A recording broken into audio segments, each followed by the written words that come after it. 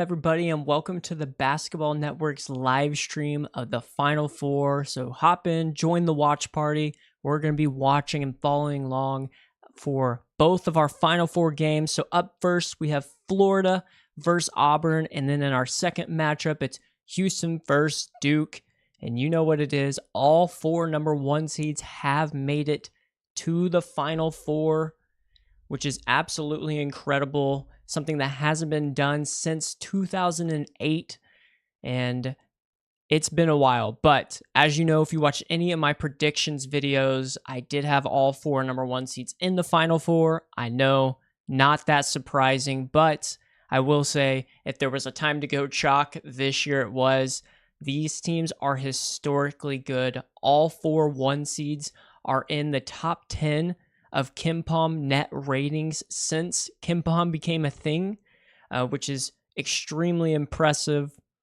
And if you've been looking at the betting markets at all, you know that right now the favorites to win each of these games is Auburn and then Duke in the second matchup. And that was what my prediction, Florida in the first matchup, Duke in the second matchup. And that's what my prediction was. But we'll have to wait and see what comes of it.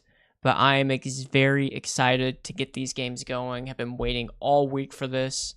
If you watched any of the women's March Madness, you know both games ended up in a blowout. So I'm hoping we see something a little better here. And I think we are. But we're back at the court. Starting lineups are about to get announced. And Final Four is almost underway.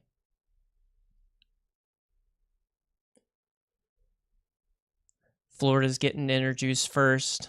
And the thing I love about the Final Four, the court is raised. You're in that football stadium, so there's just a ton of people there. The student section's right behind the basket. It's just such a great environment.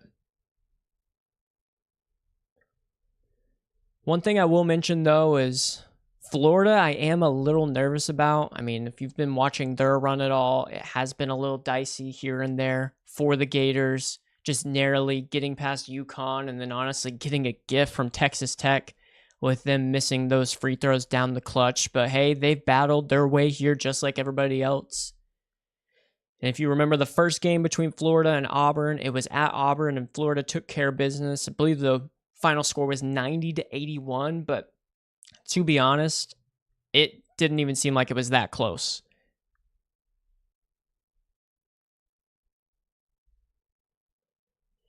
Alex Condon, first one introduced. He's had an incredible this year for the Florida Gators. It's been a really big bright spot. Chenyulu has looked really good in the NCAA tournament as well. They're also just so deep at the front court because they also got Hauk and some other pieces that they play.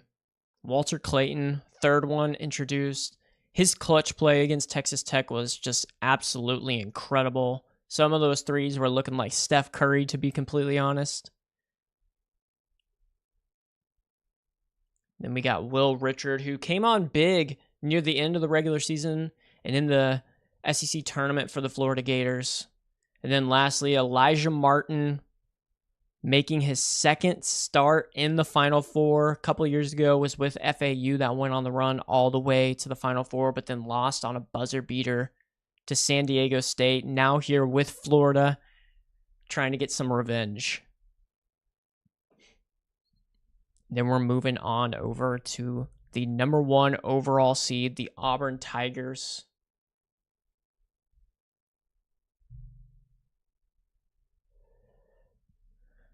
A great season for the Auburn Tigers, but as we all know, did struggle a little bit down the stretch, lost 3 of their last 4. No team has ever won a national championship after doing that, but Auburn made it all the way to the Final Four, so has as good a shot as anybody to win a national championship, so could put that to bed.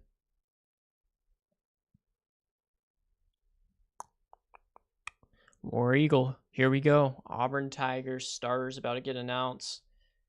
Zooming in at the student section.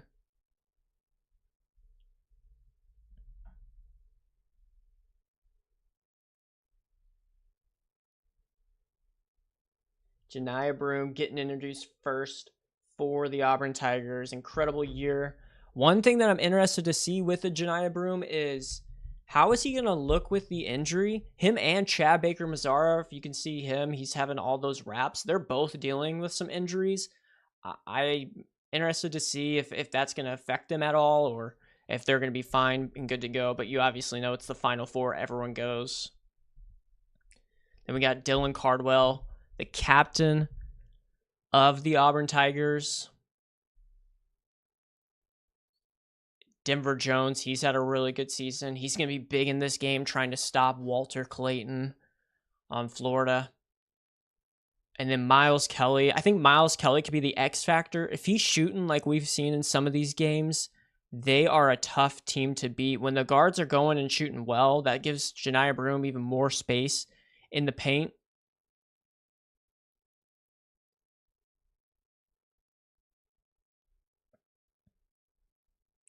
Looking at the Florida Gators huddle is interesting. I actually just saw the back of their clipboard, and it had every single starter for the Florida Gators, tendencies, and obviously like their weaknesses. So it's actually pretty cool to see what Florida's doing with that. For those of you that are in the chat, make sure to drop in the comments, who do you think is going to win this game? Who are you wanting to win? Who do you think is going to win? Because I know sometimes that doesn't match up.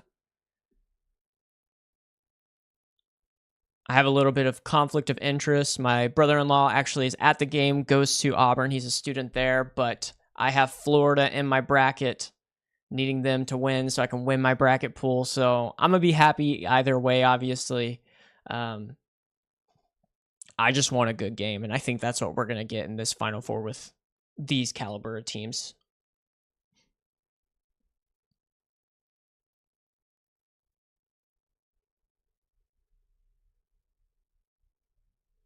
So many commercials, though. You always forget how many commercials there are in these basketball games until you start watching the NCAA tournament, and obviously with the Final Four, it's going to be even more. I'm just ready to get this game started. What's up, Firebranch? Thanks for tuning in.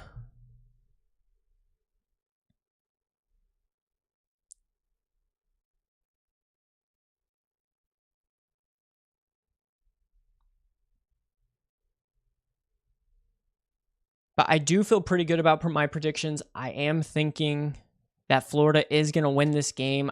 I think the size can give Auburn some trouble. That's what happened last time when they played Auburn at home. So I am going to stick with my prediction, but I don't think it's going to be as handily as it was originally by any means. I think this is going to be a really hard-fought game that's the winner's decided by only a few points.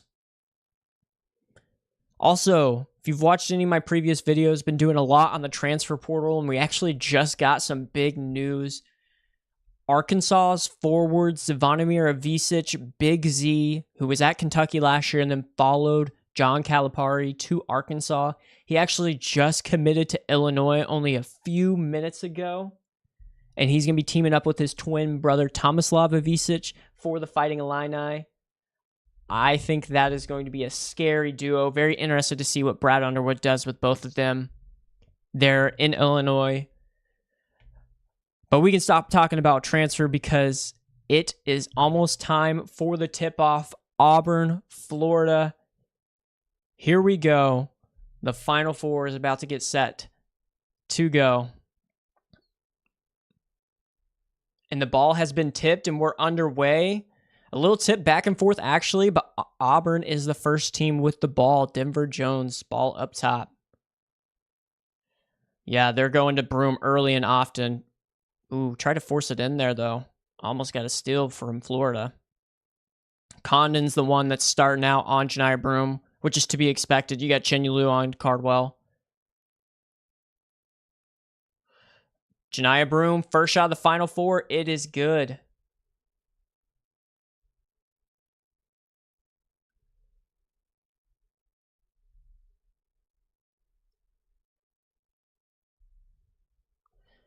Walter Clayton Jr., first shot goes in. Man, it's already 4-3 Auburn Tigers. We're scoring early and often in this one.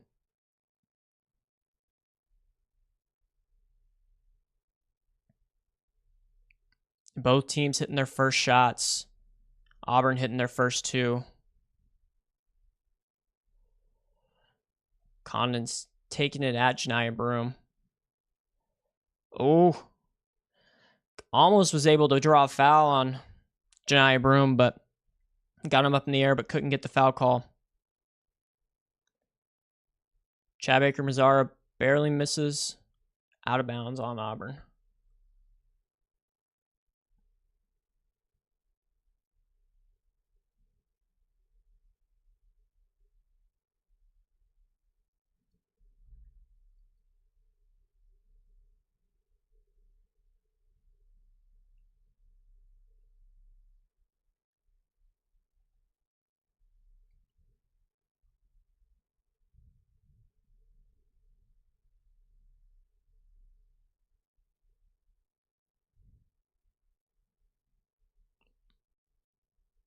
Oh, foul on Auburn. Florida going to the line. Both teams really aggressive to start it off here in the game.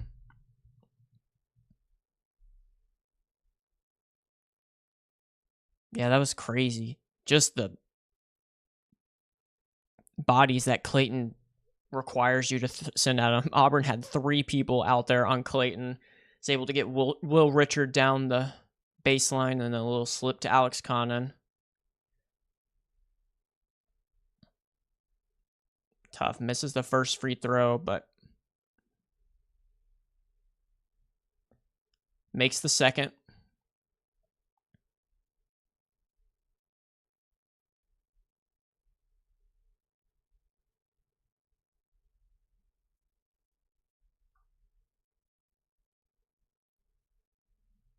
The fact that Alex Condon is only a sophomore is just absolutely insane. He's going to have a big season for the Gators next year. Oh, Janiah Broome, offensive board. You got to keep him off the glass. Florida scores again.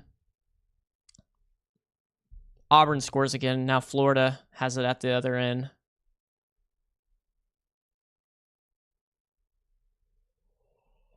Elijah Martin's step back is good. Man, this game, I like it. Both teams being aggressive, not settling for threes early on. I guess Miles Kelly has missed 2, but Walter Clayton hit his first one, but everyone else trying to get into the paint and get things going there.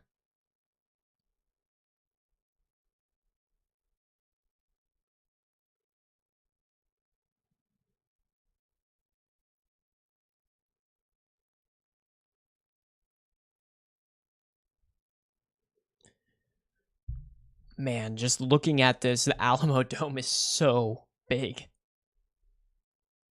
There are so many people there, and they're way up at top. I'm sure those people need like binoculars or something. Chad Baker-Mazara, attack mode, gets it in. Walter Clayton right back at him.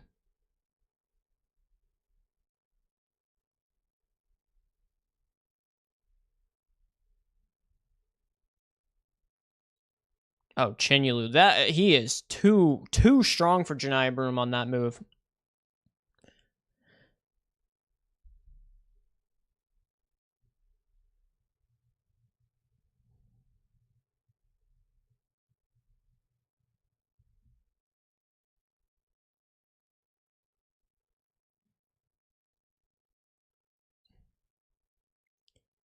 Foul on Chinyelu, sending Janiah Broome to the free throw line. Man, that was a strong move by Chinyelu against Janiah Broome.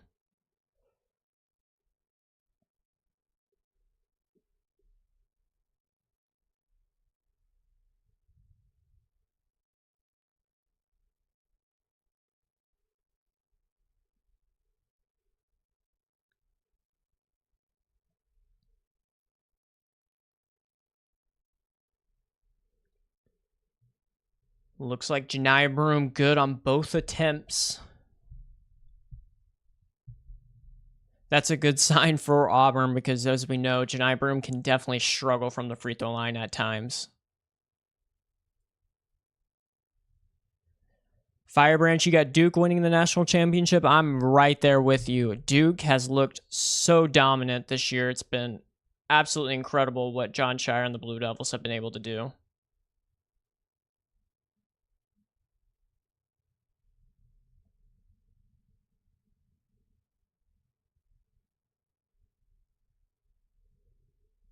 Almost a steal by Auburn.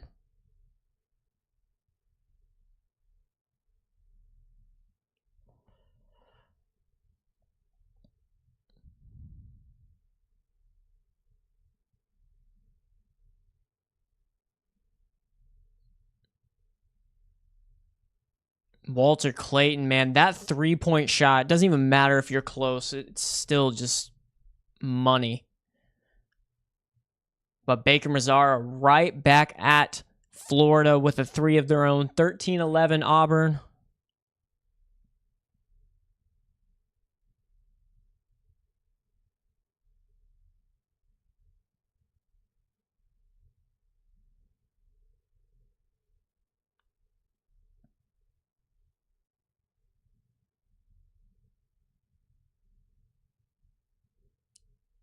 But Elijah Martin hits a 3 of his own. 14-13 Florida.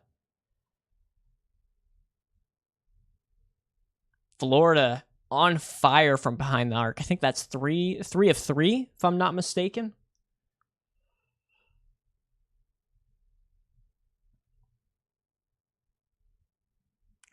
But Jemiah Broom with his own 3, he misses. Florida's not rebounding. Can't leave Baker Mazzara open. That's in. Bottoms, 16-14 Auburn.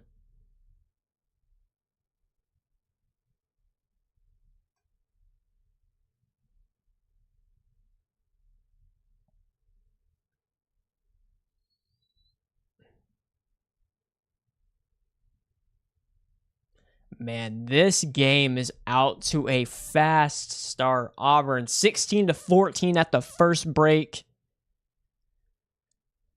Chad Baker Mazzara looking good. Jemiah Broom getting in the books early. This looks like it's going to be a fun one.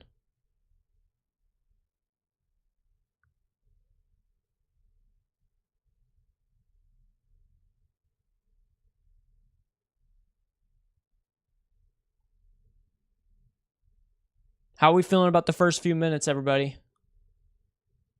Auburn looking good. They're hitting their shots. Florida just got to get on the boards. They had a kick out 3 from letting an offensive rebound go. Jemiah Broom got a bucket off of an offensive rebound.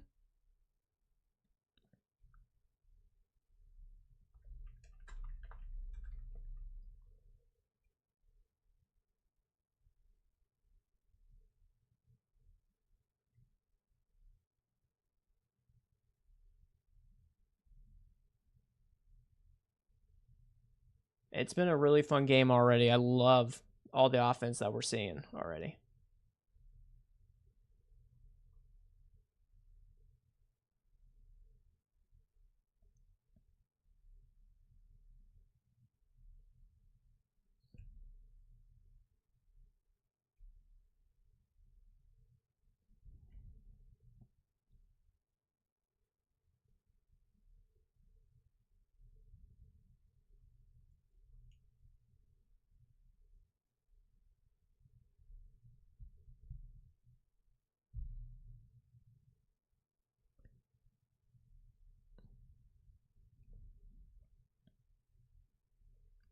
Walter Clayton's looked good so far in this game. Already has 6 points, 2 threes, both of those. Not easy shots. You got Elijah Martin, 2 for 2 so far. And then obviously for Auburn, it's been Chad Baker Mazzara and Jemiah Broom combining for 14 of their 16 points right now.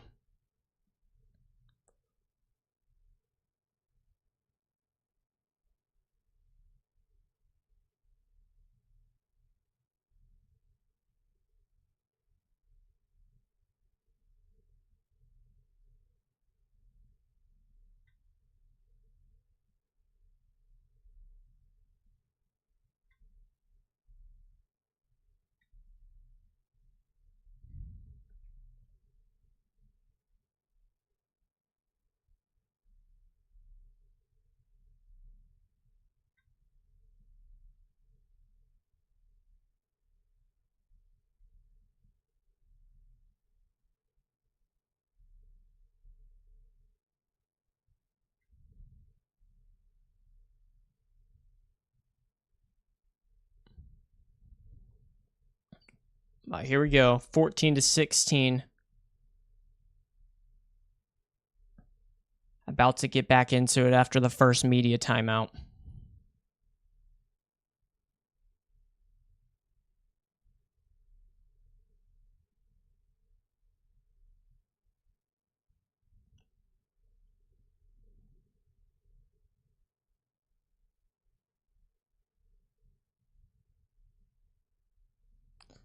Foul on Dylan Cardwell, though, sends Elijah Martin to the line.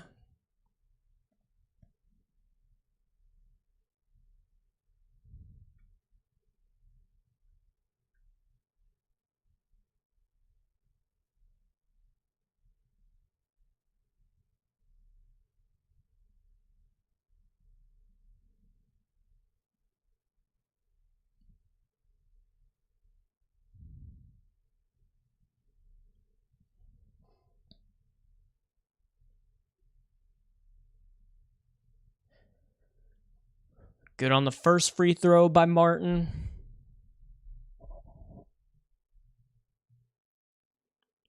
Good on the second free throw. 16-16. We are all tied up in the first half. Looks like Elijah Martin going to the bench, bringing in Will Richard. That's the nice thing about this Florida backcourt is you got the trio of Richard, Martin, and Clayton.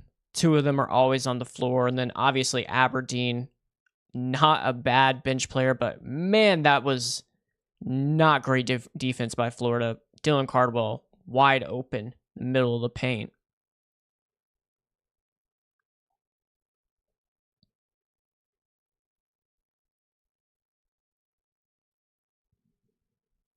Oh, yeah.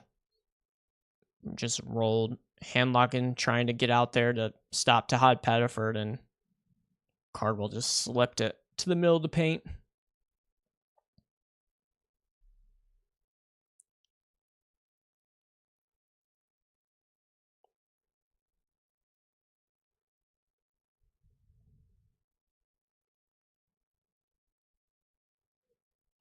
Auburn beating Florida on the boards. Honestly, that has kind of been the big story so far. Florida almost didn't get that in bounds. Aberdeen for three. Nope. Offensive board, though.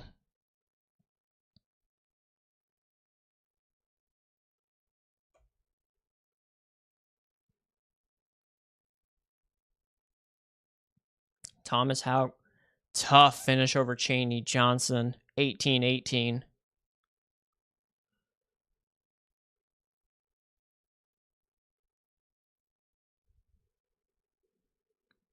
Cheney Johnson going right back at him, though.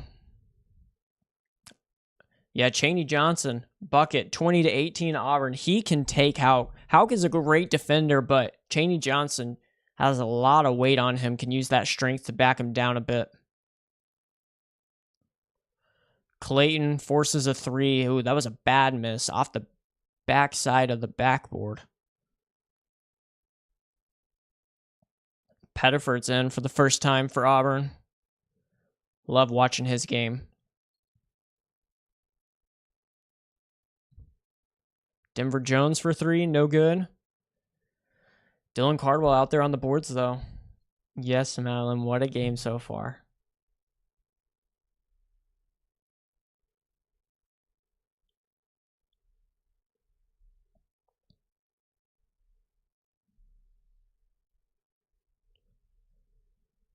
(20-18) Auburn right now. 12 and a half minutes left in the first half.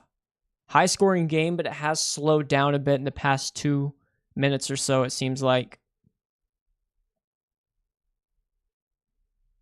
But has been pretty consistent on offense, to be honest. Janiyah Broome going to try and take Chinyelu. Chinyelu is strong, though. He doesn't give him anything. Broome with the miss.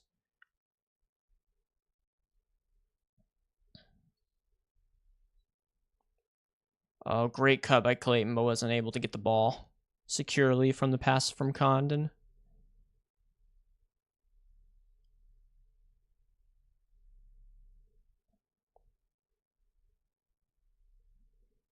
Auburn forcing Florida to take it all the way down to the end of the shot clock.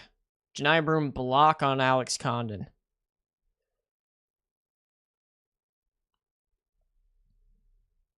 Todd Pettiford dancing a little bit at the top of the key, but gets rid of it to Chad Baker-Mazara. Oh, great passing. Denver Jones wide open for three, but just can't hit it. But Chaney Johnson, man, offensive boards killing the Gators right now. Foul. Chaney Johnson going to the line.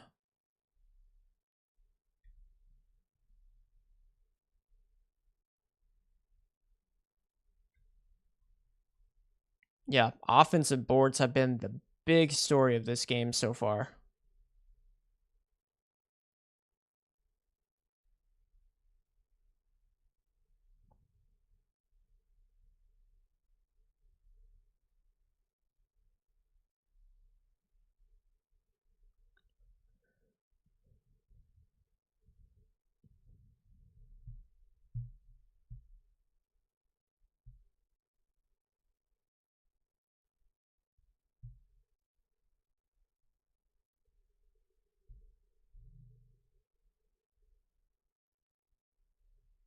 Oh, so Madeline, you're cheering for Auburn now. Interesting. I believe last time we spoke, we were going for Florida.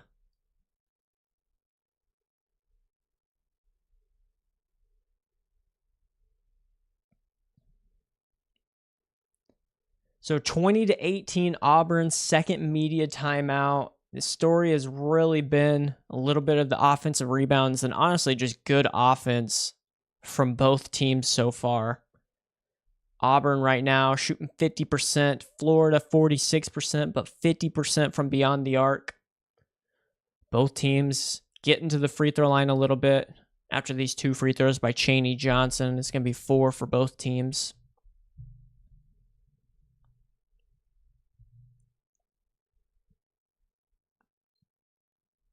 But it's been a really, really good game. Seems like both teams have kind of known what they're wanting to do with that game plan. Have come out pretty strong on the offensive end.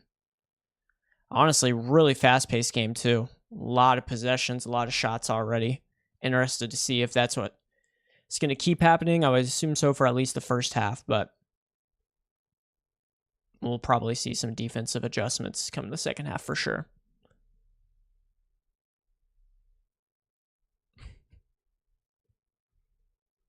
The bracket's already busted. Understood.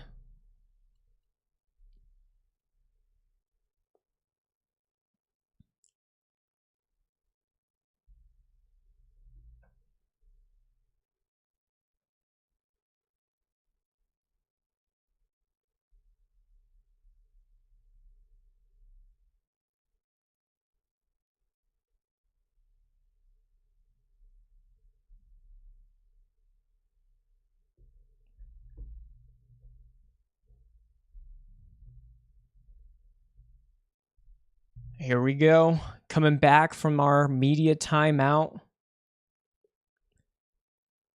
2 free throws for Auburn.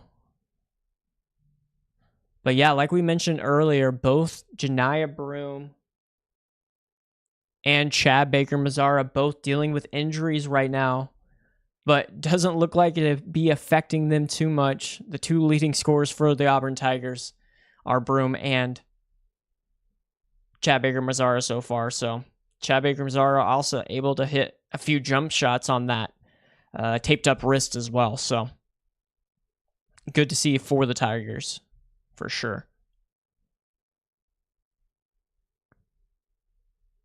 Chaney Johnson, good on the first one.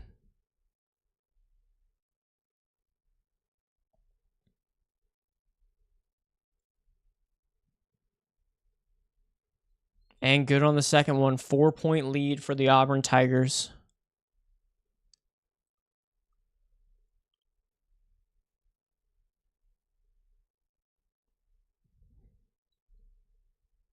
And Johnson goes to the bench with Dylan Cardwell coming in.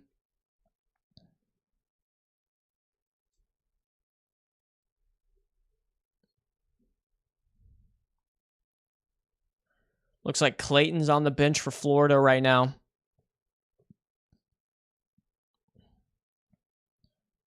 Oh, great clear out Chinyalu holding off Dylan Cardwell and Elijah Martin getting the bucket and the foul. That was great action. Elijah Martin coming around off the screen from Alex Condon. Little handoff, then Chinyalu just seals Dylan Cardwell. Martin gets it all the way to the rim and the foul. Elijah Martin, I believe he is our first one in double figures. 10 points for Elijah Martin. 3 for 3 from the field. 3 for 3 from the free throw line. Really showing that Final Four experience already that he's had with FAU. He's come out firing so far for the Gators.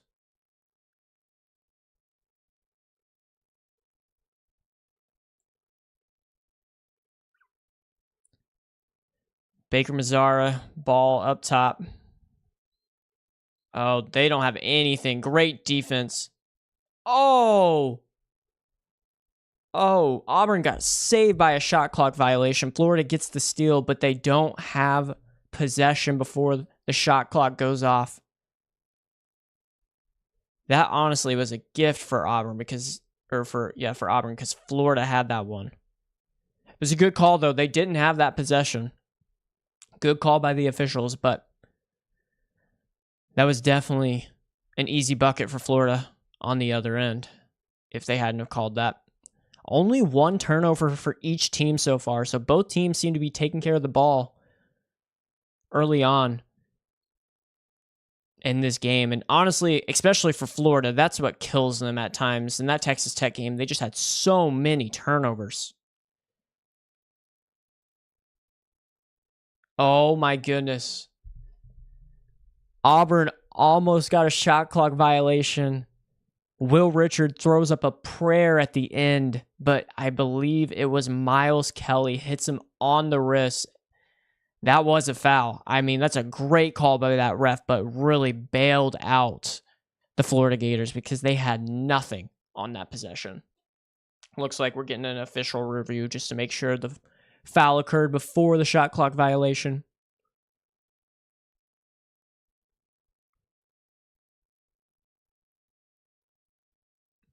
But yeah, 100% was a foul because when you saw that shot, I mean, he barely even made it to the block.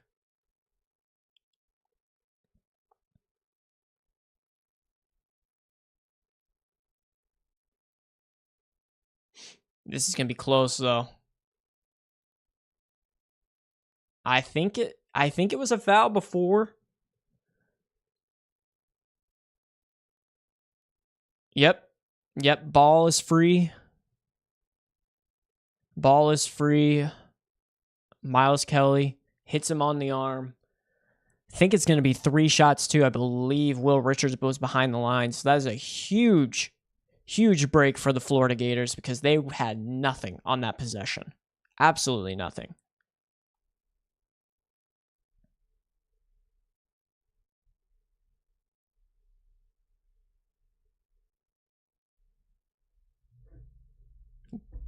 Yep, official review. Ruling on the floor, confirmed. 3-point shot. It's going to be Will Richard at the line shooting 3 for the Florida Gators.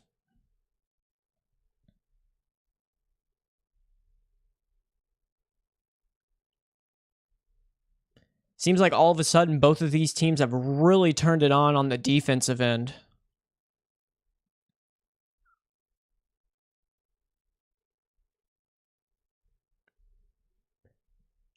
Richard, good on the first free throw.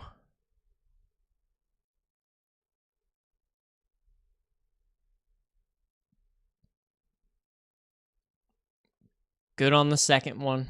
23-22. Florida takes the lead.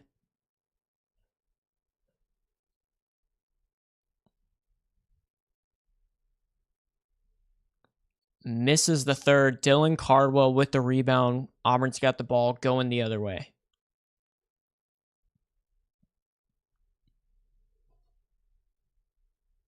Florida's got the free throw advantage. 6 for 8. But Auburn, 4 for 4, haven't missed yet. Janiah Broom forcing one up, misses the shot. Will Richard going the other way. They got numbers 4 on 5. Janiah Broom able to get back in the play, though. Ooh, turnover, Florida. Janiah Broom gets the steal.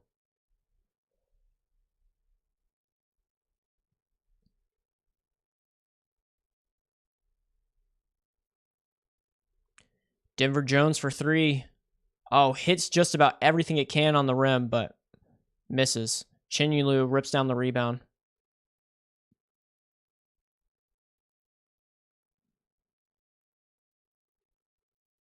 Will Richard pulls up for 3, misses it off the front iron. Auburn going the other way. Seemed a little forced by Will Richard there, though. Hadn't got too many shots up, so I understand wanting to get into a rhythm, but I don't know if that's what they wanted right there. Denver Jones, tough drive, gets the bucket. No foul. Auburn takes the lead 24-23.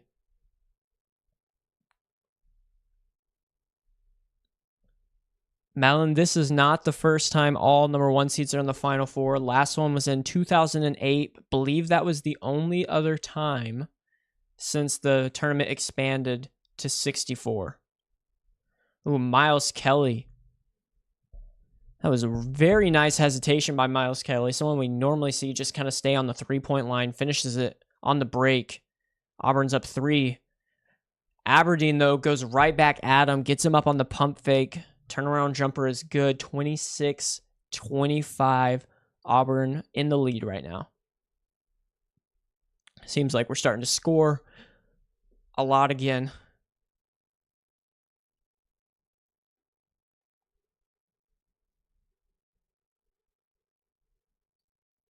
Oh, they're setting up some action for Miles Kelly. He gets the open 3, bangs it. 29-25 Auburn.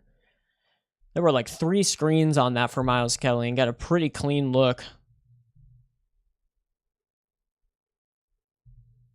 Florida started 3 for 4, I believe, from the 3-point line. Now they're 3 for 7, and they turn the ball over into our next media timeout. 29-25. Auburn leads. 7.5 minutes left in the first half.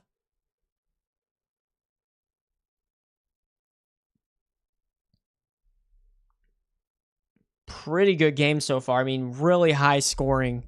Honestly, it hasn't even been like the defense has been that bad. There's been obviously a couple of missed plays by the defense, but a lot of really good shot making going on and good offensive sets by both teams. But it looks like this is where Florida is starting to turn the ball over. They, as I said, I think it was 10 minutes in. They only had 1 turnover in the last 2.5 minutes. They've had 2, maybe 3. And when that happens, the Auburn Tigers are just going to use that and keep going.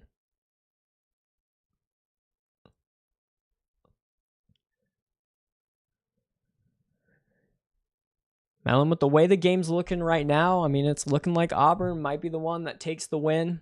Obviously, you can't count out Florida, so I'm not going against my prediction just yet. I mean, it's only a 4-point difference right now, and Florida really hasn't been shooting the ball well and has turned the ball over also. So I think if they just start blocking out and hitting their threes, I mean, they're going to get right back into this, obviously, not even really out of it.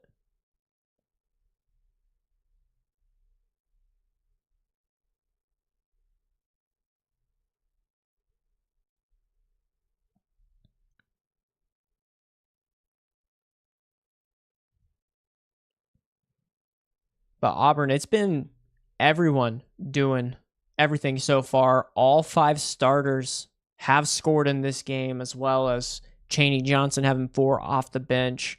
Leading scorer right now, Chad Baker-Mazara with 8, Janiah Broom with 6, and then everyone else is less than that. But for Florida, it's mainly been Elijah Martin. Walter Clayton got them off to a hot start, hit 2 of his first 3 threes. And then Elijah Martin has kind of taken it from there. He's got 10 points to lead all scorers in the game. Walter Clayton, 6 points. Then just a couple others from everyone else on the Florida Gators.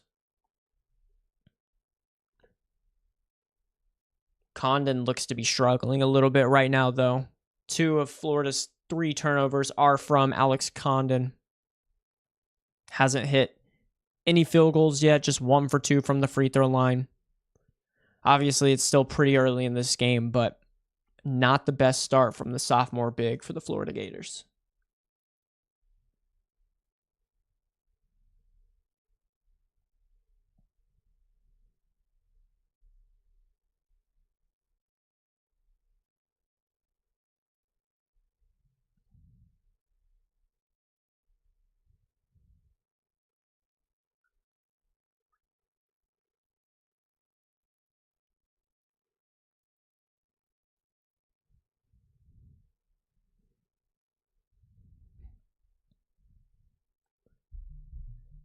Oh, yeah, I kind of forgot about this connection. Todd Golden used to be an assistant coach for Auburn back in the day. So there's ties with Bruce Pearl. And then obviously he's head coach at San Francisco and now the head coach at Florida Gators. So pretty cool to see both of them facing off here in the Final Four.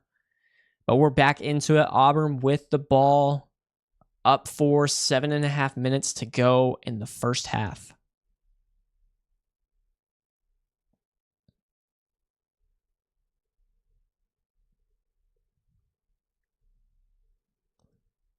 Yeah, you got Walter Clayton back in the game. Janiah Broome gets inside but misses. Another pretty close one, to be completely honest. 2 for 6 for Janiah Broome right now. Florida's been doing probably just about as good as you can on the defensive end against him. Thomas Houck taking it right at Janiah Broome, but I think that was Chaney Johnson that got his hands in there. Big stop.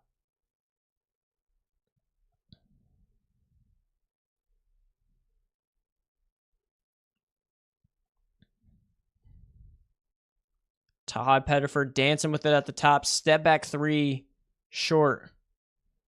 But the foul on Handlock on Janiah Broome on the rebound.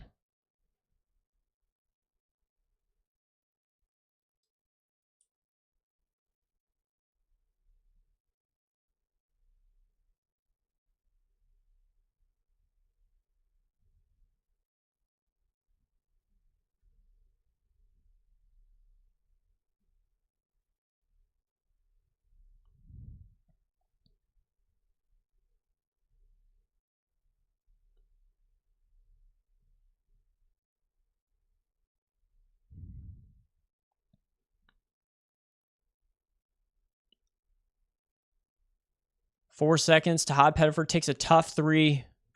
Misses. Florida gets the board. Gets it into the hands of Walter Clayton, and he's going. Easy layup. Great seal by Handlock in there. 27-29.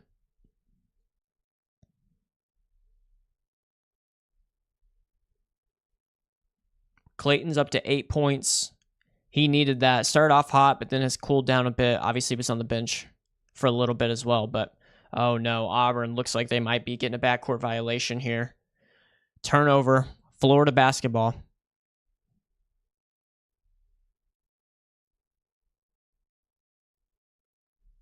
Yeah, Janiah Broome looks gassed right now. They're taking him out, putting Dylan Cardwell back in. Will be interesting to see what Auburn does with Janiah Broome on the floor. Looks like they'll probably have to go to more of a guard-centered focus. Everything had been going through Janiah Broome so far, but 6 points, 3 rebounds for Janiah Broome in this game, about 14.5 minutes into it. Elijah Martin, tough 3-point shot. First miss of the game for Elijah Martin. Auburn gets the board and goes right back at it. They're pushing the ball up the floor quick, getting right into their sets. Not wasting any time. Miles Kelly coming off a lot more screens. Oh, Todd Pettiford taking it to the rim. There were like 2 screens on that play for Todd Pettiford, able to get to the rim for the easy layup.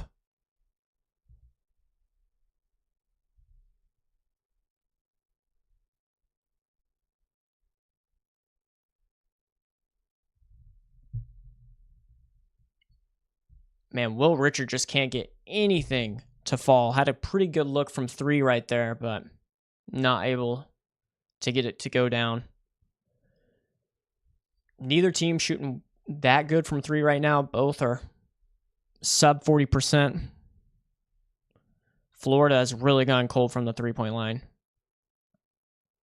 Missed their last, I think, 4.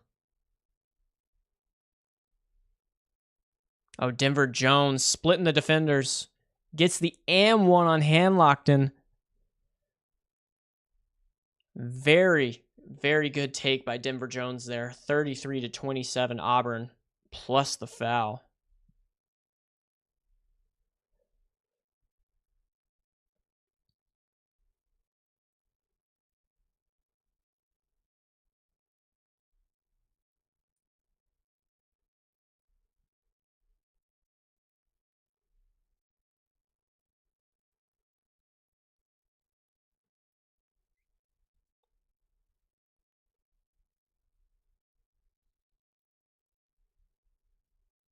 Missed the free throw, though, so it stays 33-27.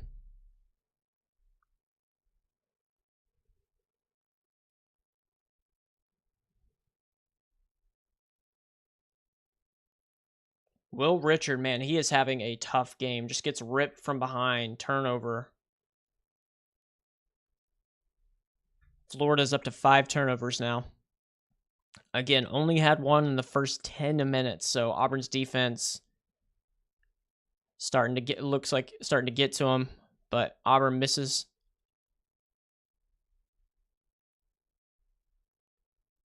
Clayton takes it to the rim.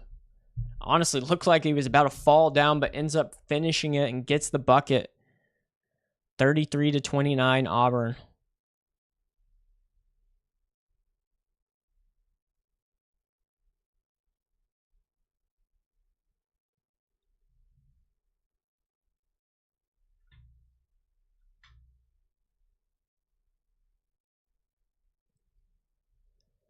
So we got Walter Clayton up to 10 points, Elijah Martin up to 10 points. They got 20 of Florida's 29 points. Everyone else has only have 2 points or less.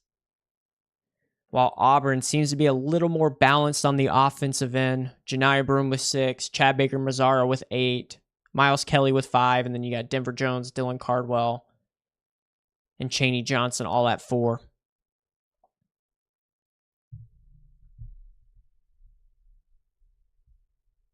Let me know in the comments what you're thinking of this game so far. Initial thoughts. Auburn, they are fighting for it on the offensive glass. Florida's let them had a couple of second chance points. And then also turnovers are starting to kill Florida. Just not getting the best shots. And even then, sometimes it's not even getting a shot with the turnovers piling up. 4 in the last 6.5 minutes.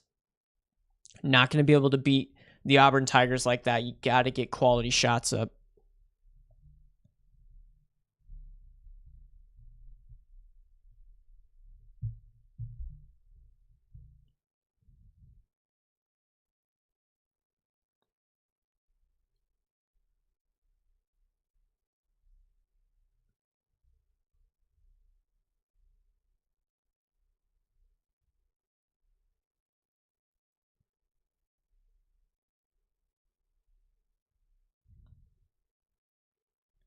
Janiah Broome, 6 points, 3 rebounds, a steal, and 2 blocks.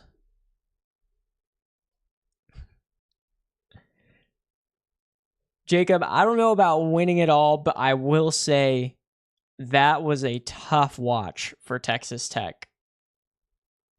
Very tough watch. Make your free throws. Texas Tech is dancing in the Final Four. I think that would be a fun game against Auburn. Obviously, I think Auburn probably would have been favored, but that doesn't mean that Tech couldn't beat them. But they definitely gave that game away. I mean, Florida hit very clutch shots. They had to hit those threes to win it, but I think it was JT Toppin and Darian Williams both missing the front end of the 1-and-1. That was 4 points left on the table there. And then Walter Clayton just hitting some crazy threes. I mean, they were fouling with 3 minutes left in the game, and Texas Tech could have solidified it by making those free throws, but weren't able to. So, unfortunately, they did fall apart. But I'm not going to say they wouldn't have competed in the Final Four against Auburn. But I don't know if Texas Tech was beating Houston or Duke in the national championship, if I'm being completely honest. But Tahad Pettiford gets fouled on a 3. 3 free throws, and we're back to a media timeout. So after the timeout by Auburn, we get basically 5 seconds to play, a foul, and we're back to a media timeout. Yeah, that's a little hack-a-shack, Jacob. 1-and-1's got to be able to make your free throws. That's why sometimes even really good big men get taken out of the game at the end of games because they can't hit the free throws. It's part of the game.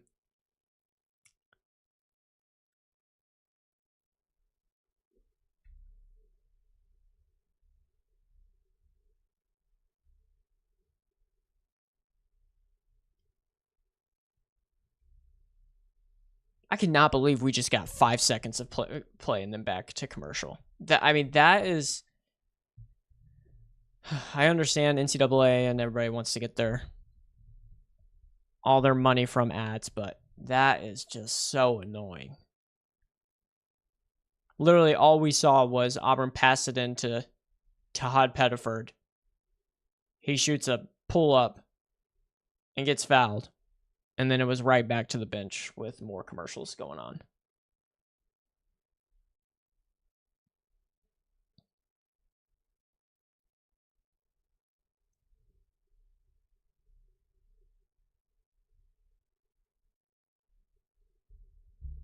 Another big piece of transfer news just came out. For anyone interested, UConn center Terrace Reed Jr. He's returning to Stores for his senior season. There were some interest that he might enter the transfer portal as he wasn't starting. Was the Big East 6th Man of the Year last year, but ended up not entering the transfer portal, not trying to go to the NBA or anything, which I think that part was expected, but is going to be returning to UConn for next season.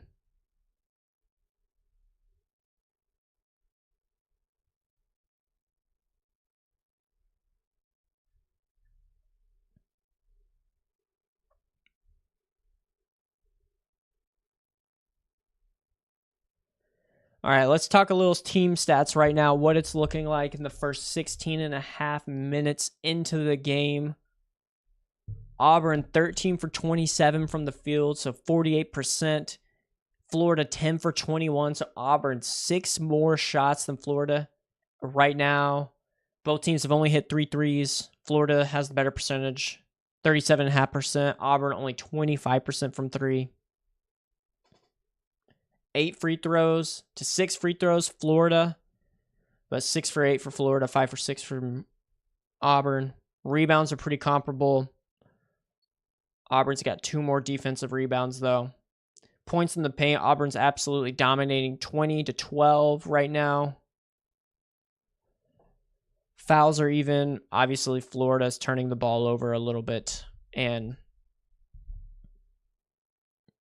now Auburn and Tahad Pettiford at the line for 3 points can stretch this lead all the way out to 7 if he hits all 3, and I believe he does. That's the second, and it looks like he hits the third as well. So it's going to be 36-29 Auburn. Janiah Broome back into the game. Honestly, that worked perfectly for Bruce Pearl. Only had to have him out for like 1 or 2 minutes of game time, and they ended up extending the lead, getting to sit Janiah Broome and getting 2 timeouts with commercials in that span. So, yeah, like I mentioned, CBS just showed first 10 minutes, 1 turnover. And the last 6.5, they've had 4. Houck misses the open 3. Auburn with the 3 here can extend the lead to 10.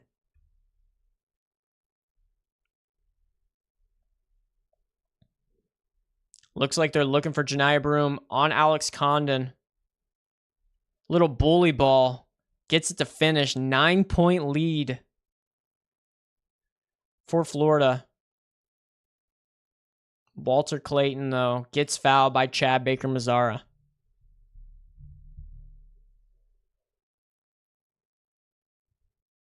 Janiah Broome, man, uses his body so well. Gets Condon up in the air a little bit and then just kind of pushes back, jumps backwards, makes the tough left-handed finish.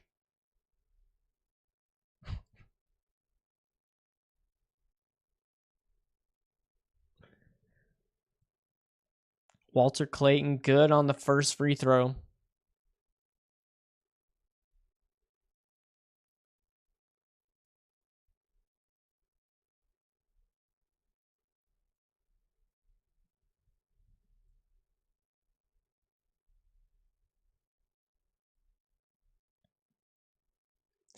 And good for the second one. 38-31 Florida.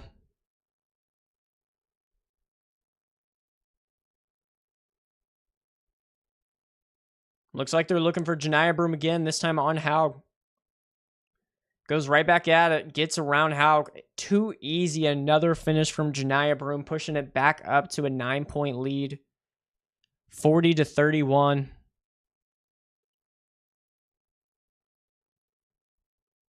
Multiple screens. Oh, Florida. Thomas Haug is open. Hits it. Big three. Florida really needed that. 40-34. Could have got to double digits if they hadn't scored there, and Auburn did.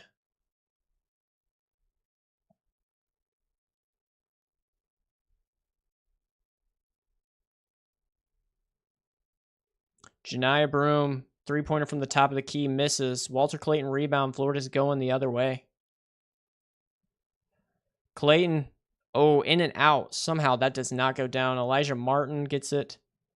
Takes it to the rim. He misses, barely misses the layup. Condon misses the tip. Can't get anything to go. Looks like there's a lid on that bucket on that possession.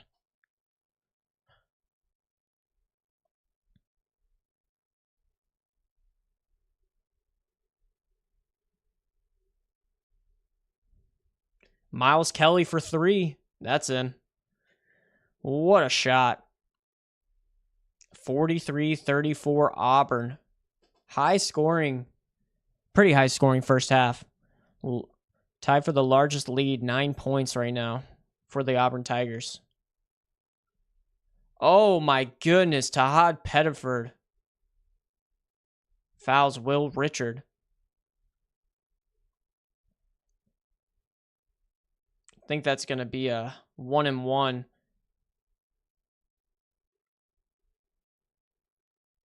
Tahad Pettiford almost jumps on top of Will Richard. That was a weird looking defensive play.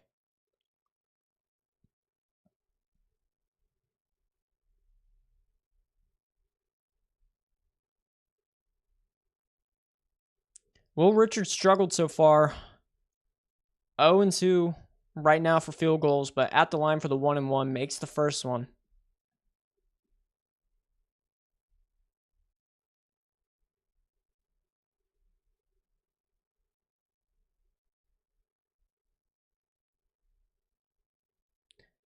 And he makes the second one. Cuts the lead down to 7. 1 minute left in the first half.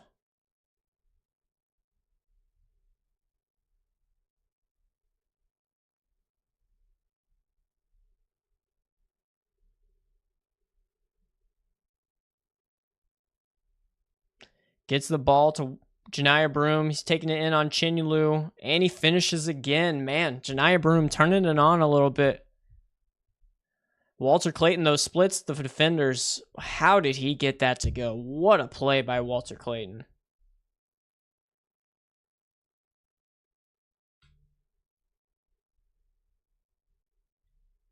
$14 points for Walter Clayton Jr. Shot clock is off. 45-38 right now. Auburn with the lead, and they have the ball 10 seconds. Denver Jones has it up top.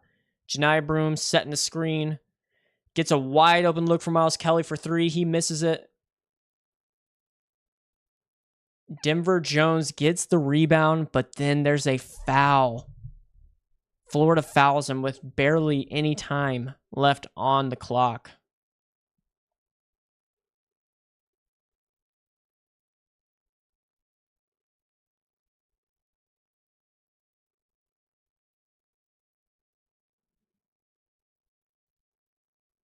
We got another official review this time, reviewing to see if the foul occurred before the time.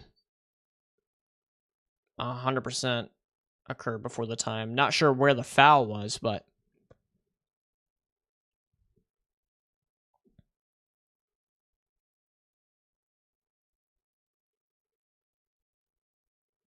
guess trying to double check when on the clock, how much time should be left.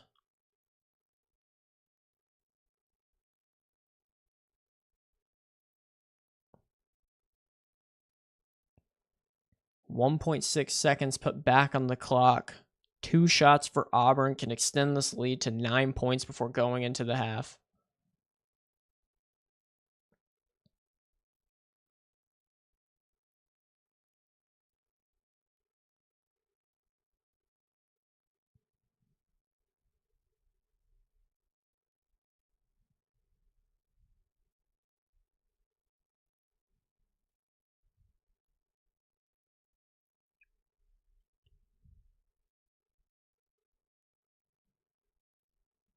Now we got Denver Jones at the line for 2 shots.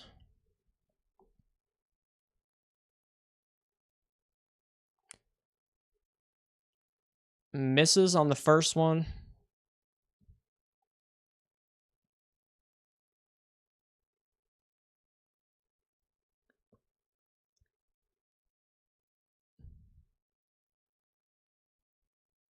Makes the second one, though. 46-38, Auburn. Florida takes a timeout with 1.6 seconds left. Looks like they're going to try and get a shot off before going into the break. And we got more commercials.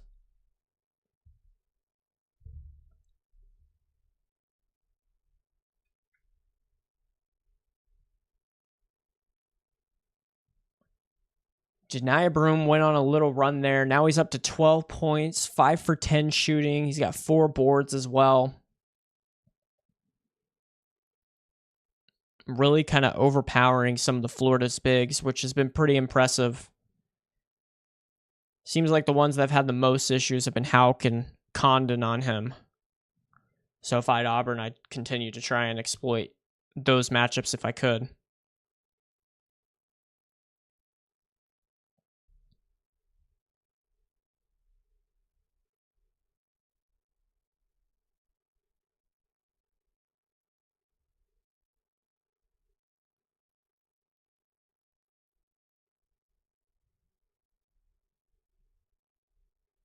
Thomas Houck gets like a half-court shot off, hits it off the backboard, and we're going to halftime. Auburn 46, Florida 38, going into halftime for the first game of the Final Four in 2025.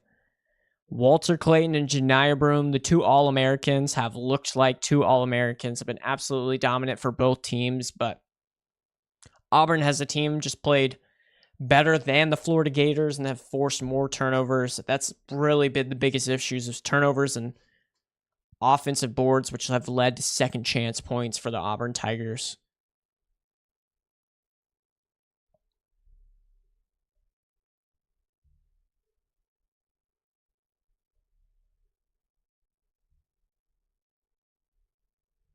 If you remember in the first game between Auburn and Florida, when Florida came out with the 9-point win, Janiah Broome finished with 18 and 11.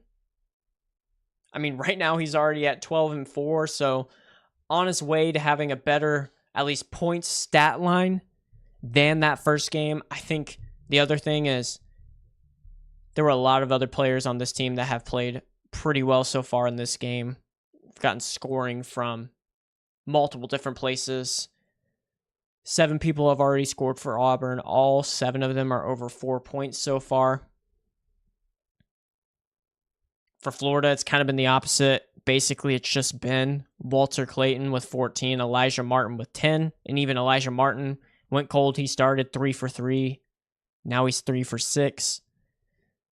And then everyone else hasn't really scored that much. Will Richard hasn't hit a field goal yet. All 4 of his points have come from the free throw line. Thomas Houck hit a big 3 to keep him somewhat close when it looked like Auburn was really starting to pull away. But Auburn has definitely looked like the better team so far. So Florida going to have to make some adjustments coming into the second half, but it's only 8 points. So definitely anyone's game still. We've seen a lot crazier things in the Final Four and definitely a lot crazier things in college basketball as a whole for sure.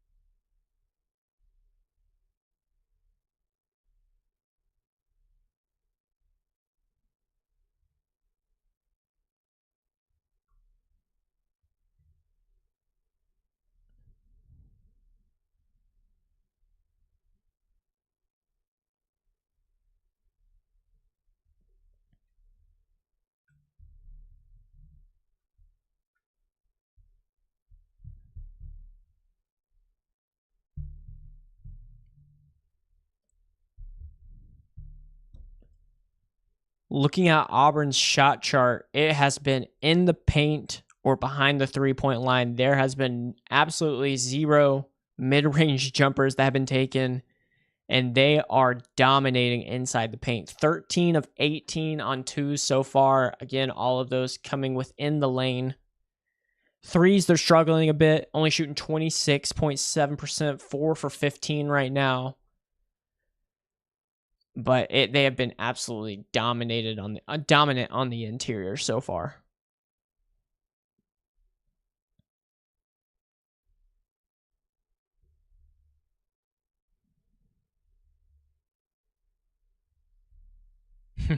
Showing Charles Barkley, he's getting hype with all the Auburn fans.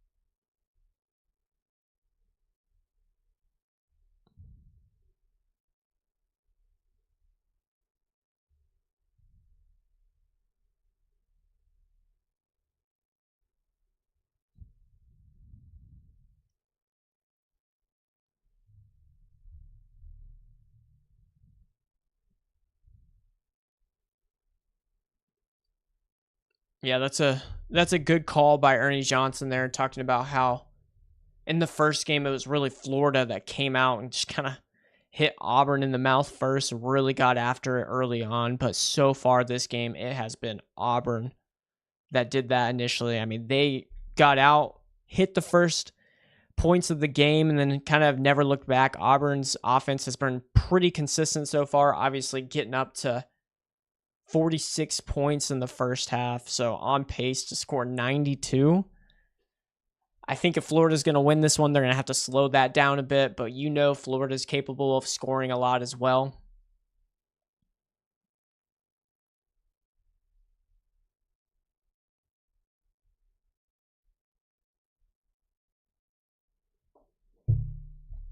But yeah, Florida's playing Janiyah Broome one-on-one right now. I think if I was playing him one-on-one, I'd be putting more of Chenyelu on him. Seemed like when he had Chenyelu on him a couple of times, he was able to alter the shot a bit.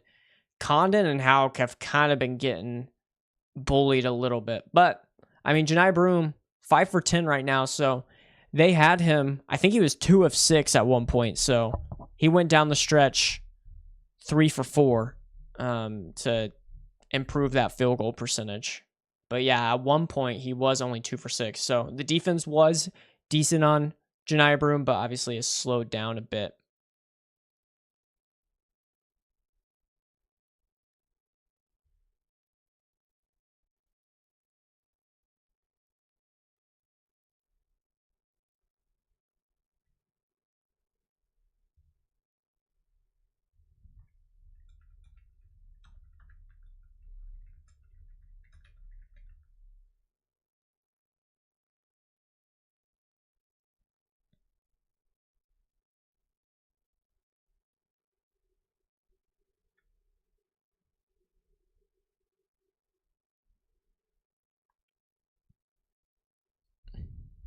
Defense from Auburn has been pretty good too. I mean, they have really forced a lot of Florida's turnovers, have controlled the tempo as well.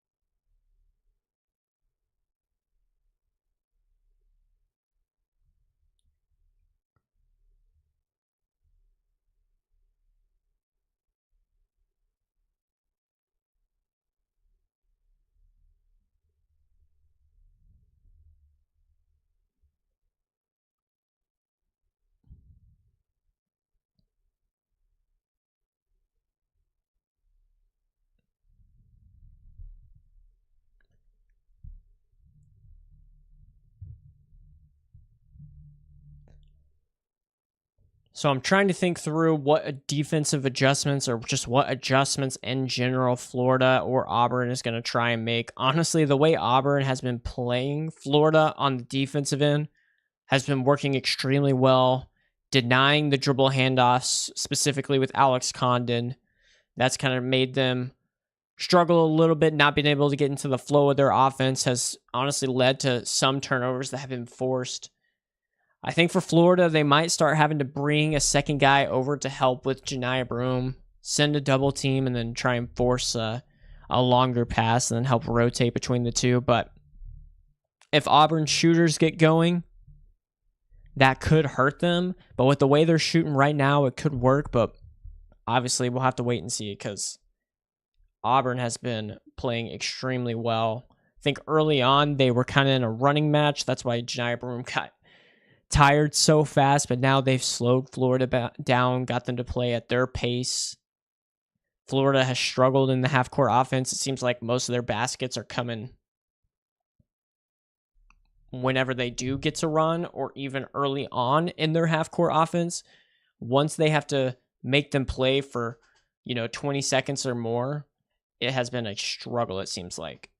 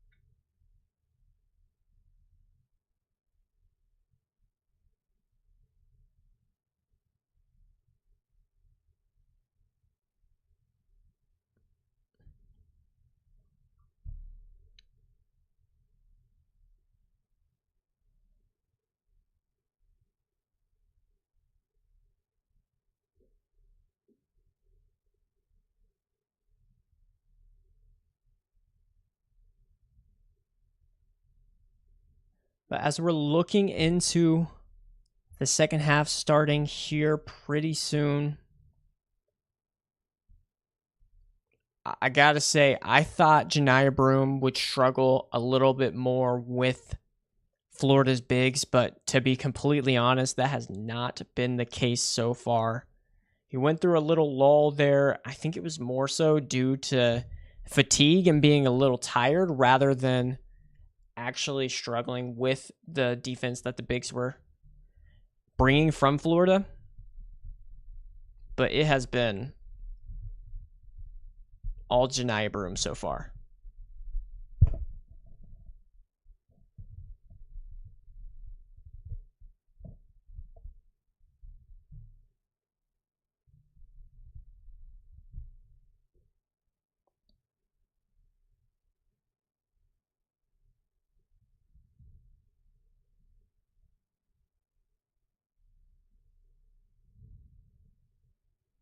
Looks like we're getting back from commercial break. Houston and Duke arriving to the arena a little earlier. I think that is going to be a great game as well. We've seen this Auburn-Florida matchup before, so we kind of knew what we were going to get. But that Duke-Houston game, I mean, that is high-octane offense versus tough, gritty defense.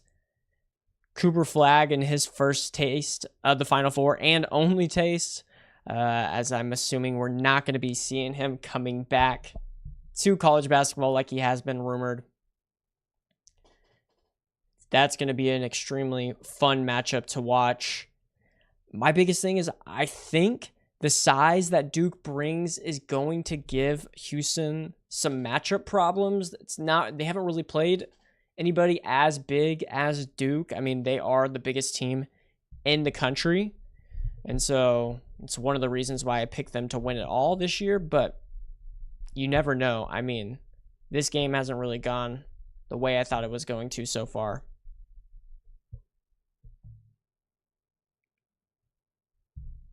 But yeah, CBS right now showing the stats.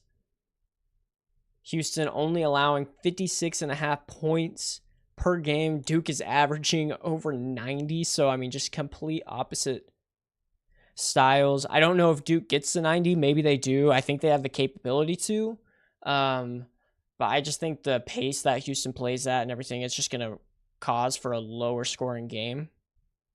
But even then, I'm still confident that the Duke Blue Devils are going to come out on top.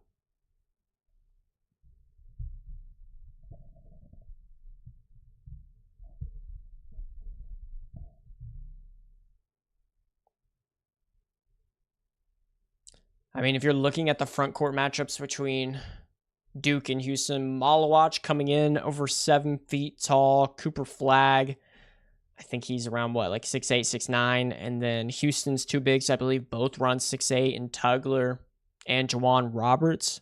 Tugler on Cooper Flagg is going to be a very fun matchup to watch.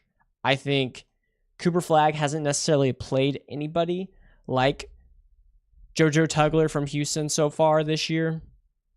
And so it could be a pretty tough matchup, but we all know what Cooper Flagg brings. I mean, he is a generational talent, going to be the number 1 pick in the upcoming NBA draft. I just don't think he's going to have too many issues. Also, with the way some of these other guys are playing, Con Knipple, Tyrese Proctor, Sion James, Kamal Malawach felt like he had a really good game against Alabama as well. They just have so many weapons and so many ways to beat you. I think the Duke Blue Devils are going to come out on top.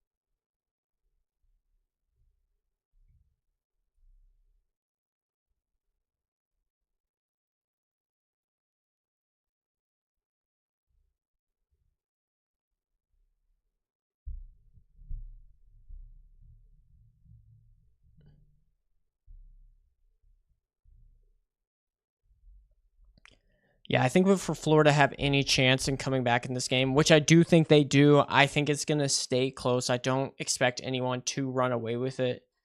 The bigs are going to have to play more physical. They're just kind of getting beat down low. Auburn's definitely been the more physical team, not only on Janiah Broom's, buckets down low, but also offensive boards, defense and everything.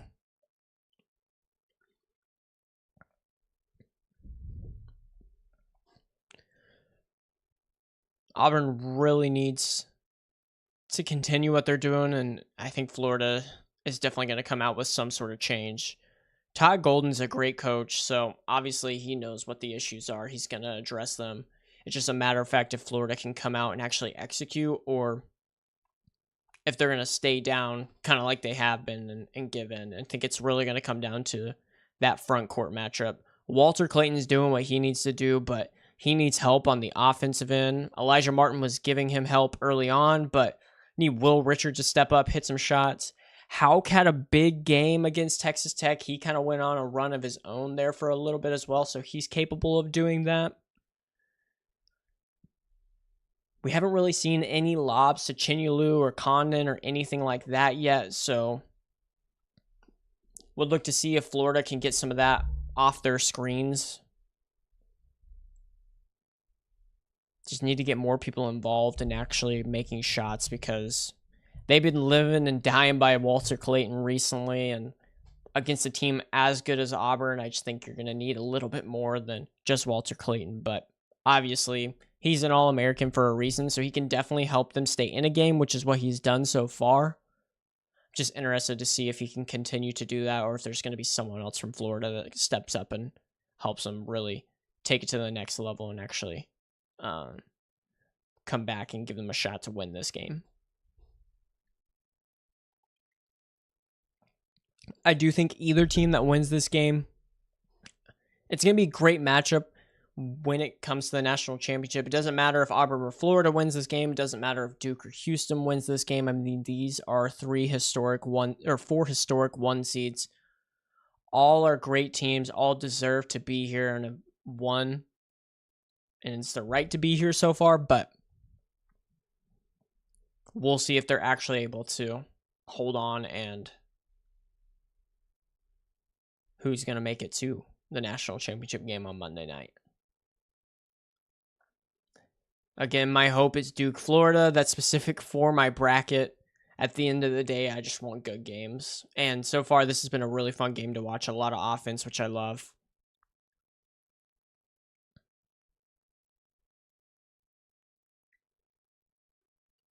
I am interested to know if depth perception has played a factor at all when it comes to shooting the basketball. It's something that always gets brought up when it comes to the Final Four, because you're playing in a football stadium and not a basketball arena. I mean, even in basketball arenas compared to what some colleges play in, the depth perception can be a factor. But I mean, when you're in a football arena, there's just nothing behind the basket. I mean, it goes on and on, it seems like, and can play a big role when it comes to shooting the basketball.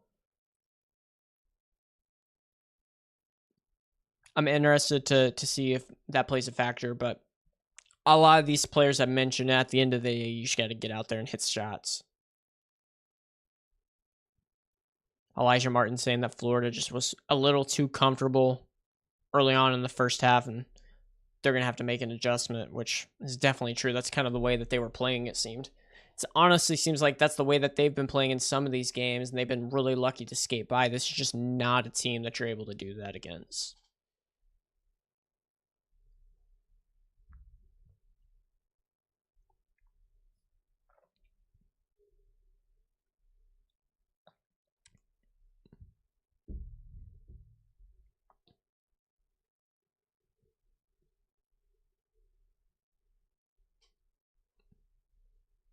Yeah, 100% agree with what Iron Eagles just saying, talking about both Janiah Broom, Walter Clayton have definitely been the go-to guys for both of their teams.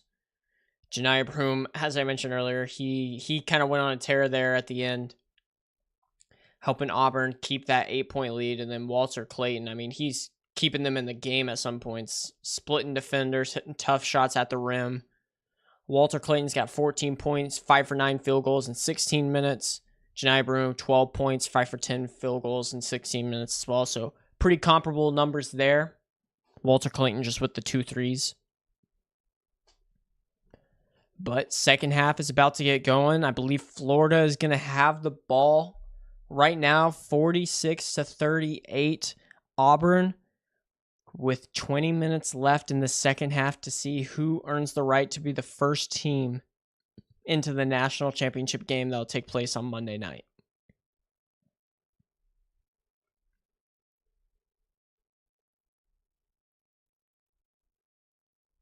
And the second half is underway.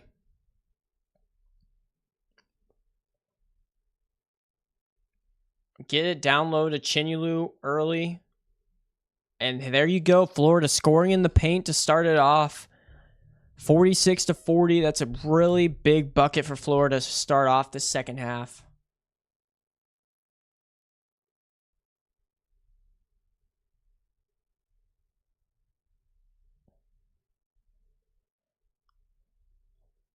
Pass was deflected by Will Richard there, and then Chad Baker-Mazara, frustration foul, fouls Will Richard. Auburn turns the ball over.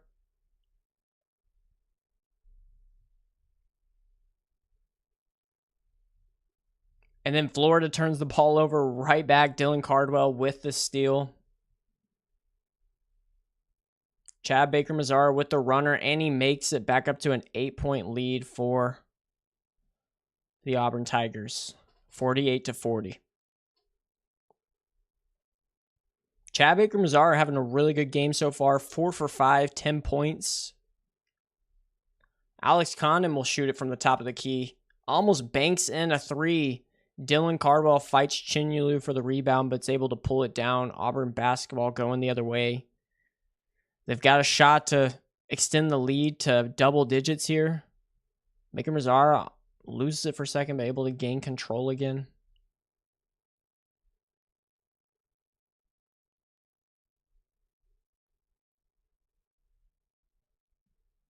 Janiyah Broom going at Alex Condon, draws the foul.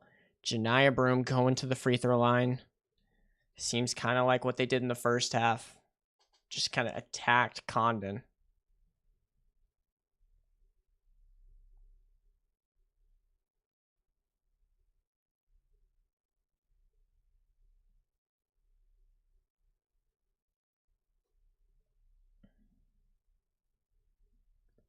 Janiyah Broom, first free throw's good, 49-40. Condon already subbing out of this second half. Looks like they're putting Haugen.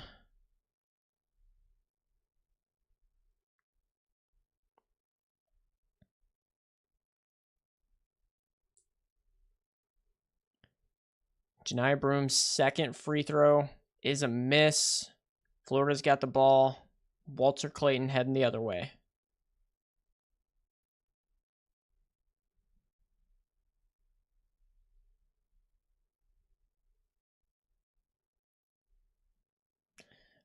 Florida turns it over again. First 3 possessions for Florida. Started with a bucket and then 2. And then back-to-back turnovers for Florida. But Miles Kelly misses his jump shot. Hauk shoots the open 3 for Florida. Misses. Will Richard able to get the rebound. And the finish and the foul. Big offensive board. Florida's going to have to do a lot of that in the second half. They got to do exactly what Auburn just did to them in the first half. Get the offensive boards and get the putbacks. Second chance points are going to be a premium to come by for Florida for sure.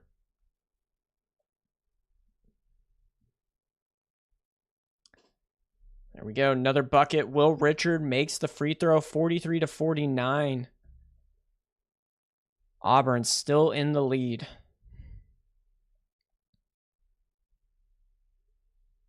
Denver Jones, a really good move to get the open jump shot mid-range.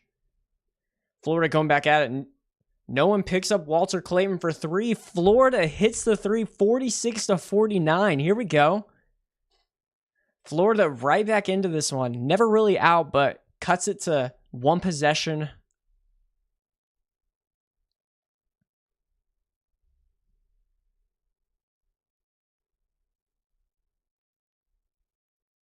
Auburn's got to get it back to Broome. Oh my goodness. Will Richard steals it, but misses the layup, comes up short.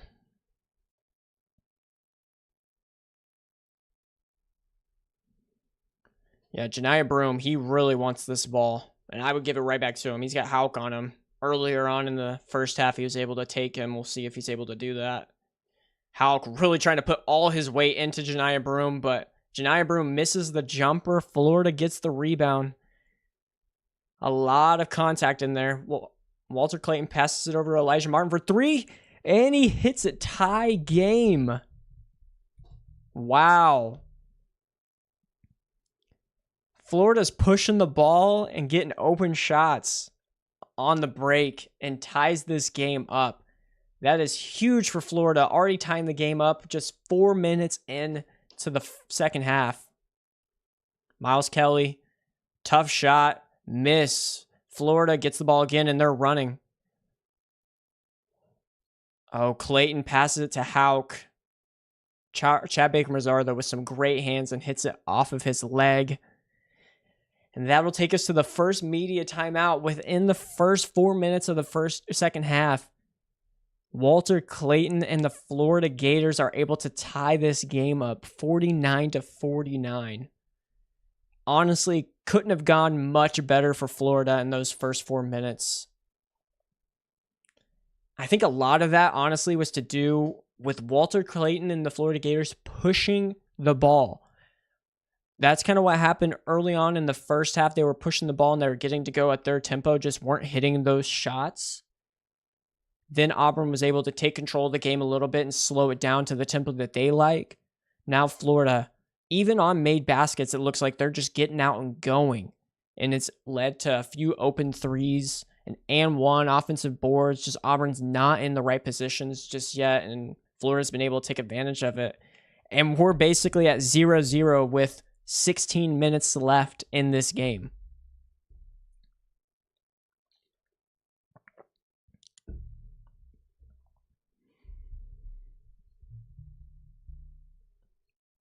Madeline, I agree. That's a little scary for Auburn with how hot that Florida has come out, but obviously they're still in this game too. Like they built that buffer, so they've given themselves this much time. Now they gotta put their chin straps on and keep going. The craziest thing about this run, though, is, I mean, for Florida, it seems like it was a made bucket or a turnover every single time. I mean, I believe they turned the ball over 3 times still in this second half already. Which, again, I mean, that is their Achilles heel. Like, if they turn the ball over, that's when they struggle the most.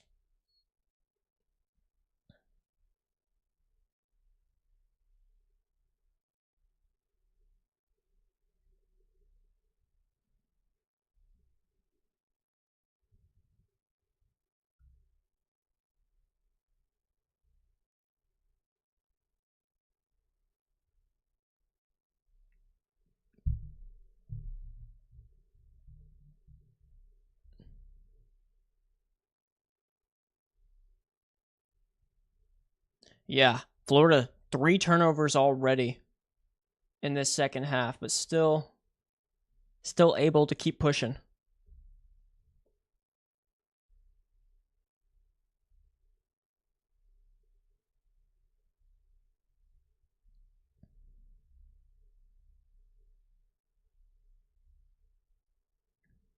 And here we go, back in 49-49. Fans are ready. First all-time meeting in the Final Four between SEC schools.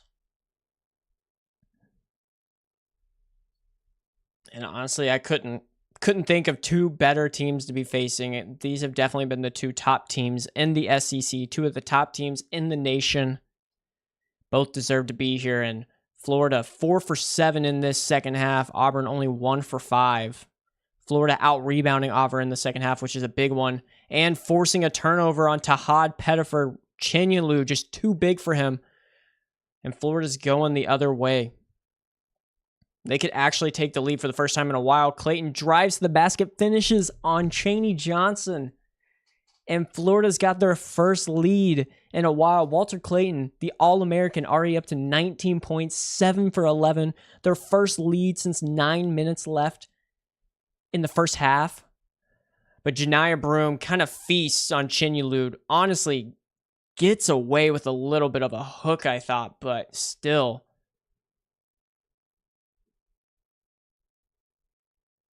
Great take by Walter Clayton. I really want to watch this Janiah Broome one again. Actually, no hook there. He's good. He's good. It looked like a little bit from the different angle, but that angle, that was just a great move. Chinyalu just lost his center of gravity, kind of slipped a little bit, and Janiah Broome took advantage of it. Janiah Broome, 15 points already. Is he able to make the free throw? Nope, misses the free throw, so we're tied at 51 apiece.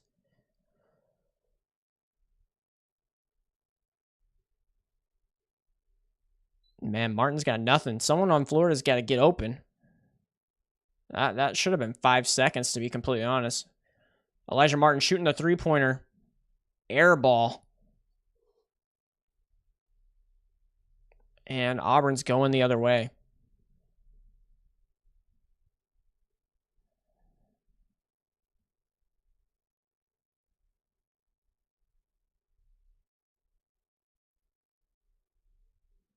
I think we might have a flagrant on this one, to be honest. Chinyalu looks like he might have hit Denver Jones in the head. I believe officials will go to the monitor to double check on this one.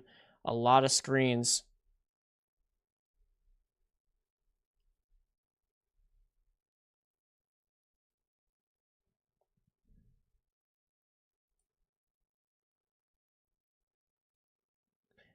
That's 3 fouls on Chinyalu too. He's one of Florida's bigs and definitely can match the physicality that Broome and the other Auburn bigs bring.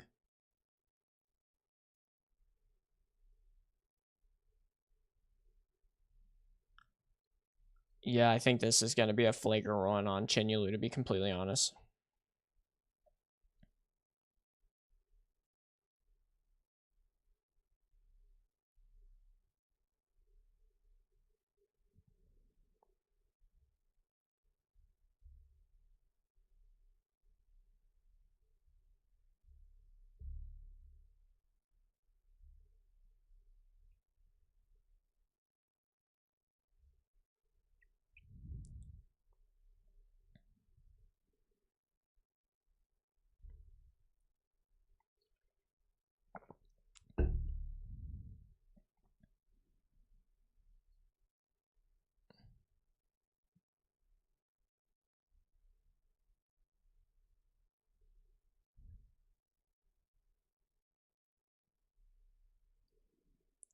Refs are still looking at it. I mean, I would assume this is going to go flagrant one. That's kind of what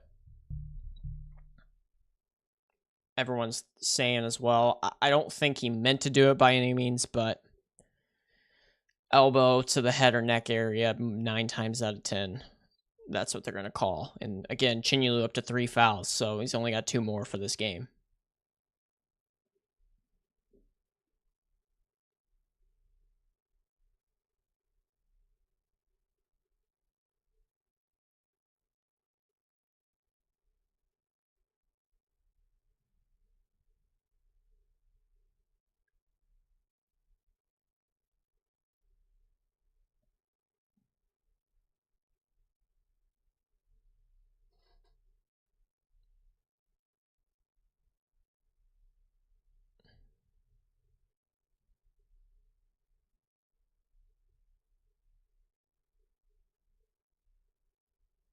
And they're still talking about it.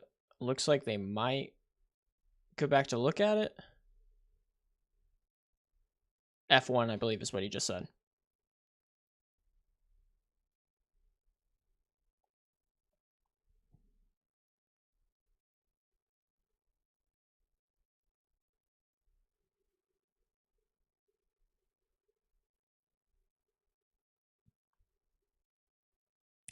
Now, Denver Jones gets sent to the line for 2 free throws, and Auburn gets the basketball back. So this could be a good swing for the Tigers. Makes the first one, 52-51 Auburn.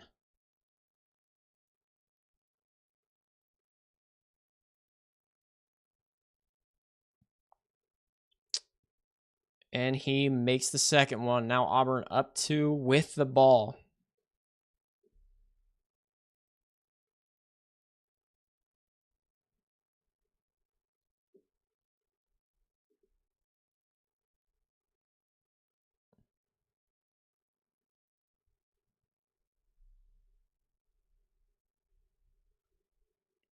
Todd Pettiford tries the tough step back J, not able to do it.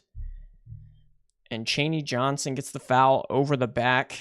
Getting a lot of fouls early on in this one. Thinking there's going to be a lot of free throws later on in the second half.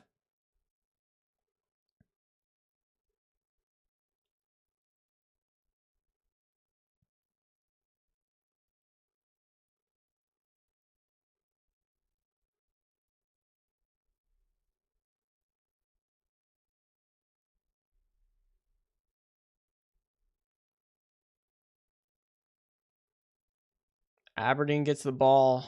They only got 4 seconds left. Takes it. Tough jumper. Misses it. But out of bounds on Auburn. Florida's ball. That's what they got to do. They just got to generate more possessions for themselves. And that's what they've been doing so far in the second half. Also knocking down your shots.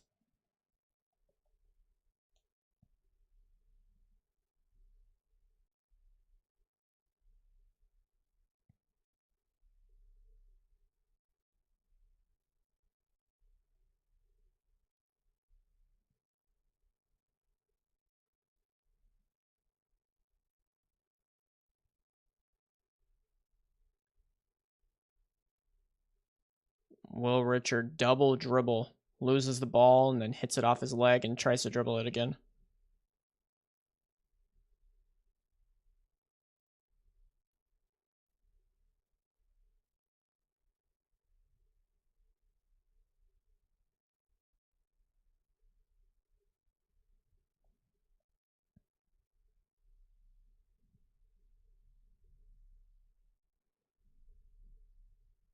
Foul on Thomas Houck.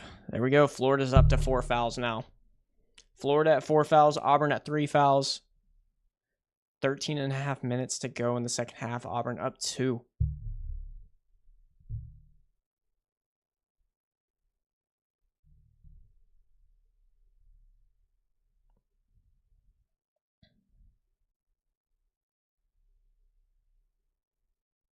Chaney Johnson has it down low. Turns the... Oh, does he turn it? Yep, turns it over. Will Richard able to save it. Wow. Big steal by Will Richard. Walter Clayton gets the ball. They've been denying Walter Clayton a lot, not allowing him to get the ball. And then Walter Clayton apparently steps on the sideline, so another turnover for Florida. I think that's 5 or 6 for Florida. They're just not getting good possessions right now. I mean, early on, it was either a turnover or a bucket. Now it just seems to be turnover after turnover.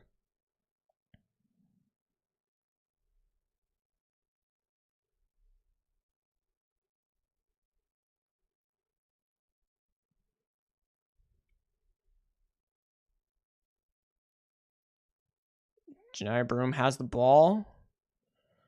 Hand-locking's on him. Janai Broom throws up a wild shot. Misses it. Florida going the other way.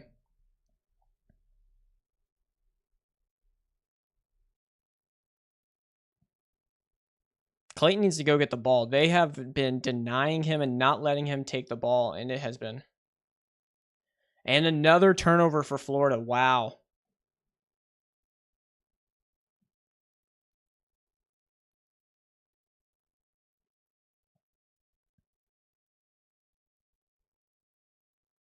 Wow. More turnovers combined this half than the entire first half, and we're only 8 minutes into this half. Chaney Johnson gets the bucket.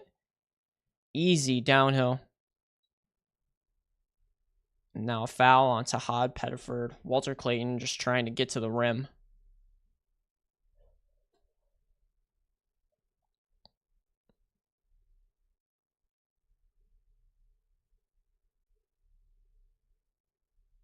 That's 3 ncaabb Pettifer. Wow. Got to take him out now. Janiah Broom also subbing out now. Walter Clayton, Elijah Martin, and Aberdeen are the people in the backcourt for Florida. As I mentioned earlier, there Walter Clayton really needs to assert himself. Go get the ball. A lot of standing. Walter Clayton, though. Wow, tough three-pointer, and he hits it. What a shot by Walter Clayton. Little sidestep three, up to 22 points. He's 8 for 12 from the field, 4 for 6 from the three-point line. Brings Florida within 1.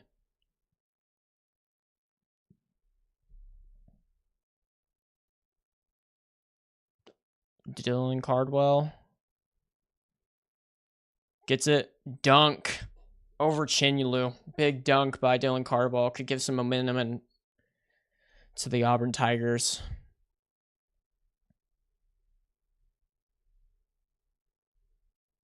Clayton drives it and gets fouled again, this time by Denver Jones. Believe he will be going to the line. The sidestep three over Chad Baker-Mazara is absolutely insane by Walter Clayton. An incredible shot. I don't know too many people in this NCAA tournament that have had their NBA draft stock go as far up as Walter Clayton. I mean, he has shown that he is a tough shot maker. Just an absolute great scorer at the collegiate level.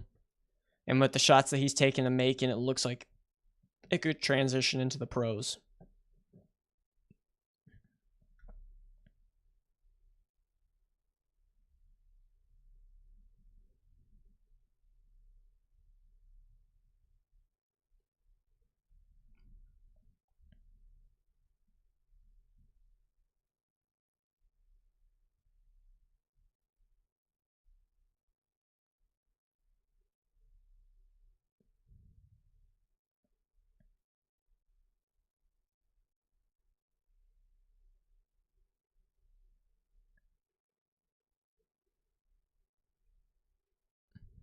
So looking at the stats right now, 11 minutes left in the second half. Walter Clayton Jr., as I mentioned, up to 22 points, and he'll be going to the free throw line to try and get 23 and 24. Janiah Broom, 15 points, only 4 rebounds. So actually, Florida doing a pretty good job keeping him off the boards.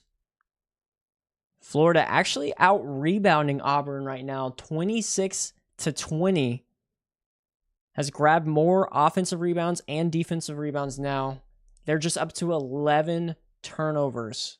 The turnovers are killing them. Auburn has had 5 more shot attempts than Florida, 2 more free throw attempts than Florida. Really think if Florida can hone in and limit the turnovers, they'll be in a really good spot for the last portion of this game. But again, as I mentioned earlier, I mean, the turnovers are what absolutely kill Florida. If they are taking care of the basketball, they are really tough to beat. But when they start getting loose with it and turning the ball over like they do, and like they are doing right now, that's when they're susceptible to getting beat. And it looks like that's what's happening with Auburn right now.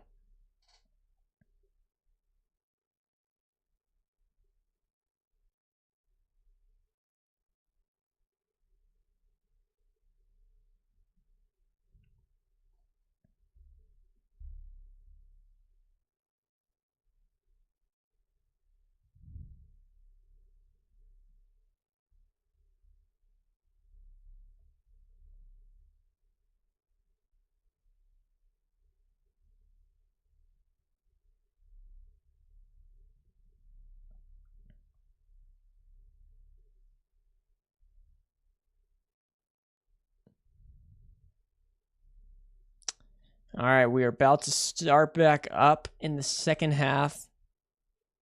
Auburn 57, Florida 54. Walter Clayton at the line with 2 free throws.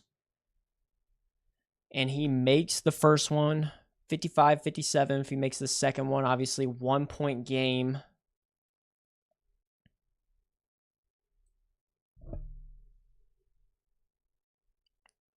And he does. We got a 1-point game. Walter Clayton up to 24 points now. Looks like he's going for 30 at this point, maybe even more.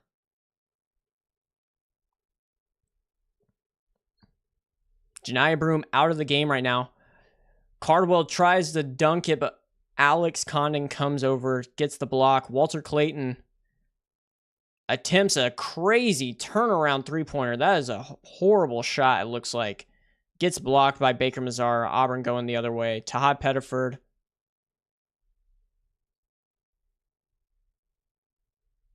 Throws it off of the Florida defender's legs. Auburn basketball.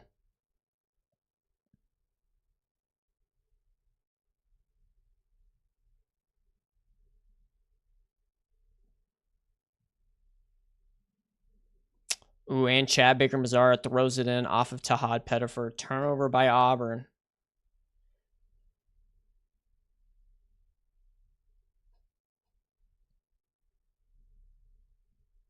Offense has definitely slowed down in this second half.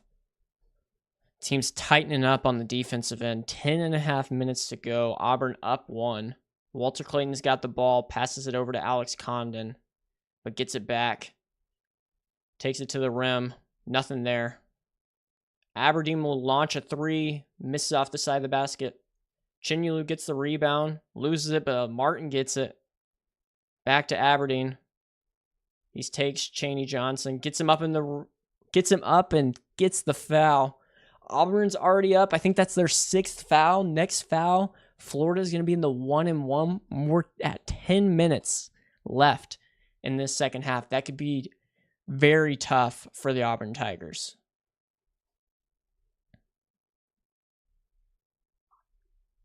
And like I mentioned early on in this second half, it sounds like Todd Golden's message to this Florida team is to get out and run, make or miss. We need to get this Auburn Tiger team out in transition, and that's what they've been doing. Really pushing the pace. Aberdeen misses the first free throw. Florida could have taken the lead. Now if he gets this next one, it'll be a tie game, 57-57.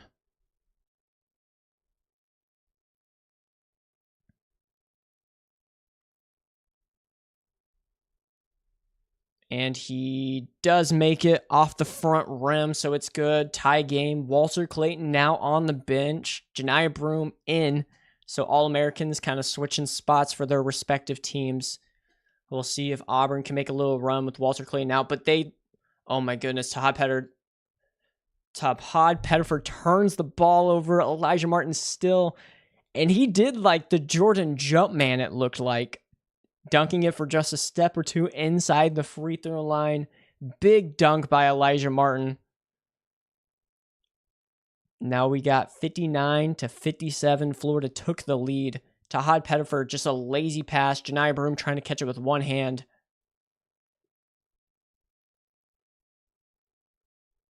Janiyah Broome, while he's running, trying to catch up to Elijah Martin, looks back at Tahad Pettiford like, what kind of pass was that?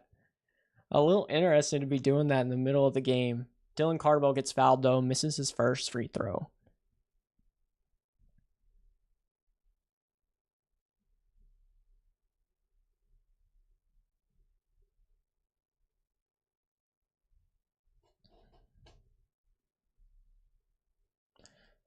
Cardwell makes the second. Now it's Auburn that's down 1.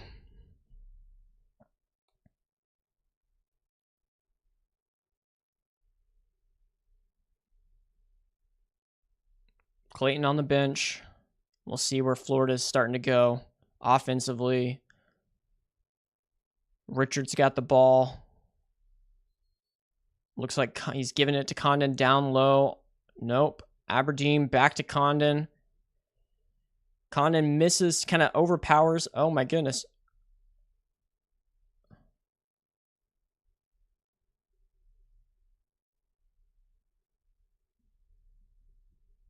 And a foul. I believe it's on Auburn. I think that's going to be free throws for the Florida Gators.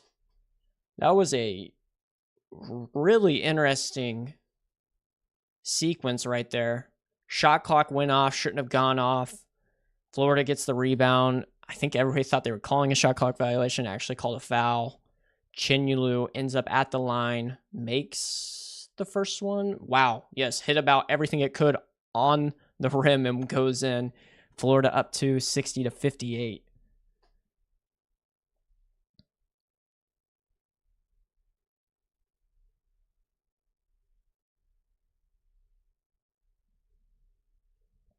Ooh, off the back of the rim and then the front of the rim and out. Only able to convert 1 of 2.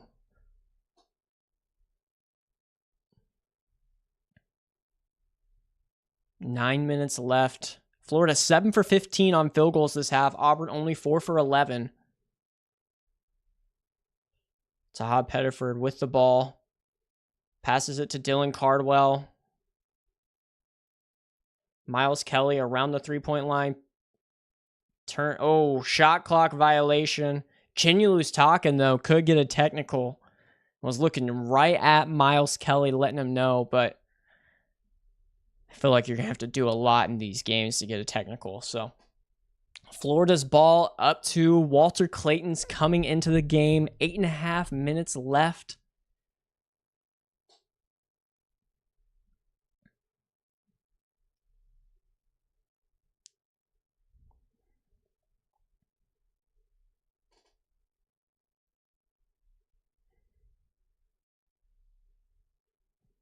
Auburn's up to 9 turnovers, 7 of them in the second half. Clayton's got the ball back in. Condon driving it. Little kick over to Will Richard. Step through, floater, hits a lot of the rim and misses. Broom gets the board, heading the other way.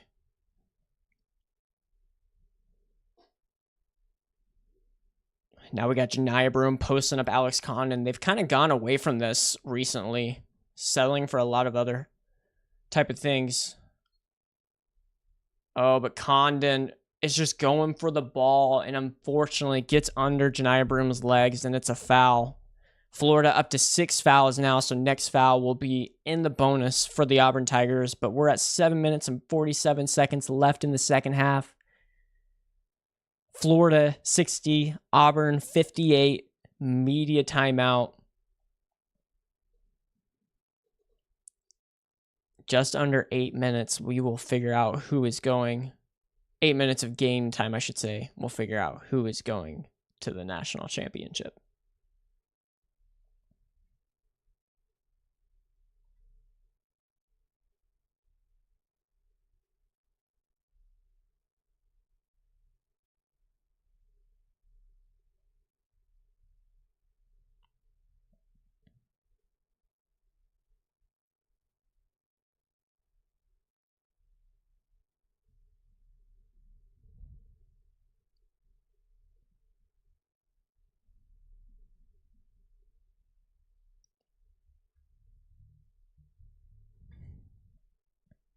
So Walter Clayton up to 24 points, 8 for 13 from the field, 4 for 7 from 3. Honestly, the last shot he took, that turnaround three-pointer, a little ambitious, but other than that, it's pretty good decision-making by Walter Clayton.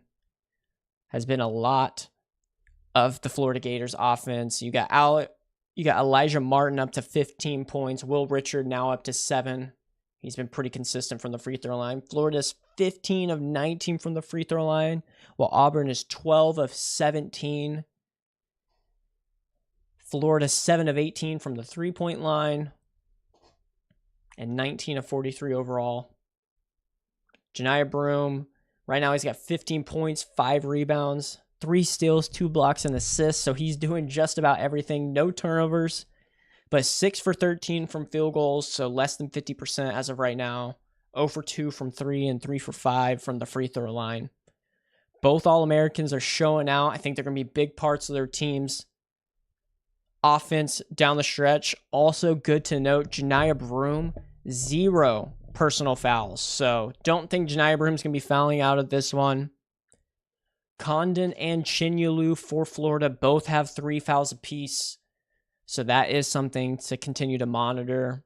Other than that, Will Richard and Han Lockton are both at 2, and everyone else is at 1 or less. Walter Clayton has 0. So it looks like we're going to have the 2 All-Americans for the rest of the game if it continues to go like it's looking.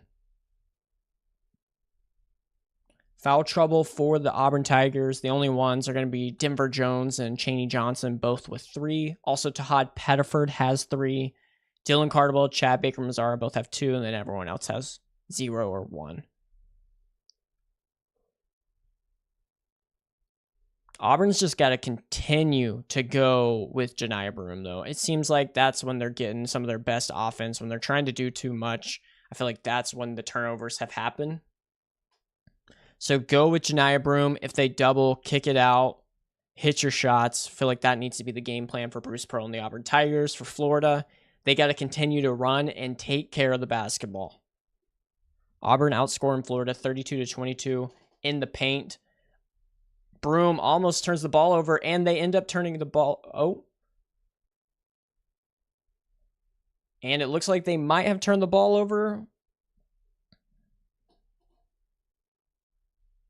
Wow.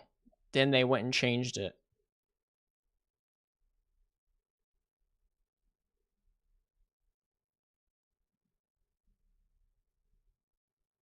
Tahad Pettiford probably got away with a foul right there.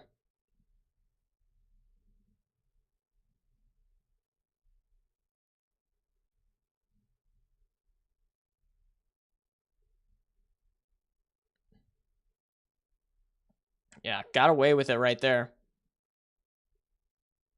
Pettiford turnaround jumper. Misses it. But Dylan Cardwell gets the rebound over Thomas Haug. Chad Baker-Mazara for 3, hits it.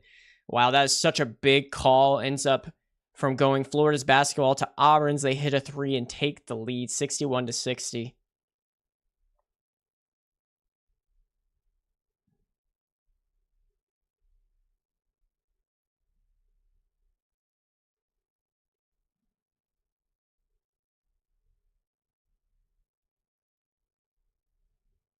Haug takes it in and gets a foul call, going to the rim.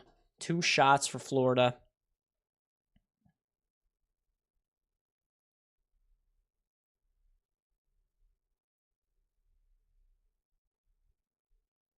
Will Richard wasn't really guarding anybody there. Finally figured out where to go, but it was too late. Chad Baker-Mazara knocks down the 3. He's up to 13 points. Baker-Mazara having a pretty impressive game. 5 for 6.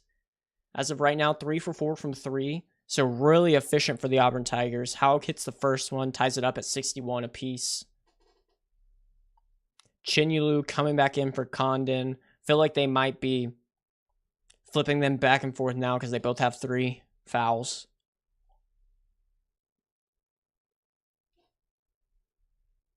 Haug, second one, goes in. Florida back on top by 1.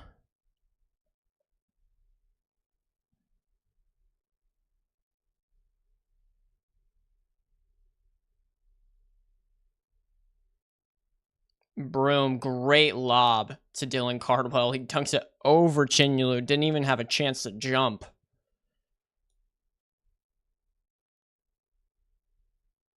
I'm assuming that was a pass. Could be a missed shot, but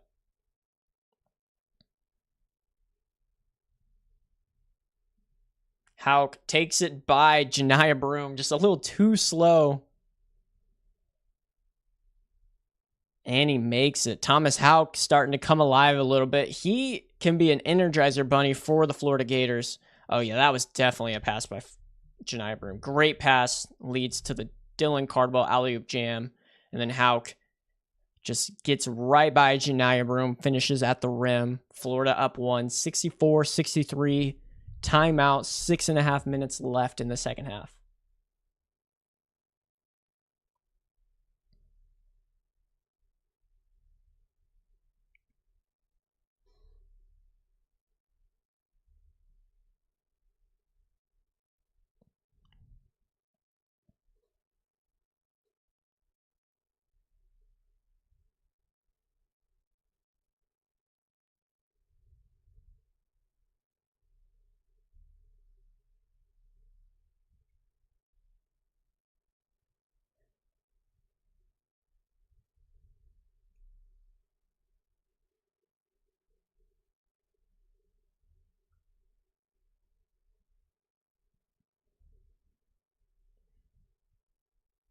great game so far. 64-63, Florida, 1-point game, 6.5 minutes. I mean, this is what we want in March Madness. We want the close games. We want the nail biters. And it's exactly what we were getting. Looked a little dicey in the first half at times. Auburn was definitely the aggressor and handling their business while Florida was turning the ball over. But now it looks like Auburn seems the team to be turning the ball over just a little more. Auburn up to 9 turnovers, Florida at 11 on the game. Honestly, a lot of their stats are really comparable within just a couple of free throws from each other, shots from each other, percentages from each other. Comment, I am going to go with Florida right now just because that was my prediction. But this game is so back and forth. The thing that scares me with Florida, though, is their turnovers, man. Like, that has been the differentiator for me in this game. If Florida does not turn the ball over half the time that they do, I mean, they probably get better shots and they're up by maybe 5. But with how many turnovers and when they're turning the ball over and just like how costly it has been, that's why this game is really close right now. Florida's been the team that seems like they can shoot from deep. Auburn shooting less than 30% right now. It seems like it's Chad Baker-Mazara is the only one that's able to hit. And Walter Clayton, I mean, the clutch performance from him that we've seen this entire tournament, this entire season, I think that's the reason I'm going with it. I completely agree. It's Broom comment. He is one of the only reasons, and Mazara. Baker-Mazara has been very efficient, which is surprising. I, completely honest, I'm not his biggest fan. Sometimes he can lose you a game with his antics and different things like that, but he has been very, very efficient. 5 for 6 from the field, 3 for 4 from 3. 13 points really has helped this team from a shooting perspective because, I mean, Auburn only has 5 threes. He has 3 of them. So I really think it's Broom and Mazara are really the two that are kind of holding Auburn together right now. Pettiford hasn't had a great game. Jones hasn't had a great game. Anyone else. But be completely honest, this is kind of the time that Pettiford could heat up. But it looks like we got Broom going at Chenyulu. Takes it. Misses it, though. Chaney Johnson almost either fouls him or gets a jump ball, and we got Walter Clayton and the Florida Gators going the other way now. Trying to extend that lead. Right now it's only 1 point. Haug shoots the 3. Misses it off the front rim. Auburn going the other way. No one big really on... Wow. Denver Jones ends up getting the wide open 3, but misses it. Will Richard. Wow. They called a travel on that. I think Will Richard flops a little bit there. Not sure if he got fouled enough to fall down. I mean, at this point in the game, you just got to hold that ball. Yeah, I cannot believe he fell right there. You do not fall. I mean, they didn't force you to fall. I understand you think you got fouled. That's great defense. That is great defense by Chenyulu. Elijah Martin. Oh my goodness. What a dunk. I thought Chad Baker-Mazara was going to go up with him, but he did not want any part of that. Elijah Martin up to 17 points. He's a big reason. Him and Walter Clayton have been the offense for the Florida Gators for the most part. Other people are starting to chip in. Broom can hit that, Chenyulu. You got to get out there.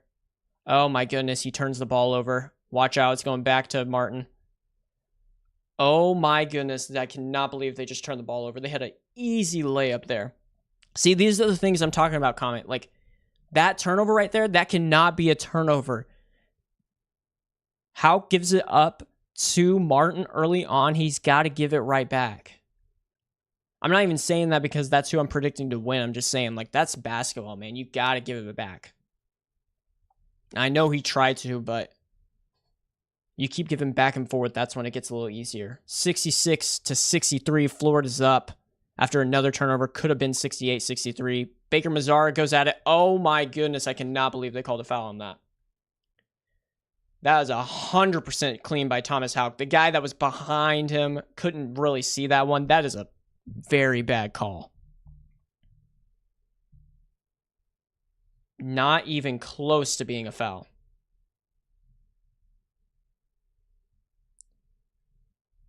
Comment, I do agree with that. I do agree that if Broom didn't play, if he was injured and didn't play, Auburn would have been blown out. Because the thing that Broom does is not only on the offensive end of scoring, he also just draws so much attention. Although Florida isn't doubling him, which most times he does get doubled. But I do think, I mean, he just brings so much to this team. Without him, this team is not here. I don't even think they're in the Final Four without Broom. But wow, Auburn just got a gift with that one. Absolute gift. I mean, how clean block on Chad Baker-Mazara. 1 point game, 66 to 65. Florida's kind of got a couple of those. I would have liked Houck to take that three. He kind of was open right there, but gets it back to Walter Clayton for three. And you know what? Don't listen to me, Houck. Get it back to your All-American, and he will hit 27 points for Walter Clayton, 9 for 14. Agree. Draws attention, scores, gets so many rebounds. Although the rebounding numbers haven't been what you would expect right now from Broom. But still, I mean, obviously, he was a candidate for National Player of the Year. That was another call that might have been a gift for Auburn. Wow, I thought Janiyah Broom might have hit it for Chinyelu, but it looks like Condon's coming in for Chinyelu. Florida up 4. You can see them chipping away, but I'm telling you, some of these turnovers, I mean, it could be a 6-point game right now.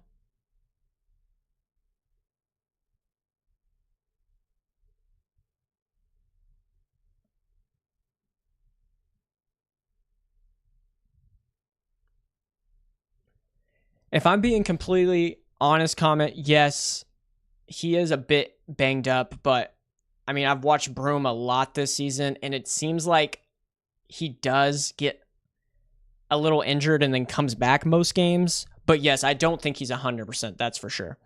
Big shot for Auburn. Denver Jones hits a three, gets it to a 1-point game. Walter Clayton gets to the rim, misses. And now Auburn has a chance of regaining the lead. It's 69 to 68 Florida right now. Auburn has the basketball. Oh, Chad Baker-Mazara is going to get a good shot. He misses, though. Elijah Martin gets the rebound. He's out on the break, but he slows down. Will Richards going to shoot a three. That is a foul. All right.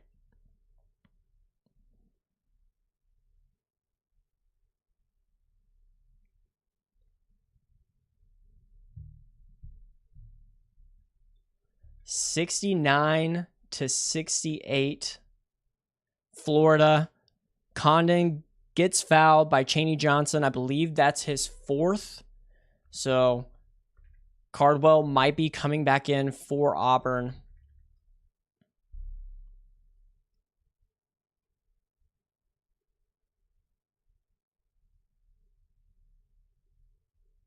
Did I see his injury? Yeah, I did. It was both his knee and his shoulder, right? I mean, which is kind of crazy that it was 2 different injuries. No, he didn't practice. I don't know if he practiced at all this week. Maybe he just went through walkthrough or something like that, but I do know there were a couple of days where he didn't practice. But in my opinion, senior year, he was not missing this game. I mean, as long as that dude could get up and down the floor like he was playing. But he's not even the only one that's injured, right? Chad Baker-Mazara, he's got something wrong with his, I think it's his left wrist, so shooting hand. But looks like that's not affecting him too much. I mean, he's got tape all over his left wrist, might be over his shoulder as well for Mazara. So Auburn, I mean, this time of year, most teams are banged up a little bit. You gotta get out there, and he's, I mean, for both of them, even though they aren't 100%, they have played really well in this game.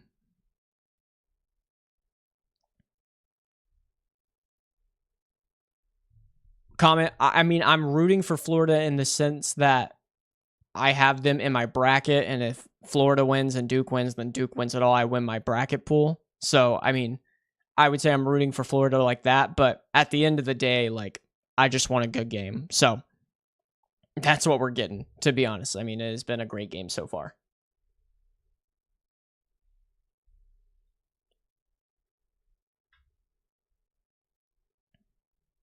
I mean, I'm glad that both Janai Broom and Chad Baker Mazar are playing. I don't think this game would have been as fun to watch without them, obviously.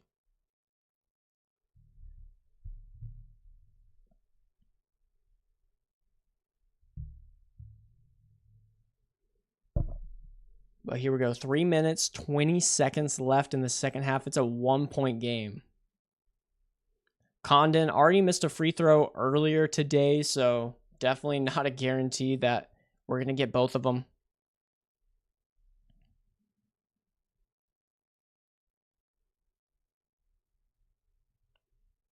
%. Some of these turnovers have just been absolutely inexcusable. Bad basketball. Both sides.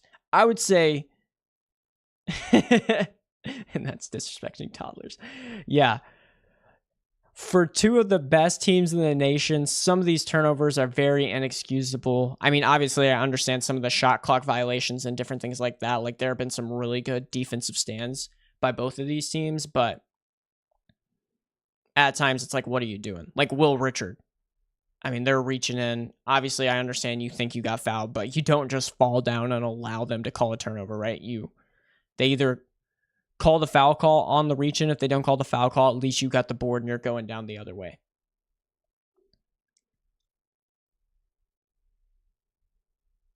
But here we go. Alex Condon at the free throw line.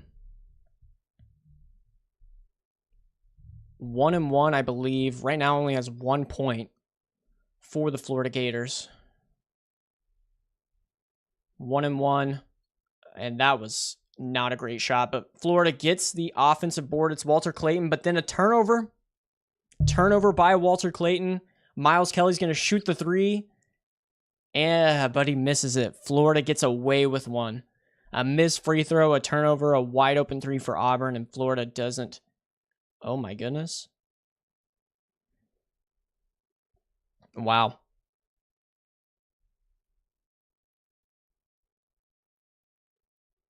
Walter Clayton takes it to the rim. 3 defenders on him.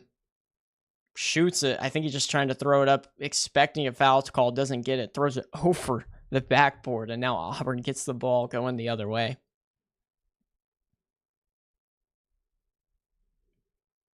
Honestly, wasn't as much contact as it seemed like there might have been.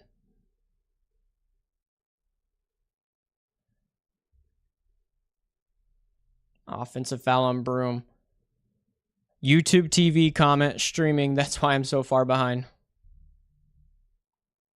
That is one of the horrible things about streaming, right? Is very far behind on this one.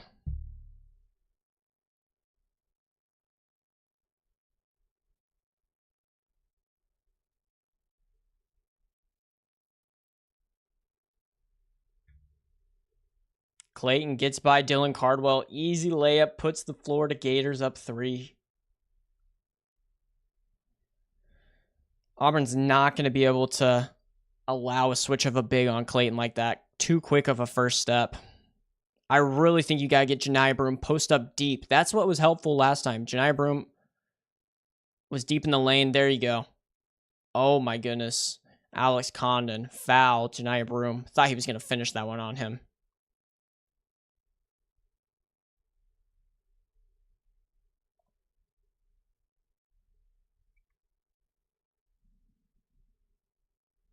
You're in England watching this game, comment? What does that put you at? Like past midnight?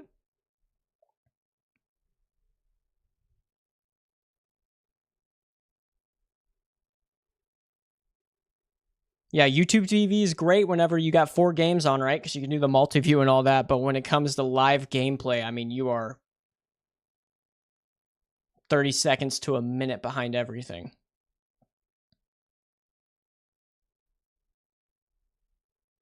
And then obviously with the stream, it's a 1:30 a.m. Wow. Well, kudos to you, my friend. Are you going to try and stay up for the Duke Houston game, or is that going to be just a little too late? I mean, tomorrow is Sunday, so maybe you're able to, but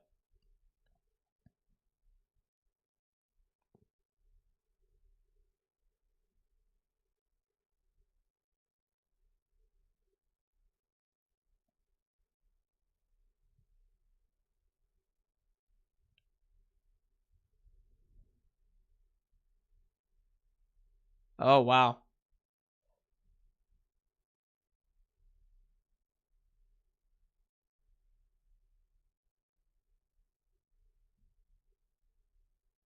Up, it's 1:30 a.m. You're staying up for this one, then waking up at 5 a.m. to watch F1. Okay. I've woken up a couple of times to watch F1. Sometimes we have to wake up extremely early, or it's like starts at 12:30 a.m. our time.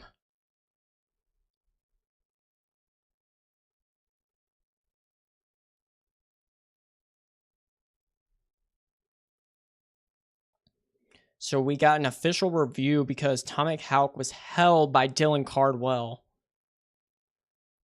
I don't necessarily think it's going to be a flagrant by any means, but I mean, definitely affected the play. Wasn't allowing him to get over.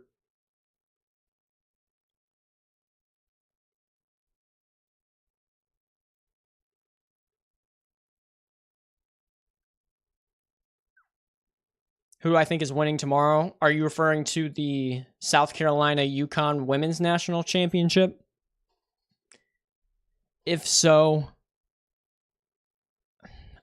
probably South Carolina, but UConn has looked really good recently. I mean, the emergence of Sarah Strong has been very big for this UConn Huskies team. Ozzie Fudd looks great, and then obviously you have Paige Beckers, which best player on the court, in my opinion, for that game. So, no, the F1. I don't keep up with F1 that religiously, I will say. Watched the Netflix series, and it got me into it for a season or two, but I watch a lot of basketball, so it's kind of hard to wake up for F1. Wow. That was a crazy possession right now. Where's the F1 race at? I can give you a prediction, though.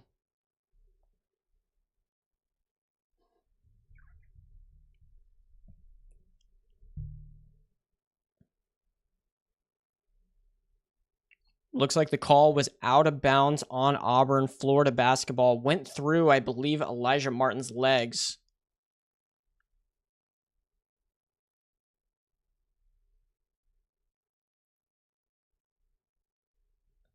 In Japan. You want Lando to win? He's been doing pretty well, hasn't he? When I was watching it, it was the year that Max Verstappen was just absolutely insane and won just about every single race.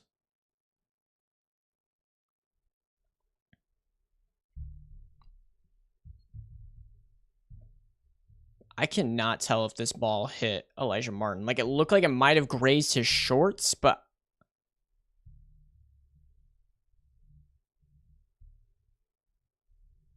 I'm not sure, Madeline. It might have hit his shorts. I can't tell.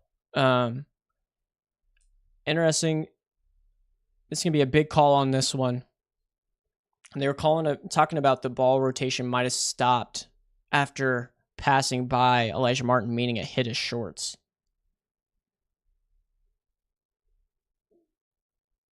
I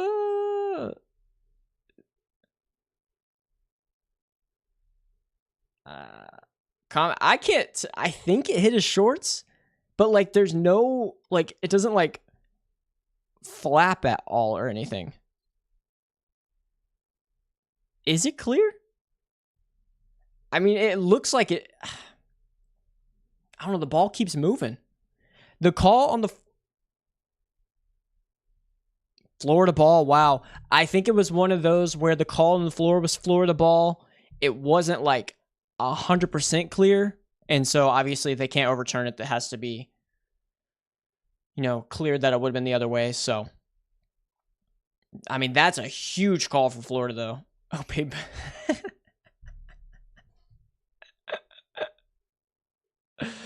Oh, man.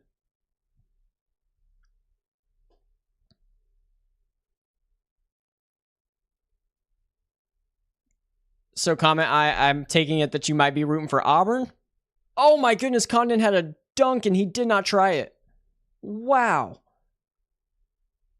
Maybe trying to waste time. I cannot believe he didn't. Oh my goodness, Walter Clayton.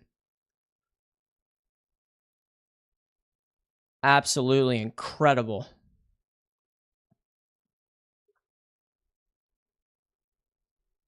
Early on in the season, it looked like Braden Smith might have been the best guard in the country, but not anymore. I mean, this Walter Clayton guy is absolutely insane.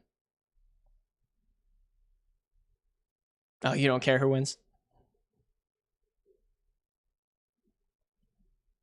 I really want Auburn to hit a big shot here. I need the gap to be closed a little bit.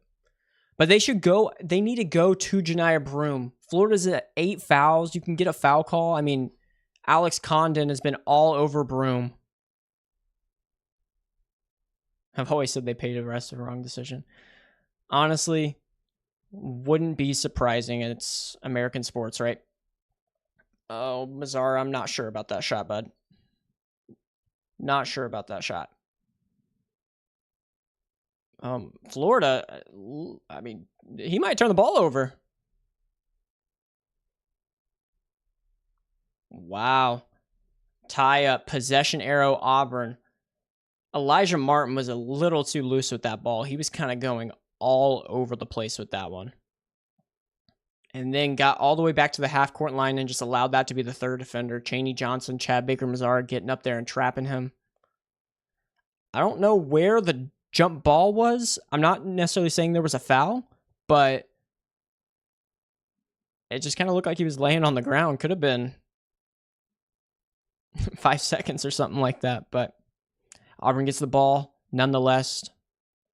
6-point game. Florida's up 74-68. Oh, looks like he has a wide open. Oh, finds. Oh my goodness, Chad Baker-Mazara. Chad Baker-Mazara, what are you doing? Shoot the ball. Shoot the ball.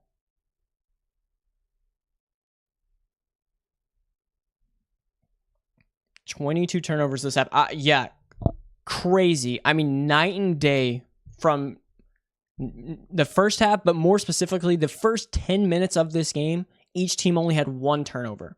Auburn, I mean, look at this. Auburn, 2 turnovers in the first half, 12 in the second half. Clayton needs to go get the ball for Florida. Oh, wow. Oh, my goodness. That was a very bad pass by Will Richard. You do not need that. You do not need that. They got a gift right there with not getting a turnover. Wow, very bad pass by Will Richard. Oh my gosh, turnover. Oh, what a play by Elijah Martin.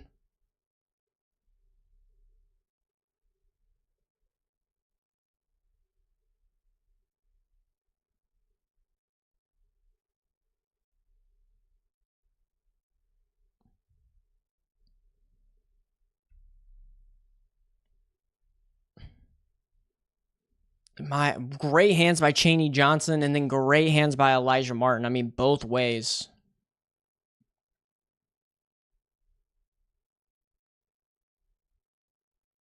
Why are you shooting it? Oh my goodness. Oh my goodness. Thomas Howe. Great shot by Thomas Howe. But like, decision-wise, I'm not sure. I thought they would just foul you, but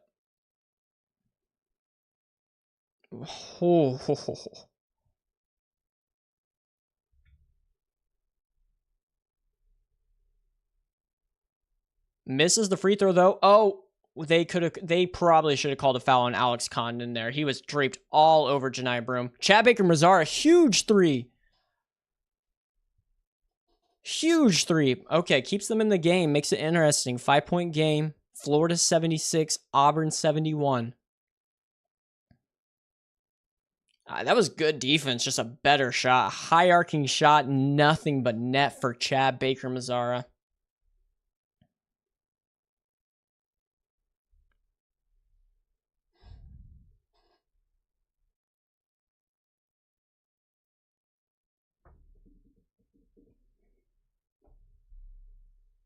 Very impressive. Walter Clayton Jr. up to 32. Incredible game for the All-American guard. Janiah Broome, he has gone very quiet recently, and they just haven't been going to him. These past couple of trips down have just been all shooting a three, and really it looks like Chad Baker-Mazara turnover on the last one, then obviously hit the three on this one.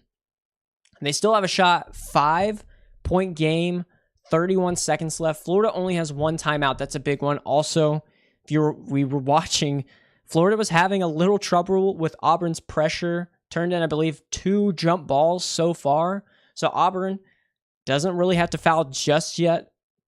Well, obviously you have to foul after they get past half court, but I would try and go for a 10-second call, but we'll see.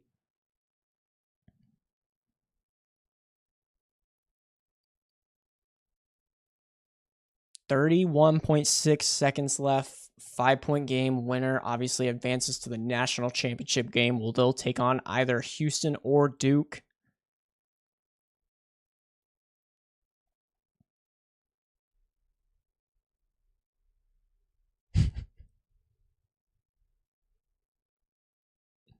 Oh, he's got nothing. Oh my goodness. That is huge for Auburn. Timeout, Florida. No timeouts left. Auburn still have 2 timeouts they are still in this game. Madeline, I wouldn't be saying sad for Auburn just yet. They have forced a lot of turnovers already in this game. Also, they have forced some very, very tough possessions for Florida recently.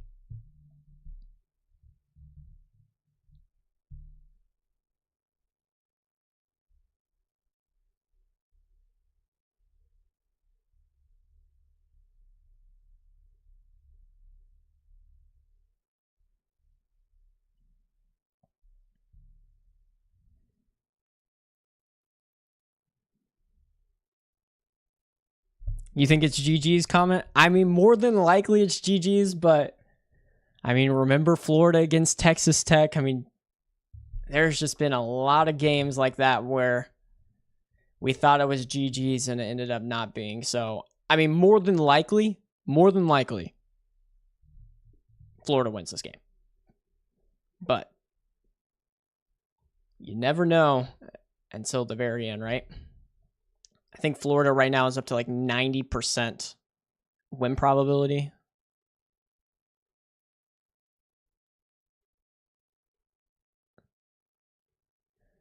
Very true. I mean, they haven't really shot the ball well from 3 at all this game, and I think they're going to need some threes at the end because obviously they're going to put Florida on the line at some point, so you got to trade 3s for 2s at some points.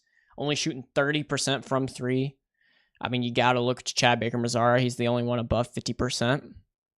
But it's a pretty good play for Florida, but look, that's going to be a jump ball. I'm telling you. It's not over. I mean, Florida is not handling this pressure well whatsoever.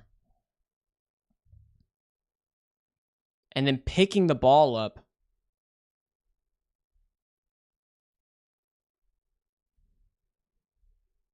.28 seconds. I mean, if they hit a shot here, Miles Kelly, you don't need that. You get a better shot than that. I didn't think you had to shoot it that fast.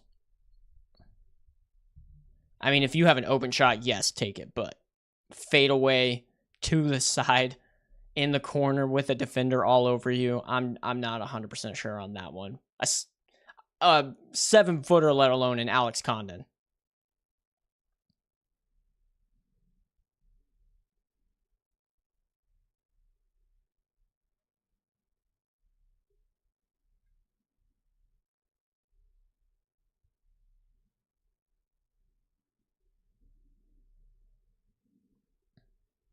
Are you talking about on the Elijah Martin when they called the jump ball? I thought it might have been a foul as well, to be completely honest. But, I mean, in a game like this, they're trying to keep it as close as possible. It's better for entertainment value.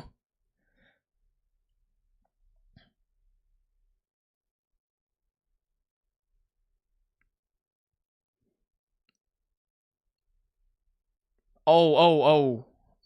Please be okay. Okay, he's good. Yeah, that's 100% a foul by Alex Condon on that one. Glad Tahad Pettiford jumped up quick. Tahad Pettiford really yeah, I was a little scared on that one, not gonna lie. I mean, look at that. The way he comes down to, and he braces himself with his wrist. You got to be careful with that. Whew. But glad he came up. Tahad Pettiford having a pretty rough game.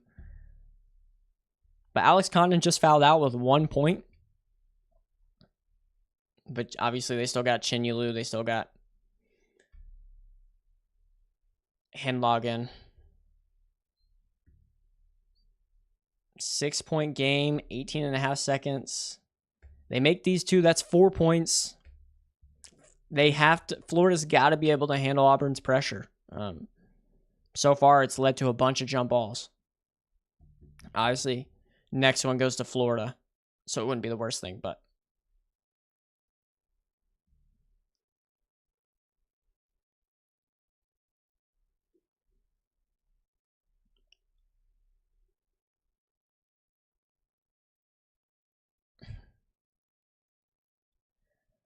Four-point game. Malin, I would watch right here. If Auburn gets a turnover, there's a chance. If they foul them, if they foul a good free throw shooter, then it's going to be pretty tough. I don't like that they're keeping Walter Clayton. Oh, that's big. That's really big. I think you can turn it off. They just wasted 5-6 seconds. Bruce Pearl might be right, though. There might have been a travel over there by Will Richard. That's pretty close.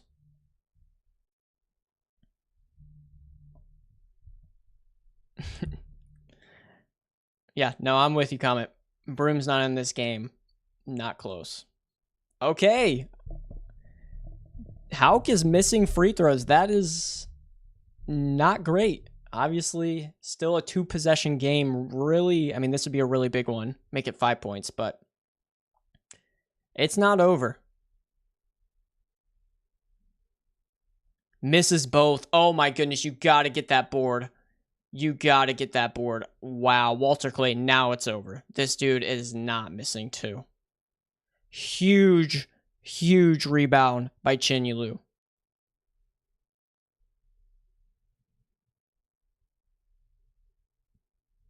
Long rebound off the back of the rim.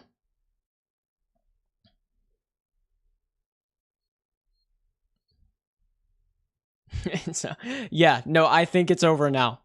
Walter Clayton to the free throw line. I got a lot more confidence in him than Hauk, which I do like Hauk, but this dude ain't missing too. I think this is a wrap.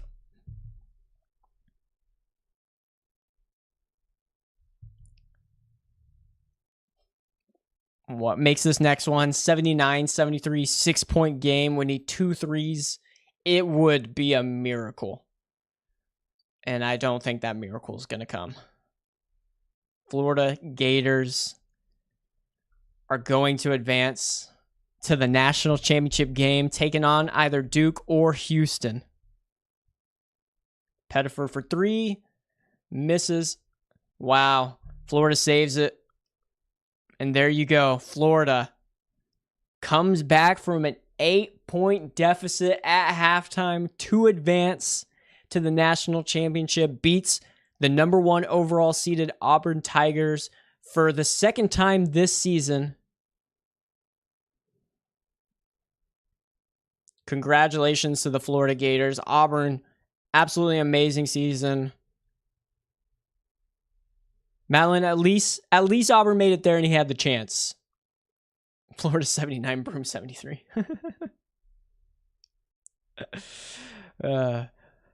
Todd Golden put on a coaching masterclass in the second half in terms of adjustments, was able to honestly shut down Janiah Broom for the most part in the second half. I believe that was only 5 or 3 points for Janiah Broom second half. Pretty impressive. But again, Bruce Pearl, Auburn Tigers, head up. It was a great season. But Florida, the favorite in this one, advancing to the national championship game. Now we get the nightcap where we see Duke versus Houston. Coming up next, Madeline, the plan is to stay alive for both of the games, so we got one down, one more to go.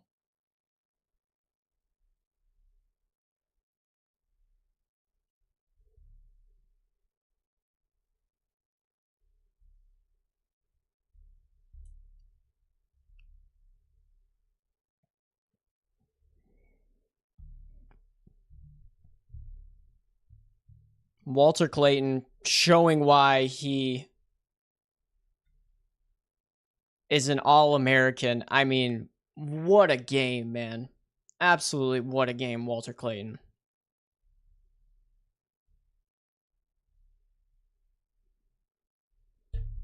Apparently, according to ESPN stats, Walter Clayton is the first player with back-to-back 30-point games in the Elite Eight and National Semifinals since Larry Bird back in 1979. So, talk about elite company to be with. Absolutely incredible.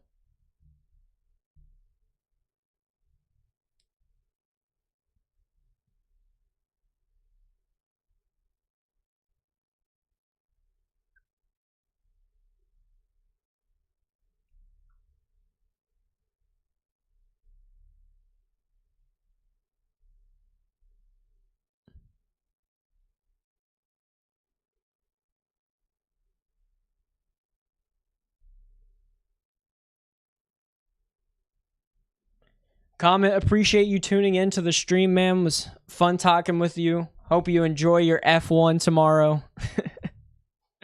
But hey, I'm with you. I'm thinking Duke is going to win this next one, but we'll see you later, man.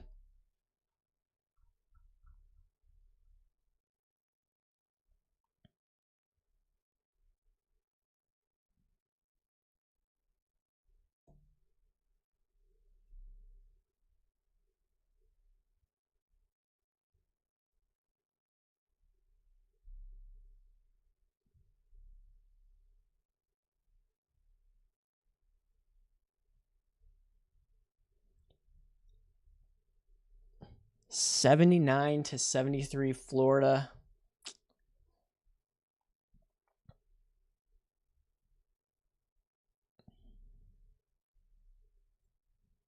This is the toughest part of March Madness, is watching all the seniors, or especially when you get into the Final Four, just the entire team starting to cry. Honestly, it's really hard to watch. I mean, so much to be proud of, and at the end of the day, only one team can win it all, but Janiyah Broome had an incredible season.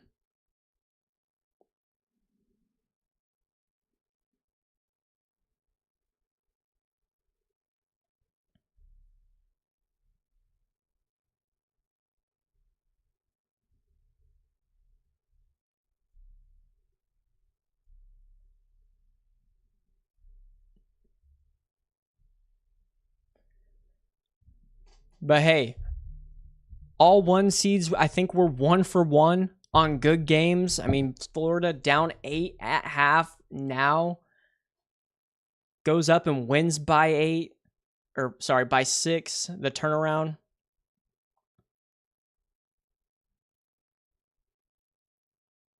Great season for the Florida Gators, and it continues on Monday night, the last night of the season.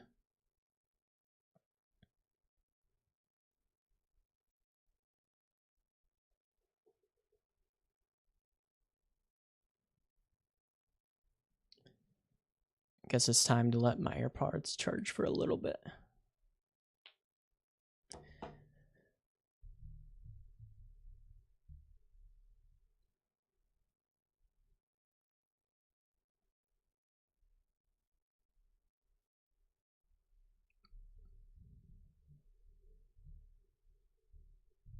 First time Florida is heading back to the national championship game since 2006 and 2007 when they went back to back.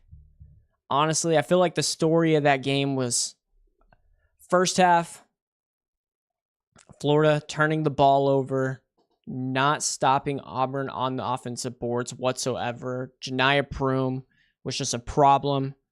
Second half, Auburn started turning the ball over, and although Florida did too, Auburn at least matched them on the turnovers. Florida, better shots on the other end. Janiah Broom, not necessarily shut down, but did hold him to not as good of a half as the first one. And it ended up moving the Florida Gators to the national championship game. Walter Clayton, definitely the player of the game. I don't think there's any questions about it. 34 points. Next closest person to that had 18, and that was Chad Baker-Mazara for the Auburn Tigers. But now we go back to the desk. Interested to see how Chuck reacts to the tough loss for his Auburn Tigers. But we got Duke, we got Houston already out there, starting to warm up. I believe the updated game time to start is 8:10. So we got about 20 minutes until it starts. It looks like on the clock there was 30 minutes, so introductions for 10 minutes. So we got 30 minutes until it starts.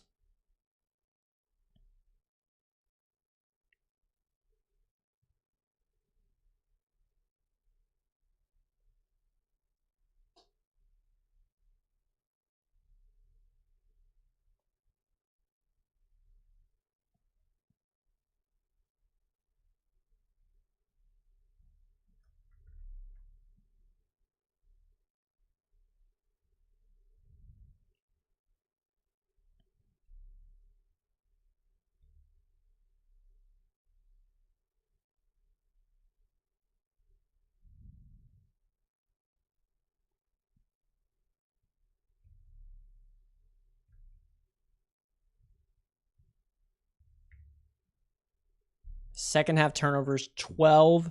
That was the most in any half this season for the Auburn Tigers. They had 26 points in the paint in the first half, only 8 in the second half. So Florida really was able to make some adjustments on the defensive end to hold Auburn and get them out of the paint. Just an incredible effort from Todd Golden and his team. His first ever Final Four, now his first ever national championship game. Just a very impressive performance from the Florida Gators.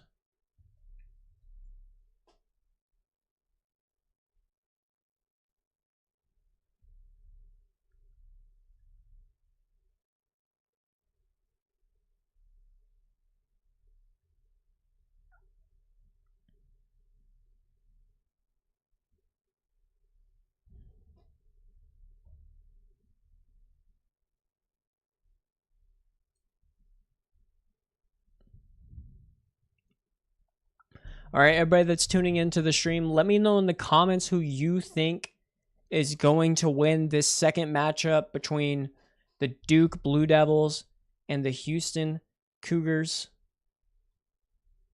I know I've already mentioned it, but I got the Duke Blue Devils. I think this team has been playing like the best team in the entire country so far this season. Again, didn't play in the best league in the ACC, but they've shown it in non-conference early on. They've shown it in the tournament so far. They can play with anybody. Beat Auburn this year as well. Obviously, it was in Cameron Indoor, but was still able to get one of the biggest wins. Honestly, the biggest win at the time for that. I just don't know how this Houston team, with their lack of size compared to Duke, and with just the offensive firepower and also the defensive firepower that Duke brings, I think that's the one thing that people don't talk about enough is how good this Duke team is on the defensive side of things. They're top 5 in offensive and defensive efficiency according to KenPom. So, I mean, this team can score on you, but they can also defend.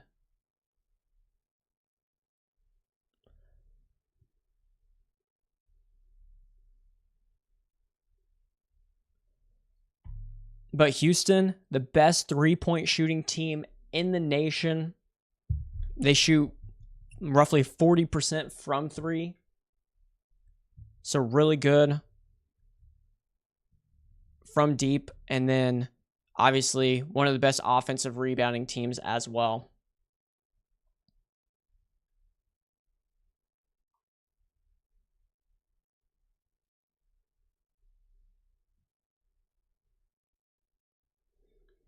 CBS showing footage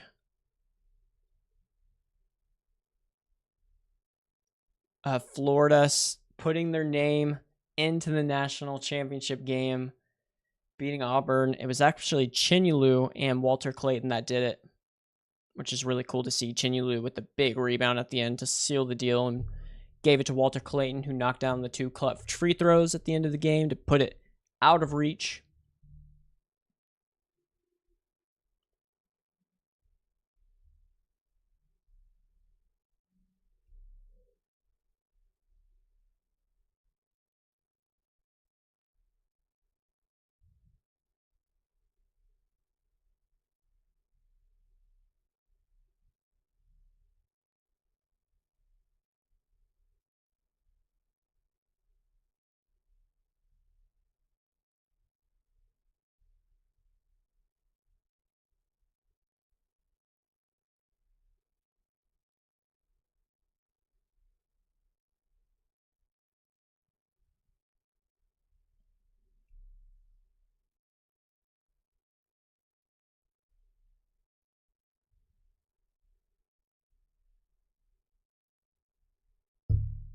Looks like we got 24 minutes left on the clock before Houston and Duke begins.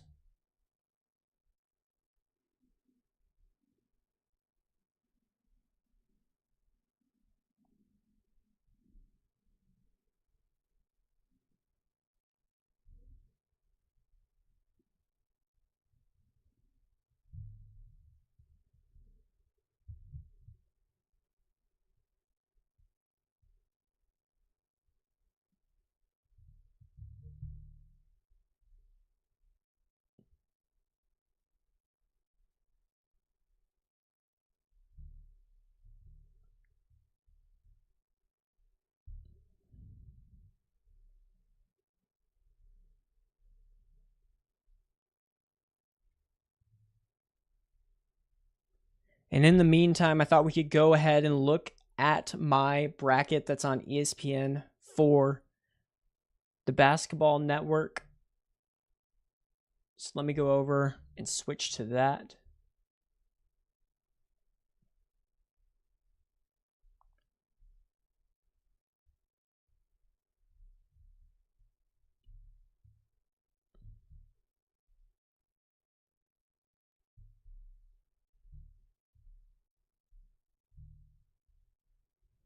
So now you should see my bracket currently 90.2 percentile. And this bracket, this is my one for the basketball network where we have Florida winning it all.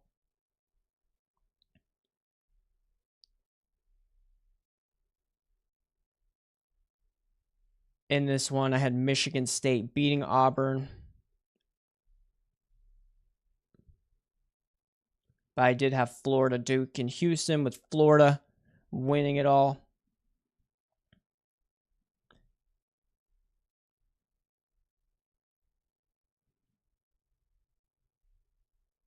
But actually, if you look at my second chance bracket, it's actually perfect right now, but obviously not too difficult to be perfect when everything is straight chalk, right? But let's look at it. So Auburn over Michigan. That was a game where Michigan actually really tested Auburn there early on in the first half, but then Auburn was able to get the lead and ended up taking it and winning that one by 13 points. I thought that was really impressive because I had a thought that Auburn might struggle a bit with Michigan's 2 7-footers and Vlad Golden and Danny Wolf. And it looked like that might have been an issue early, but didn't hold on, because Auburn ended up running away with it, winning by 13 points. Then we got Ole Miss versus Michigan State. Ole Miss was absolutely great this year for Chris Beard. They had a very impressive run into the tournament. In my original bracket, I think I had Ole Miss losing in the first round as an upset, and I just wasn't prepared for what Sean Padula and that group was going to do. They were very impressive.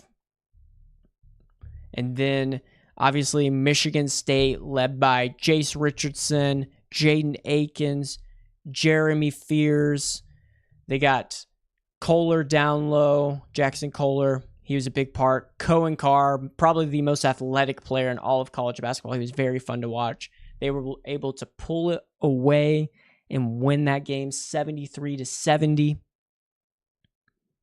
And then Auburn versus Michigan State in the Elite Eight. Auburn got out to a very big lead. Michigan State started chipping away. Looked like they might have a chance to come back, but Auburn was able to hold on and win. Then let's go down and look at the West region. So we got Florida taking on Maryland. Florida, that was right after they came off of that close win against UConn where they barely escaped. They were able to handle business. Crab 5 wasn't enough against Florida. I think the biggest thing was they just ran out of steam, right? Like, Crab 5 really was just those 5 players, and then everyone else was not.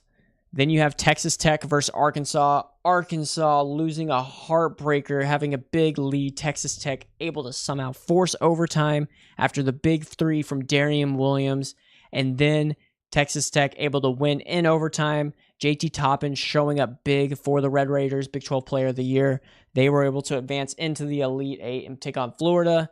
And that's where Texas Tech just absolutely choked in the end. I believe they had a 9-10 point lead with 5 minutes left in the game. Florida started fouling with like 3 minutes left in the game. Darian Williams and JT Toppin both missed the front end of their 1-and-1s.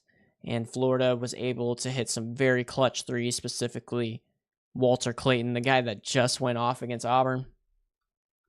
Then over in the Midwest, Houston versus Purdue. This was a great game. I thought Houston was going to absolutely obliterate Purdue, to be completely honest, but Purdue was able to hang in there. Looked like they had a shot to win it at the end, but then Houston, specifically Kelvin Sampson, drew up just the masterpiece of an out-of-bounds play where they passed it in to JoJo Tugler.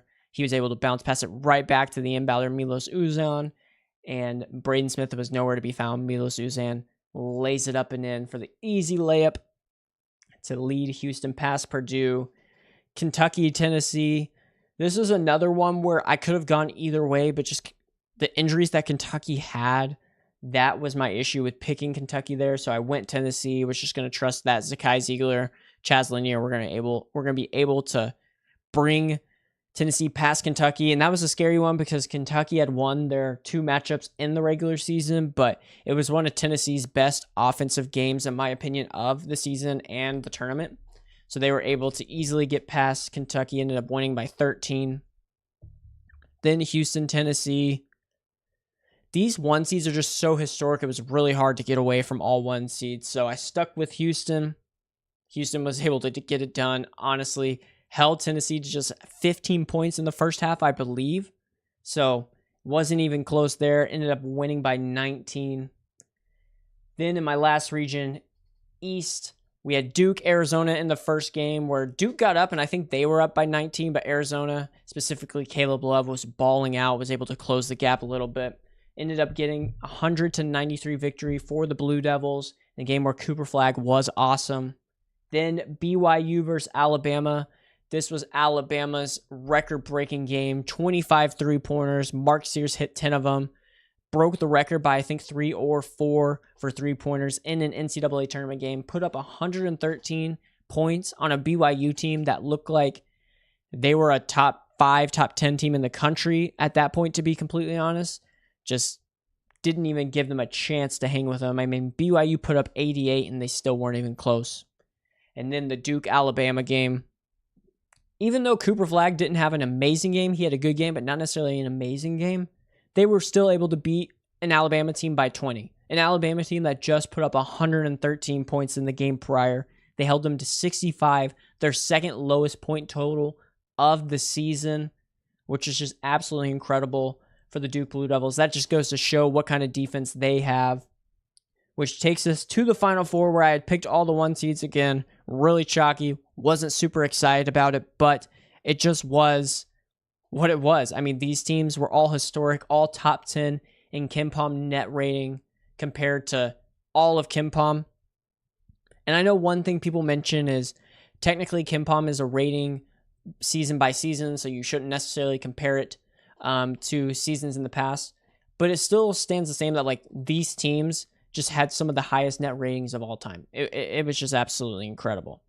So ended up choosing all 4 1 seeds to make it into the final. Had Florida versus Auburn. The way that Florida played Auburn the first time at Auburn was really impressive to me. Also, Auburn losing 3 out of their past 4. That had never happened to a national champion, who basically never happened to anybody who would go on to win the national champion, losing 3 out of their last 4 games of the regular season. 3 out of their last 4 games heading into the tournament. So that wasn't necessarily the main reason. I just thought Florida was playing like the better team. I liked the matchup with the bigs against Auburn, but honestly, Schneiderberm didn't have too much trouble with them in the first half. So I still just trusted Florida. Obviously, the clutch performance from Walter Clayton, really liked what I saw from him. So I picked Florida. They ended up winning it. And then Duke versus Houston, the game that we have up next. I picked Duke in this one for a similar reason that I picked Florida. Duke has just looked like one of the best, if not the best, honestly, in my opinion, the best team in the nation this year and recently.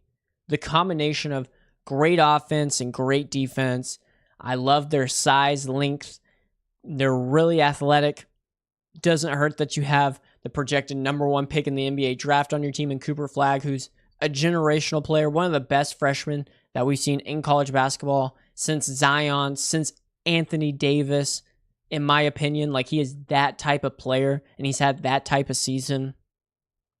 He deserves the hype he gets, and so I love what this Duke team does, but I still had to think about Houston, right? I mean, Houston, best 3-point shooting team in the nation, best defense in the nation according to KenPom in their adjusted defensive rating.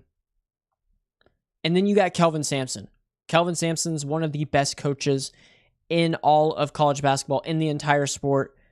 He knows exactly what he's doing. He has had this team playing like one of the most consistent programs of the last 5 years.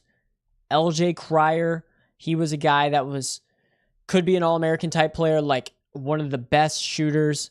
Bringing in Milos Uzan from OU was definitely their best decision that they made. He was able to fill in the void that was left with Jamal Sheck going to the NBA last season.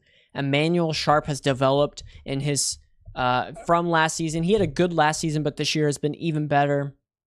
You got Jawan Roberts, a proven big. You know what you got there. Javier Francis was starting at the beginning of the season, but with the emergence of JoJo Tugler, he had to play. I mean, he's one of the best defenders in all of college basketball, especially in the front court. I think he could give Cooper Flagg some problems, but just with who Cooper Flagg is, I'm definitely thinking that Cooper Flagg is going to still get the best of him.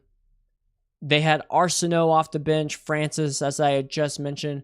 Wilson has played really well. I mean, this is one of the deeper Houston teams. That was an issue they ran into last year when Jamal Sheck went down, was they didn't really have any depth to come in and help them out. This year they do. They go 8 deep.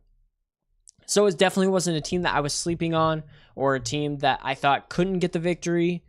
But when you put together Cooper Flagg, and then you also have Kon Knipple and Kaman Malawach. I want to talk about Kon Knipple real quick. This is a freshman that on most teams would be the number 1 option, the number 1 freshman on the team, but he just doesn't get talked about or as much love as he should because he shares a court with Duke, or with Cooper Flagg at Duke. And I think he's okay with that. Like, I think he's okay with being the under the radar type of guy, but he is so good. I mean, he is one of the players that I love watching. He's very smart, although he's not necessarily the fastest guy or the most athletic. I mean, the way that he plays on a nightly basis, very consistent. You have seen him grow as a player, as a scorer this entire season. I know a lot of people early on when we talked about their 2 losses on neutral courts, it was all about Konkanippel shooting really well when he was at Cameron Indoor for Duke, but then obviously when he's on a neutral floor, didn't show up. He shows up now. I mean, he was a big reason why Duke won the ACC championship, tournament championship without Cooper Flagg. Then you have Kaman Malawach, who is just an absolute stud. 7'2", great hands, plays extremely well alongside the other guys. Tyrese Proctor shooting amazing. There were so many guys. Sion James, Caleb Foster, Malik Brown, Mason Gillis, Patrick Ngongba, Isaiah Evans. You have so many guys. It was just hard to not pick Duke, and that's why I stuck with the Blue Devils. So I picked Duke to win that one, and for much of the same reason, I picked Duke to win the national championship. So I'm 2 games away. I have a perfect second chance bracket. Again, it's not that impressive because, again, it's been all chalk, but it's pretty cool to see. It's been a great Final Four so far. Our first matchup and our first game between Florida and Auburn was a really fun one. I think this second one is going to be a fun one too. And obviously, when you see a talent like Cooper Flagg playing on a stage like the Final Four, it's great. So we have 9 minutes left until tip-off between the Duke Blue Devils and the Houston Cougars. Look like the teams are about to run back onto the floor. And I'm excited to get this thing going. I think this is going to be one of the best games of the season, one of the best games of the tournament. Offense versus defense, quickness versus size, experience versus youth. You kind of have all the storylines, even experience versus youth, not only in the players, but in the coaches, right? You got Kelvin Sampson. He's been here before with Houston, and with others as well, Oklahoma. He has been here before. He knows what to expect. John Shire, he's been here before, but not as a coach. First ever Final Four as a coach. Been here as a player, won it with Duke back in 2010. The storylines are amazing. I'm very, very excited for this game to get going. I think that it's going to be closer than what the spread is saying, in my opinion. I believe right now it was Duke 6.5 at one point. I think it's gone to something different. Let me double check. I'm not as confident. I don't necessarily think it's going to be a blowout, but it's going to be a good game, and I'm excited for it. Looks like it's gone down to Duke 4.5 right now. Over-under is 137.5 points, so probably lower than a lot of other games that the Duke Blue Devils have played, but when you're playing a team like the Houston Cougars, they know how to get you to play at their tempo.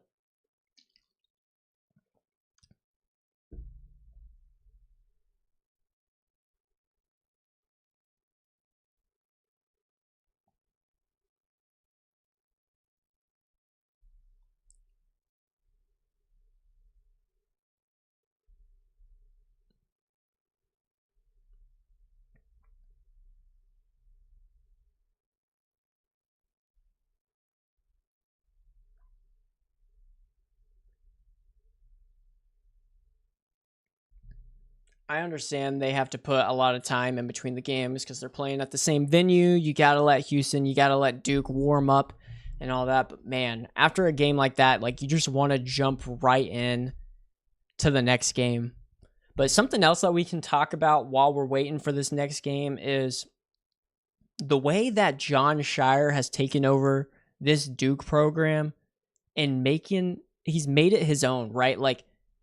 I think we forget just a few years ago, this program was Coach K. That was Duke basketball. And Coach K, arguably the greatest coach in college basketball history for men's. And, after 42 seasons, he retired, and everyone didn't exactly know, what it was going to look like. Coach K had decided, it was John Shire that was going to be the coach. And if you've watched any of ESPN or CBS Sports earlier this week, like you might have heard, John Shire was actually trying to get the coaching job at UNLV and DePaul before, and he got turned down by both of those. And then his first ever head coaching job is the Duke Blue Devils. And he has had this program run very successfully since taking over for Coach Clay, right? I mean, Elite Eight, now a Final Four appearance. He's made the tournament every year. This is probably his best season to win a national championship. And honestly, if he doesn't, is it a little bit of a letdown? Maybe, but they still made it to the Final Four in just his third season. It's absolutely incredible, the job that John Shire has done. Also, another storyline that people have been talking about is he's made Duke likable. I don't know if anyone else has felt that, but I've kind of felt it. It's hard not to like some of these players. It's hard not to like John Shire.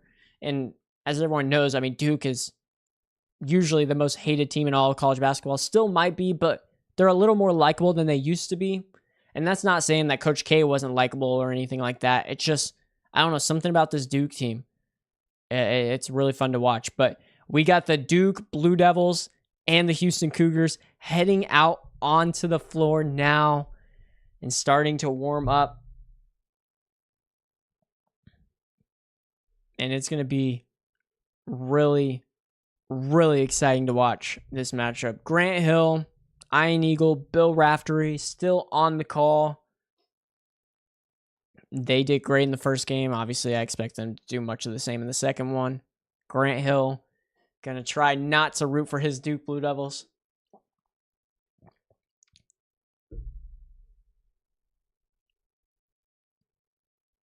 But then let's also talk about Kelvin Sampson, right? We just talked about Coach K, John Shire, and the Duke Blue Devils in that program. What Kelvin Sampson has brought this Houston team into was crazy. I mean, if you knew Houston basketball before Kelvin Sampson was there, there was a picture on Twitter where they're playing a game and there might have been 5 people in the stands, it seemed like. And it's just crazy for what Kelvin Sampson has brought it into. Now they're a national powerhouse. They get some top recruits. They are consistently in the tournament, consistently making deep runs. I believe they have the longest streak of Sweet 16s now, as Gonzaga failed to reach the Sweet 16 this year in their game.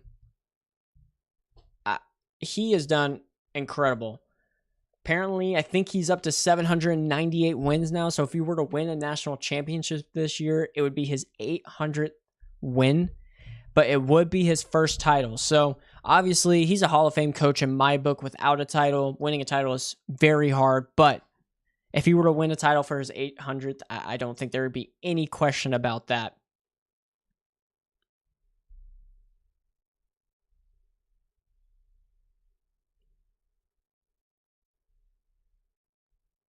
Looks like the tip-off has now been pushed back to 8:28 p.m., so pushing us back even more.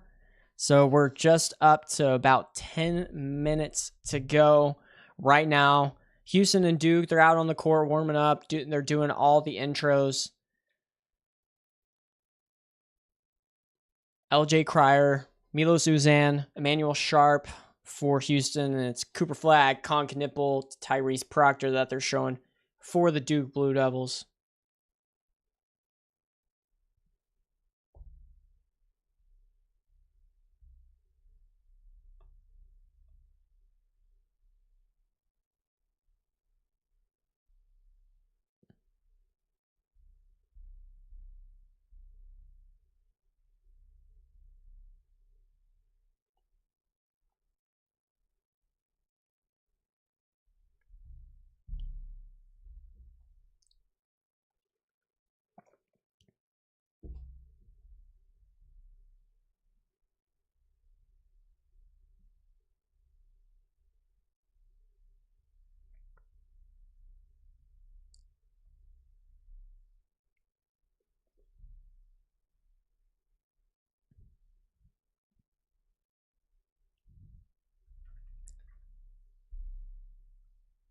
Let me know in the comments your predictions, who we think in Duke or Houston.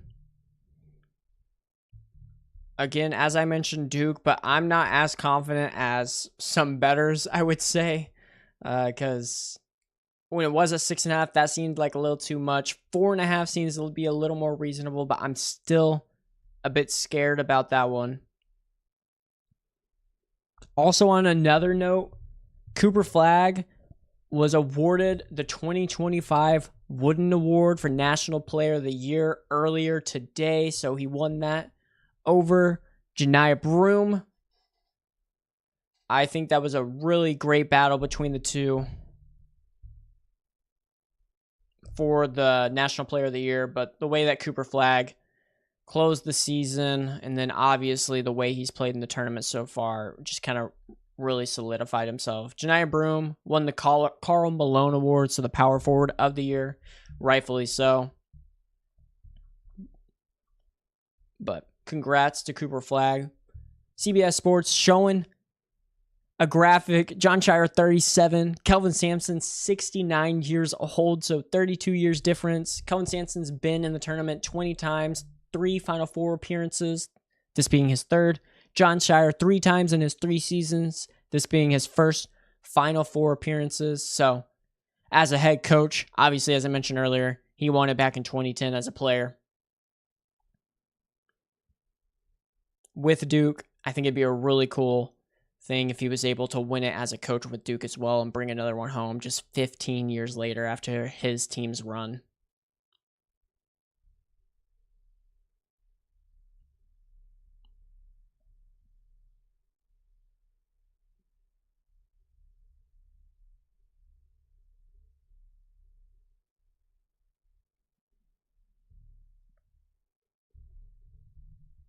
I think this might be the last commercial break before tip-off, at least I hope.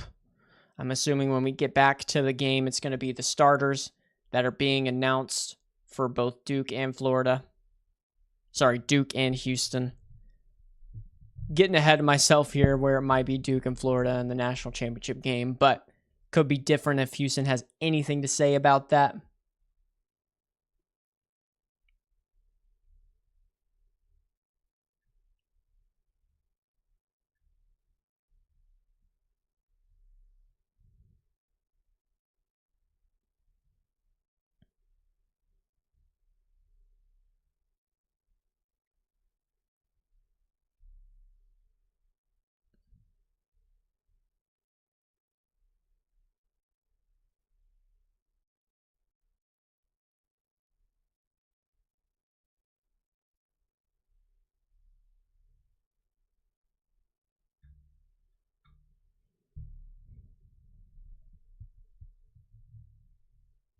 Here we go. Lights are off. I think we're about to get some starters announced. First up, it looks like it's the Houston Cougars. Obviously, projected started lineup.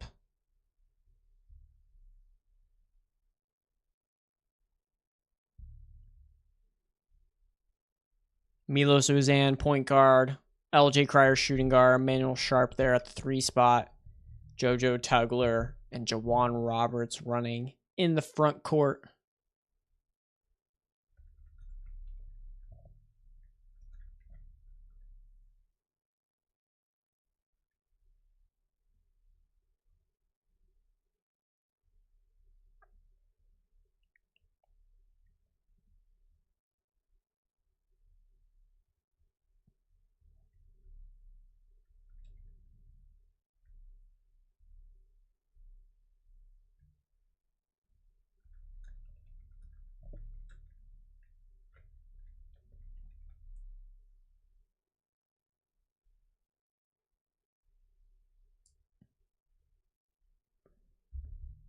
Yep, looks like starters are being called now. And while we're waiting for this game to start, another thing. How far do we think Walter Clayton has moved up in the NBA draft? I mean, I see a guy play like he has played. In my opinion, he's got to be a first rounder, but I don't think he's getting as much love as most people would expect with his play, but he's definitely moved up. He's just shown what a clutch performer he is.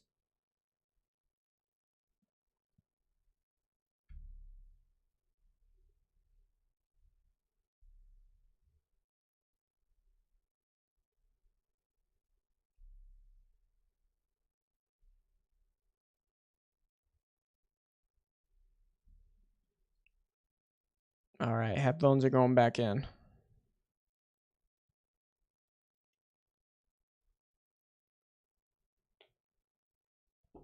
Now we're naming the Duke Blue Devils starters. Doing their little intro.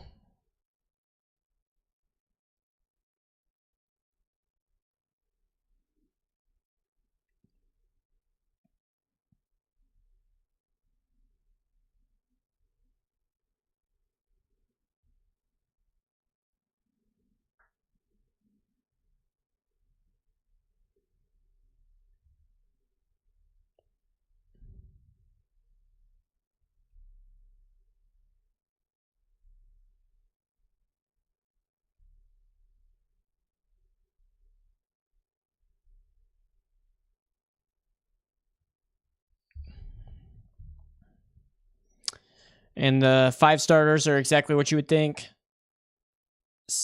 Cooper Flagg being named first for the Duke Blue Devils.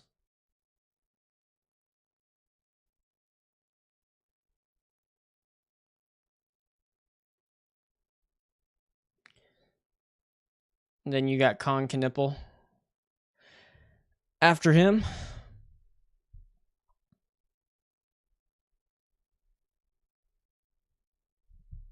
Come on, Malawatch. I'm excited to see him play in the next level. He has grown so much in 1 year. I mean, he was good even at the beginning, but he's really blossomed as a player throughout the season.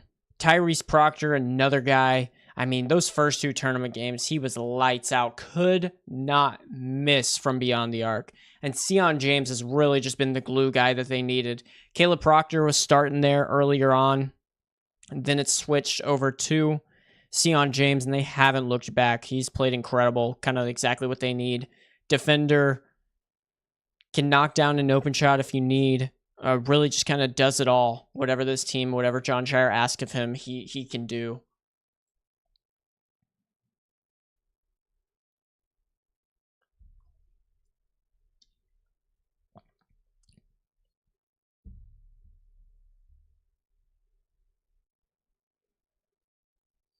All right. Starters have been announced. Teams are on their benches with their coaches. Commercial break has started, but the next time we see the game, it'll be tip-off.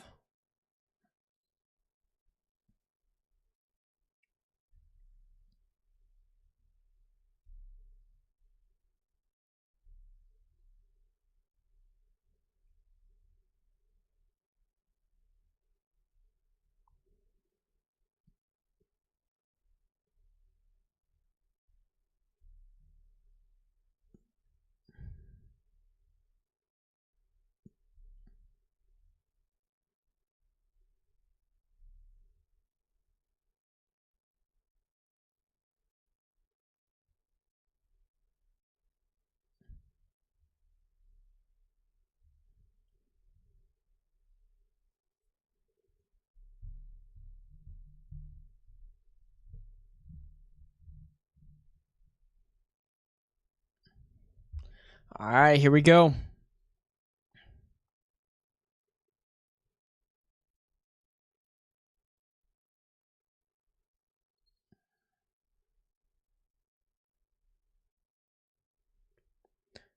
Coming in hot. Houston 17 straight wins. Duke 15 straight wins. Houston won their last game by 19. Duke won their last game by 20.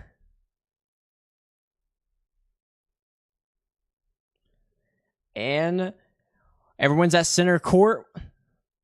And the ball is up. And we are underway in San Antonio. Houston has the ball. Milos Uzan starting it off for the Houston Cougars. Houston's rocking their black Houston threads. Duke is obviously in. They're all whites. Cooper Flagg guarding Jawan Roberts to start. Blocks Jawan Roberts. It goes out of bounds. Houston basketball.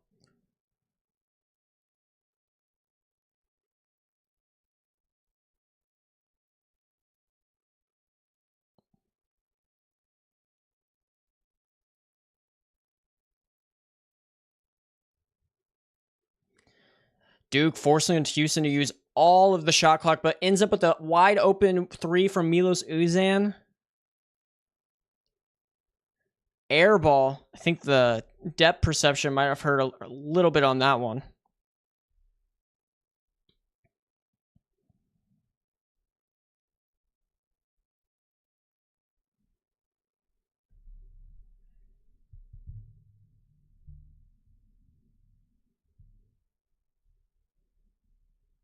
Yeah, that's definitely out on Sion James, but they're looking to see if that ball hit the rim. I don't think it hit the rim, so Houston only has 0.3 on the clock.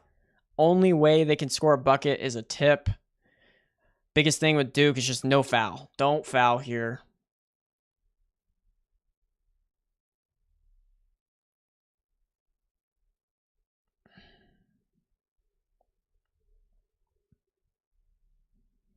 Shot clock violation for the Houston Cougars. The Duke Blue Devils already forcing a turnover in the first possession.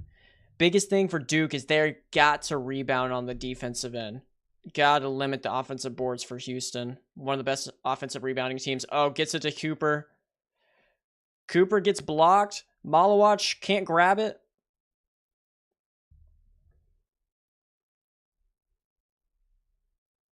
Tugler's down, though. Foul on Malawach.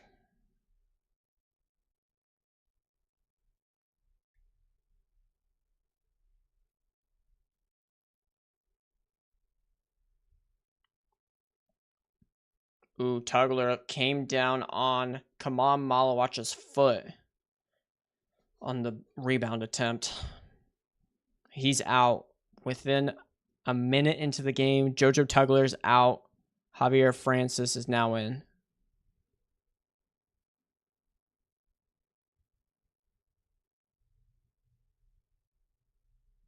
No free throws for Emmanuel Sharp. Was a foul on the floor. Emmanuel Sharp shoots a deep one, misses, but offensive board out to LJ Cryer, hits the 3. That is exactly what Duke cannot allow to happen.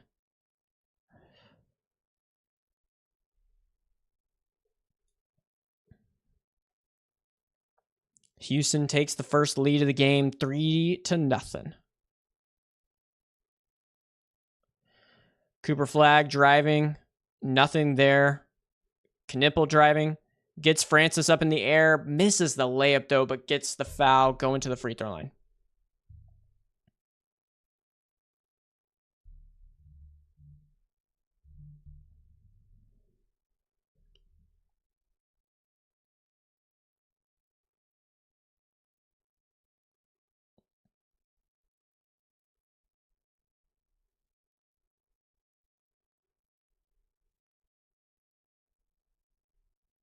Con Knipple at the free throw line, 92% free throw shooter, hits the first one.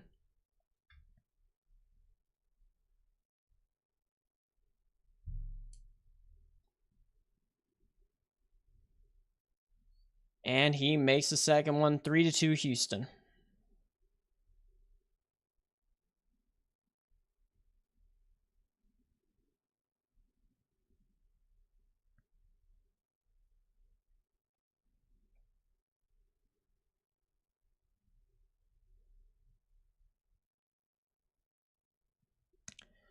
Francis passes over Milos Uzan. 10 seconds on the shot clock. Uzan with the pull up. He shot really well from 3 so far this season, but misses that one. Offensive board, though, kicks it out to Cryer. Jump shot, miss. Houston tips out of bounds. Houston already has 2, maybe 3 offensive rebounds this game. Exactly what I mentioned was the scary part was you got to get Houston off of the offensive boards.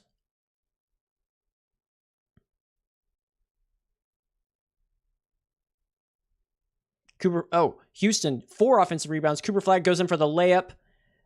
Barely misses the layup. Houston with the defensive rebound. Sharp goes in, misses. Another offensive board for Houston.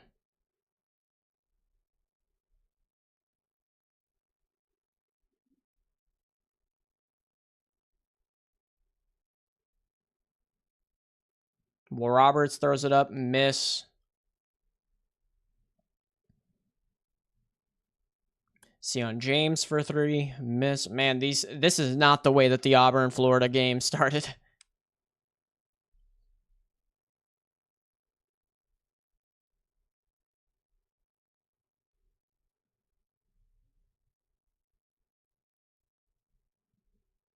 LJ Cryer step back 3, that's out. Knipple with the rebound.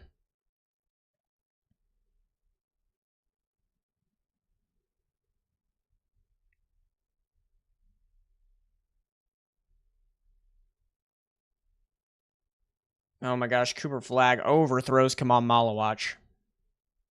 Turnover.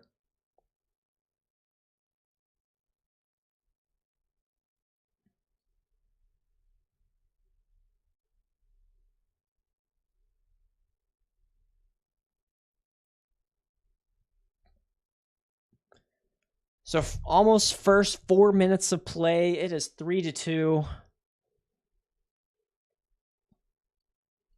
Duke just fouled Emmanuel Sharp on a jumper. 2 free throws for Houston. Misses the first free throw.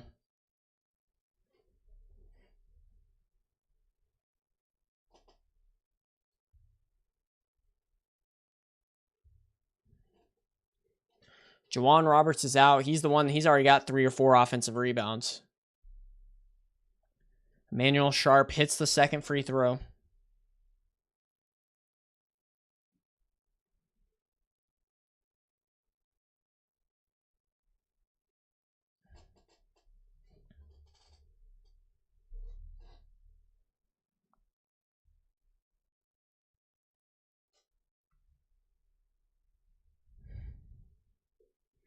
Caleb Foster in the game for Sion James.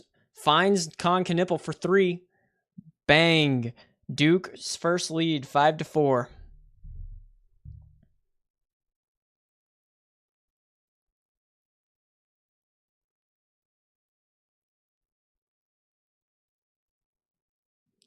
Oh, Cooper Flag gets the steal.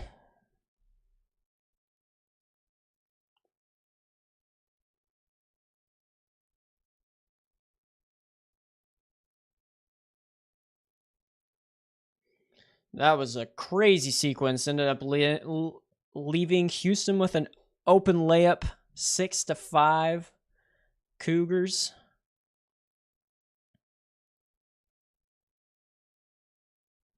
Con Knipple trying another 3. He misses.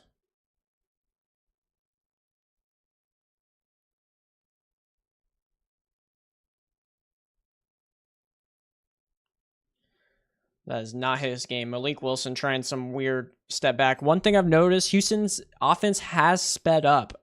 Usually they're a lot slower, more deliberate with their offensive possessions. Seems like they're playing a little bit at the pace that Duke wants. Duke has the ball. Kick out to Cooper Flag for 3. Bang. Cooper Flag, first bucket of the Final Four's 3-point shot off of the Con Knipple assist.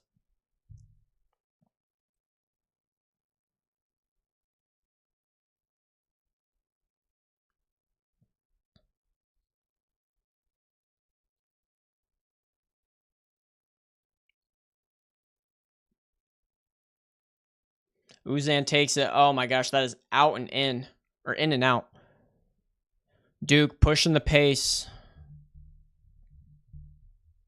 Tyrese Proctor, runner. It's good. 10-6, Duke.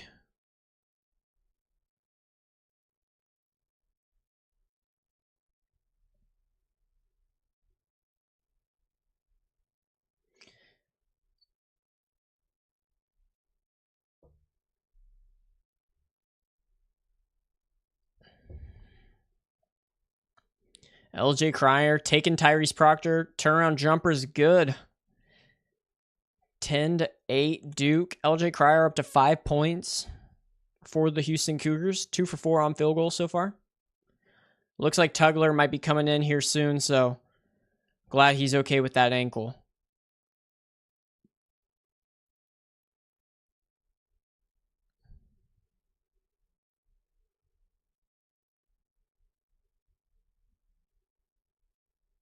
Cooper Flag, pull up 3, not good. Houston gets the rebound.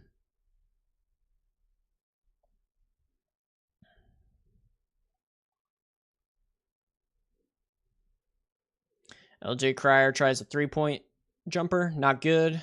Foster with the rebound. Kicks it up to Cooper Flag, who goes in, takes it, dunk.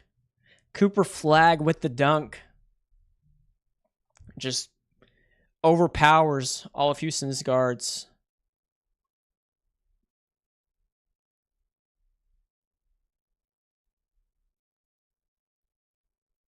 Milos Uzan, pull up, not good. Houston's getting the shots they want, but really the offense is moving a lot faster, playing at Duke's pace right now. Oh my goodness, good pass from Gongba to Kong Knipple. Backdoor cut.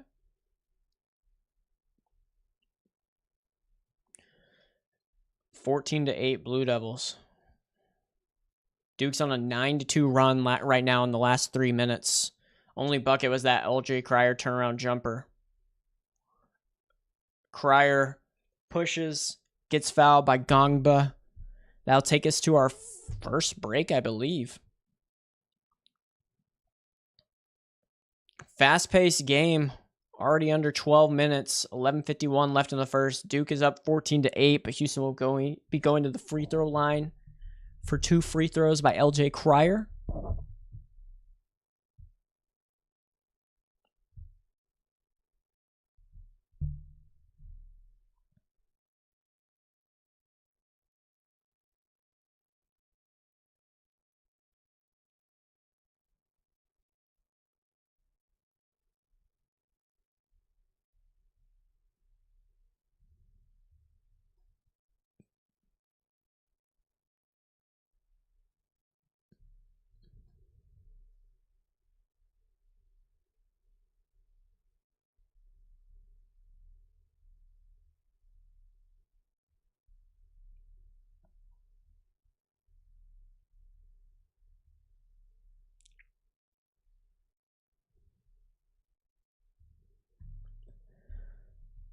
Well, early on game reactions. Duke is getting the pace that they want, but haven't been able to convert on some of their field goals. Houston shooting horrible, 3 for 15, 20%, only 1 for 6 from the free throw or from the 3-point line, so 17% there.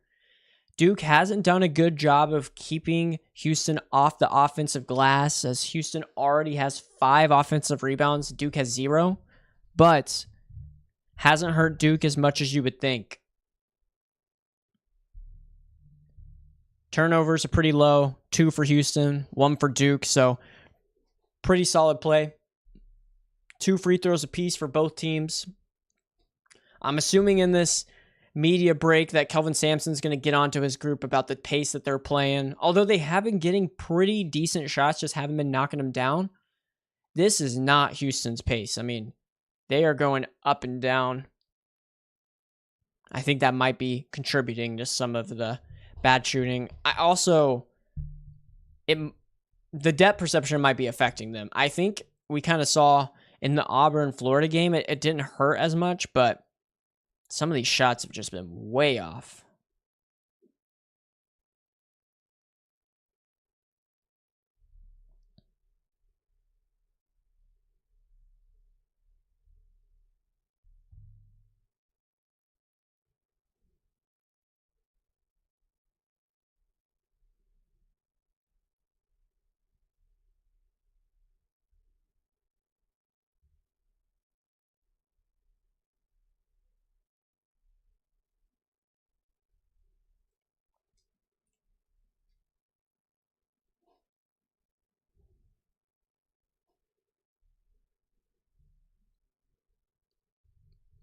Jim Nance is there for Houston. Coach K there for Duke.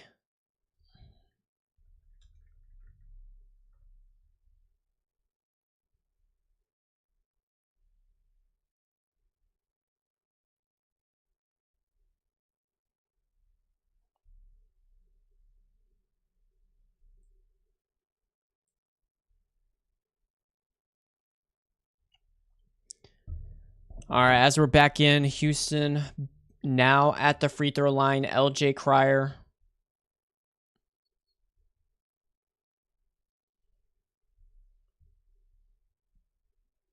Two shots. Makes the first one.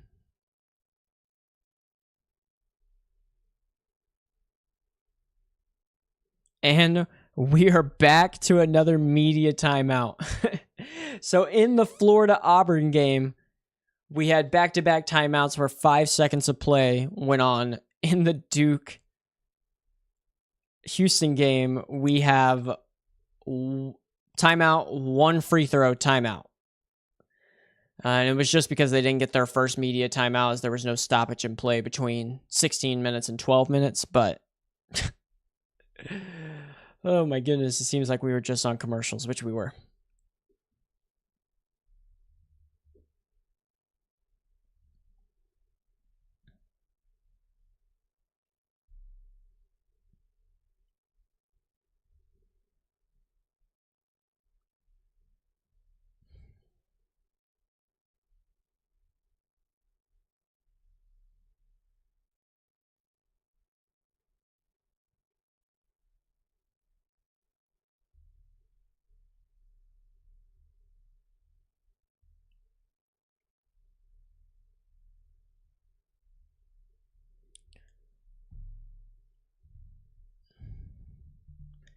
So high scorers on both teams. Con Knipples got 7 for Duke, 2 for 3 from the field with a 3-pointer.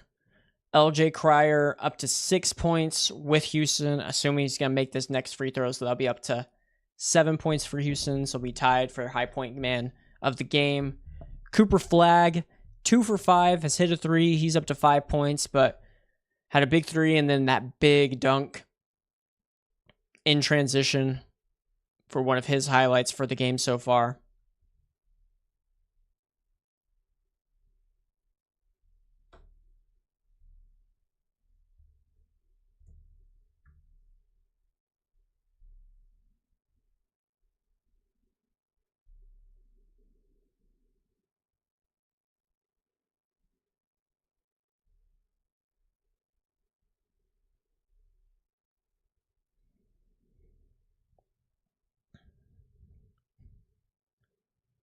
Man, these back-to-back media timeouts are rough. I mean, it was great. There was no stoppage of play for more than 4 minutes, which you have to love. No free throws, no out of bounds, anything like that. Just pure basketball.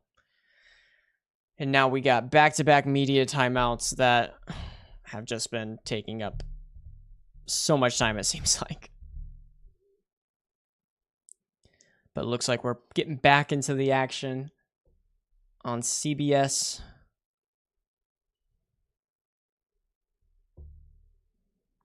A lot of rest for the players, so everybody should be well rested and ready to go.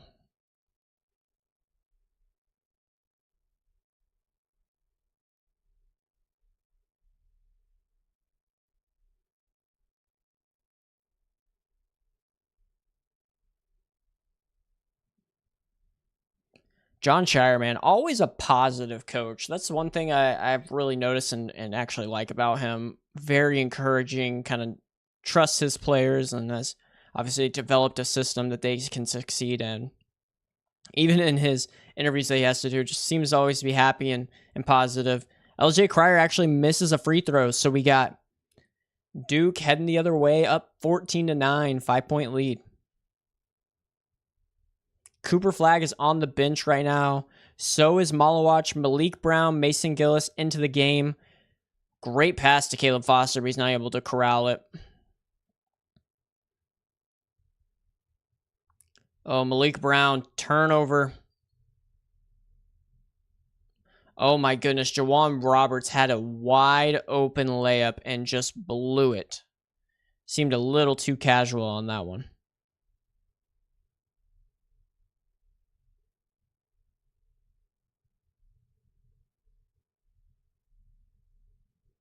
You got to convert that if you are Jawan Roberts. Caleb Foster driving in. Gets a foul on Milos Uzan. I think that's his second foul. I'm pretty sure he just got back-to-back fouls, one on the defensive or one on the offensive end and one on the defensive end. So 2 fouls on Uzan at this point in the game is going to be huge. It's going to force him to go to the bench, I would assume, for Kelvin Sampson.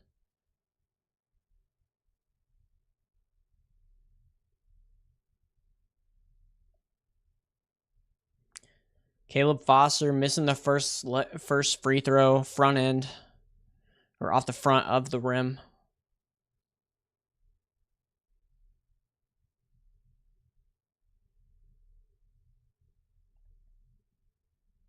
Misses another one, this time too long, but tip ball, Concanipple comes up with it and gets the layup. 16-9 Duke.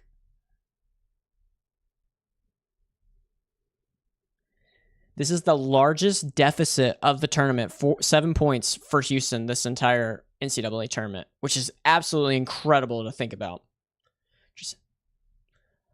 Still Mason Gillis, and then a foul on JoJo Tugler.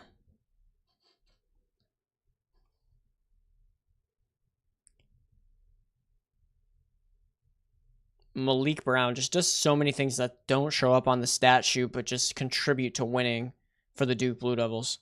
And Mason Gillis, not someone you expect to get a steal on the ball, but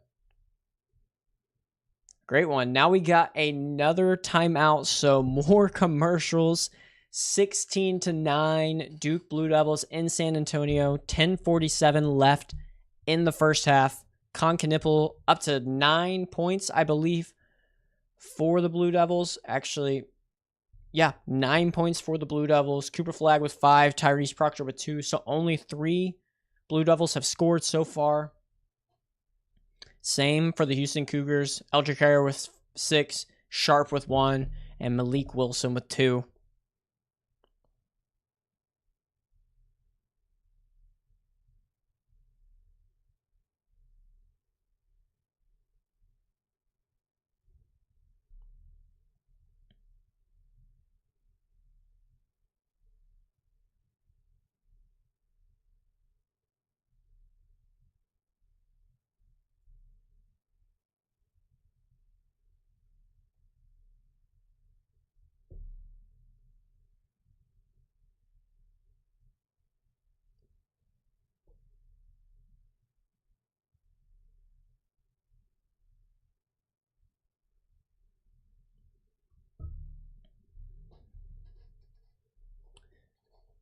Well, there shouldn't be any fatigue for any of these players. I mean, we have had 3 timeouts with commercials in the past 3 minutes of play, it seems like. I think less than that. Yeah, actually almost just over a minute. I think it was a minute and 4 seconds of play. So a lot of commercials. Ready to get this thing going.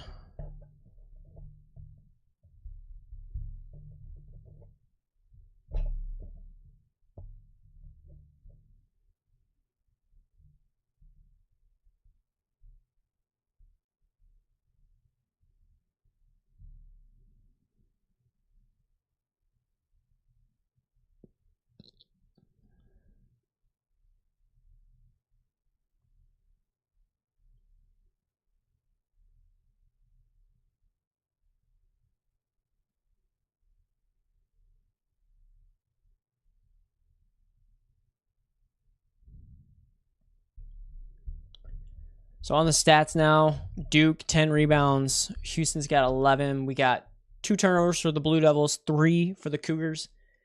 Cougars are shooting under 20% on both 3-pointers and from the field. Duke 50% from the field, 40% from 3. 7-point lead for the Blue Devils right now.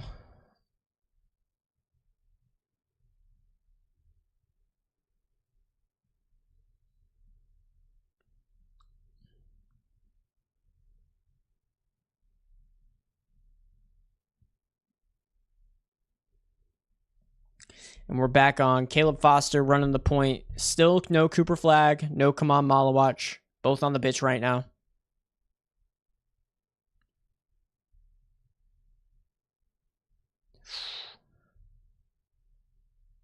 Finds Caleb Foster. Caleb Foster drives it. Missed the layup. Malik Brown with the rebound and the putback. Again, just does so many things that helps the team win. Valuable piece for the Duke Blue Devils. Like that he's back from injury and going to be able to play. It seems like extended minutes compared to what he was in the Elite Eight.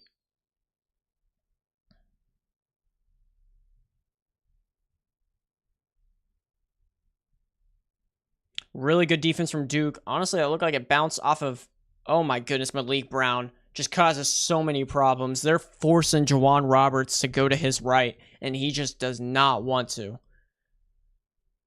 I mean, Malik Brown was in between Juwan Roberts and the other basket. If he could have spun right, he would have been wide open for the layup, but he just wants to go with his left over his right shoulder instead of spinning and going with the right hand.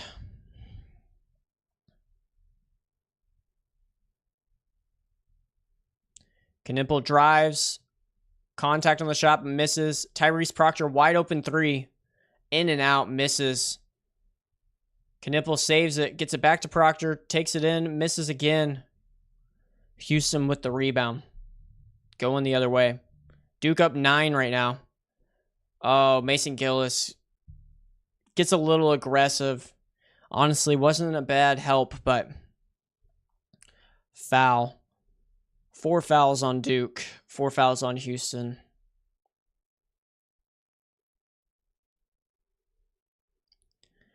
Looks like Duke is subbing 5 on, 5 out. 4 on, 4 out. Mason Gillis, the only one to stay in. Con Knipple, great start to this game so far. Cooper Flagg's back in.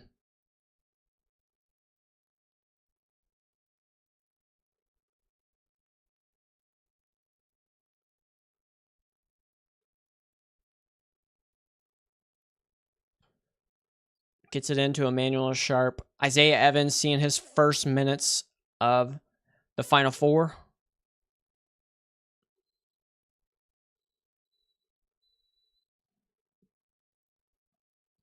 Emmanuel Sharp misses. Juwan Roberts, offensive rebound. Oh my goodness. Foul on Sion James, but Kamal Malawach just sent Juwan Roberts' shot.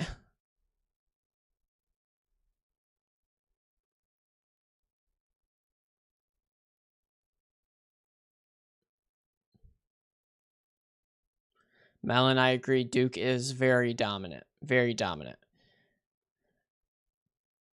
But again, as you can see, offensive rebounds are the things that can hurt. That's going to hurt Duke the most in this game, in my opinion. Whether they're getting putbacks and making it, or just getting fouls and getting people in foul trouble, I really think that is going to be the biggest issue that Duke has with this Houston team is the offensive boards. Jamal Roberts misses the first, makes the second. 10-18 Duke.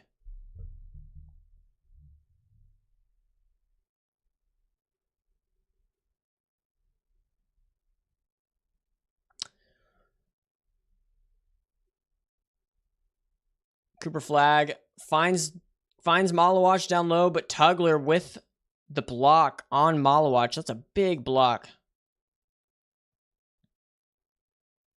Emmanuel Sharp, deep three. Oh, he hits it.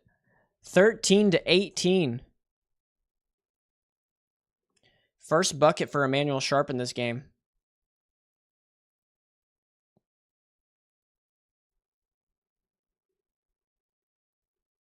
Mason Gillis tries the three. He misses it short. Houston's running the other way. Arsenault for three. Misses it. Another offensive rebound this time. LJ Cryer finds Juwan Roberts. Cooper Flagg on him. This time he spins to his right. Puts it up. Makes it 15-18. I think that's a 6-0 run for the Houston Cougars. Duke is going to call a timeout. Gets him right back into this game. 3-point game. 7 offensive rebounds for the Cougars at this point. We're only 12 minutes and 20 seconds into the game. This is where it seems like it's going to start hurting them when they just keep piling it up, and Houston just keeps coming back and back and back on the offensive glass.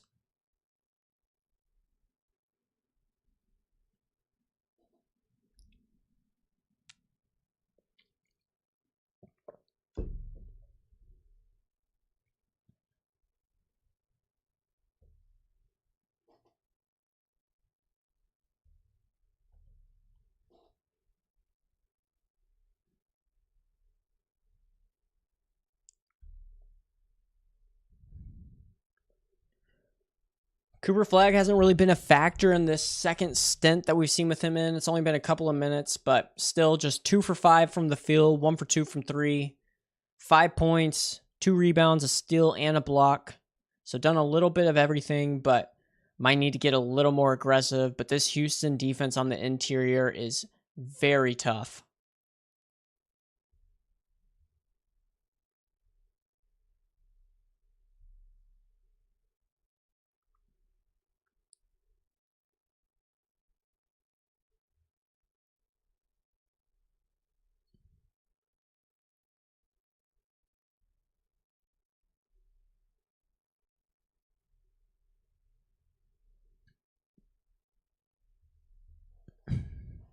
But to be completely honest, Duke has gotten some good looks, missed some free throws, missed some easy bunnies at the in the lane. Honestly, this league could be more like 7 or 8, maybe even more than that, to be completely honest. But right now, just a 3-point lead for the Blue Devils.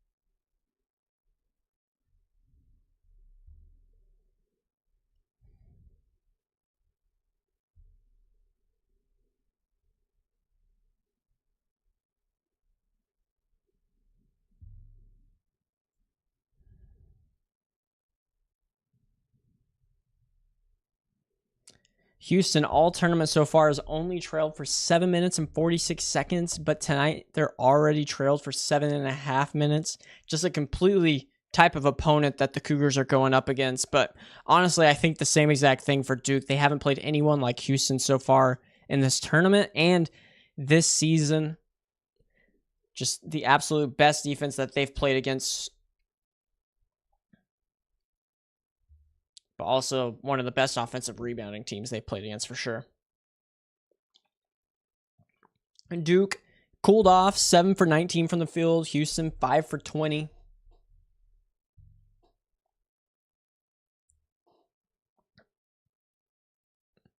And we're back in it. And one thing to note, Houston's gone on this run without Milos Uzan because he's been on the bench with 2 fouls. Cooper Flagg finds Sion James in the paint.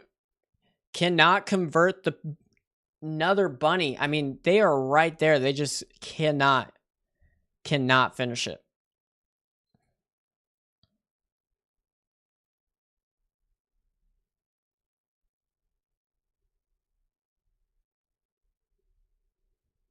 LJ Cryer's got Cooper Flagg on him, passes it over to Jawan Roberts. He misses it. Cooper Flagg can't grab it. Another offensive rebound for Houston, but Cooper comes up with the block and the rebound.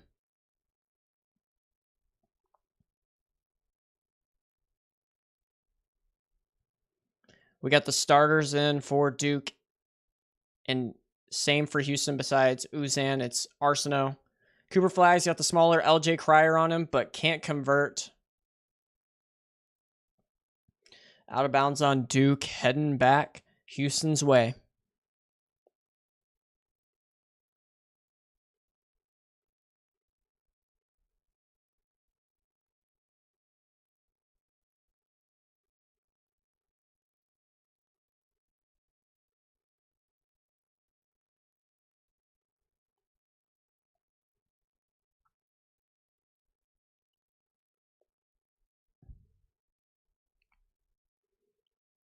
Emmanuel Sharp.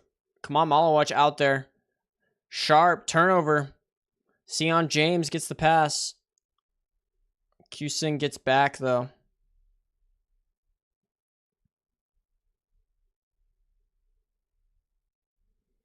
Looks like Knippel's got the ball, looking for Cooper. Two-man game with Kamal Malawatch. Finds Malawatch on the slip, dunk, and the foul against Emmanuel Sharp. So Emmanuel Sharp turns the ball over and then ends up fouling Malawatch down low. Come on, going to try and do a 3-point play. Great pass from Cooper. Tugler didn't get back with Malawatch.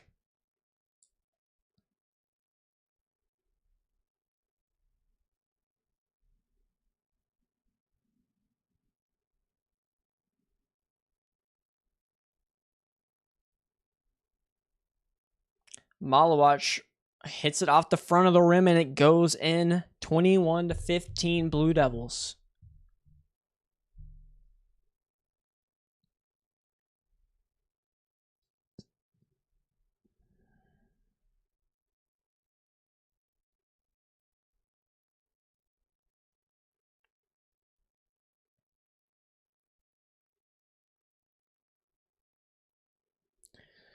Malik Wilson running the point. Malawatch and James got subbed out for Malik Brown and Caleb Foster for Duke.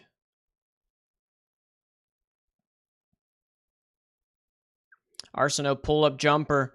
Air ball misses it, but another offensive rebound for Houston. Malik Brown, though, doing what Malik Brown does, gets his hands in there, forces a turnover on Jawan Roberts.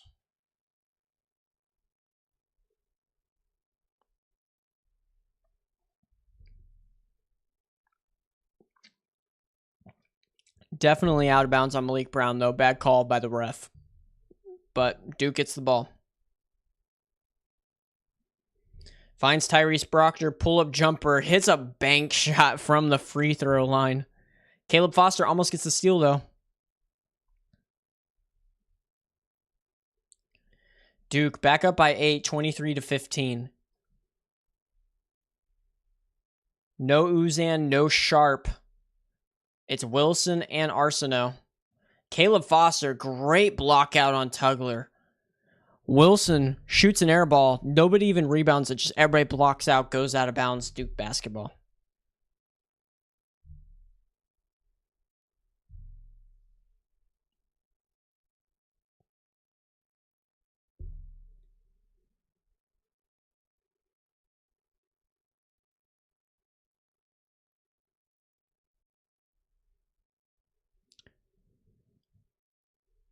I feel like Shire has played Caleb Foster a lot this half. A little more than maybe the last couple of games. Took it in, but he just got blocked by Francis.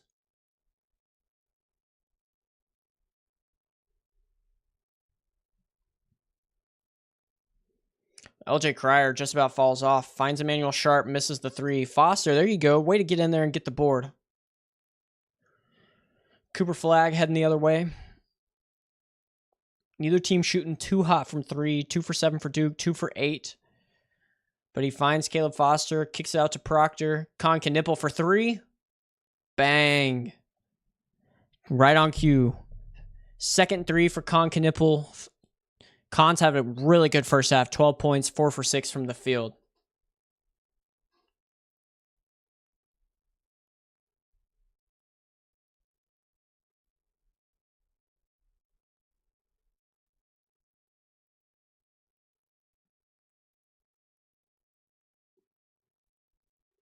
Jawan Roberts spins around Malik Brown for a big, big dunk.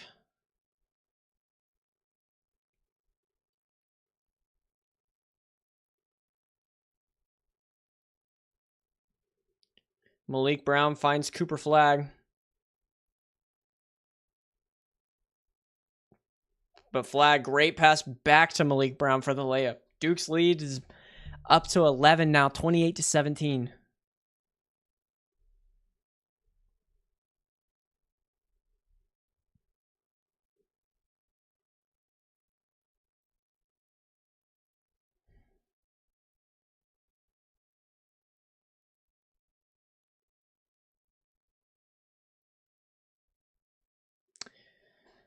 Francis misses the shot from the paint, but foul on Caleb Foster.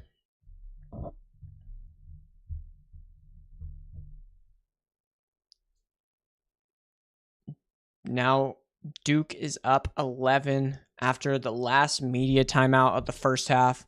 28 Duke, 17 Houston. 2 minutes and 36 seconds left in the first half. Con Knippel's been the bright spot for Duke. Cooper Flagg's getting involved, not necessarily in the scoring.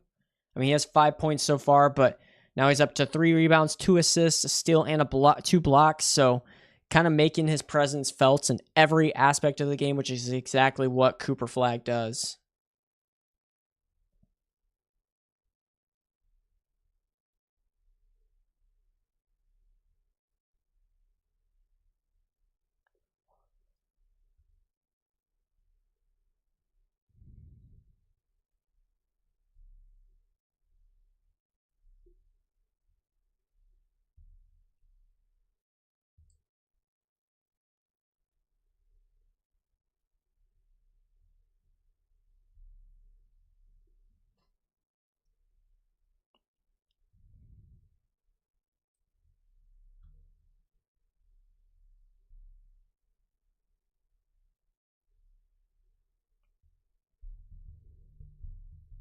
Shooting in this game has not compared to what we saw in the first game for sure. Duke, not too bad, but Houston's offense has looked absolutely horrible. I mean, it looks like they're just throwing up shots, hoping that they get the offensive rebound at some point.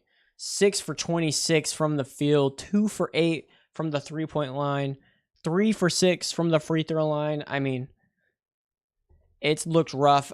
Duke, 42% from the field, 11 for 26. 3 for 8 from the three-point line, 3 for 5 from the field. So hasn't necessarily been great shooting by anybody, but with Houston shooting below 23 or around 23% from the field, doesn't take much to shoot better than that, it seems like.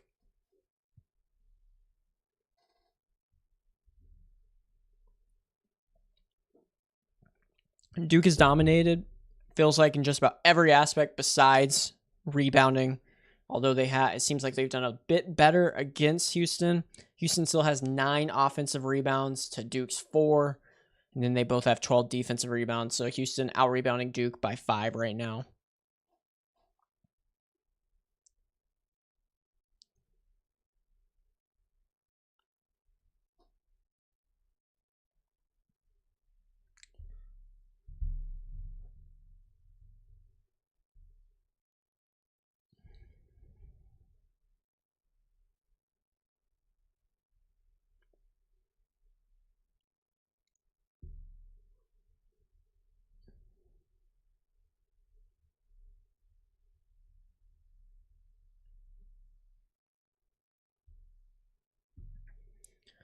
But getting back into it, Houston's going to have 2 free throws for Francis.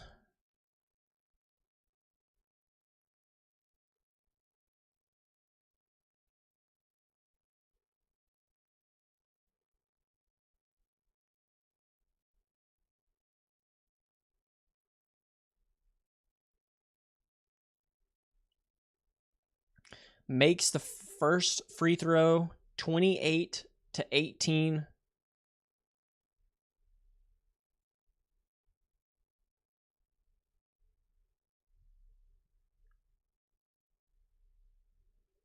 Makes the second one. 9-point lead for the Blue Devils, 28-19.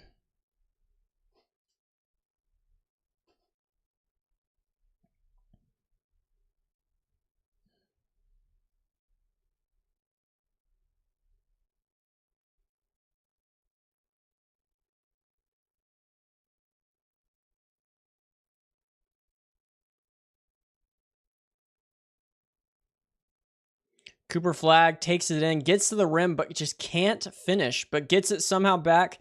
Oh my goodness, what a finish from Cooper Flagg. Misses the easy one, somehow grabs the loose ball, hits the up and under with the foul. Incredible finish by the freshman. Gets hit in the head too.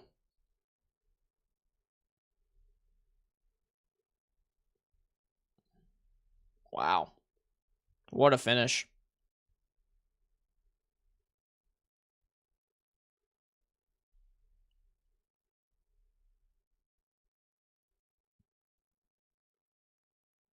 Cooper Flagg makes the free throw, 31-19, Duke.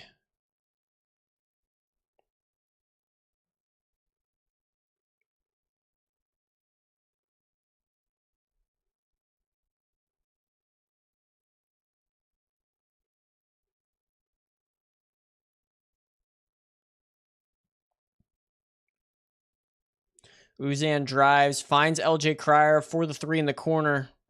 Bang. Can't give him any space. Back to a 9-point lead for the Blue Devils. LJ Cryer up to 9 points. Has been pretty much the lone bright spot on offense for Houston. Tyrese Proctor lobs it up to Kamal Malawach. A little too high, but Malawach gets fouled. Going to the line for 2.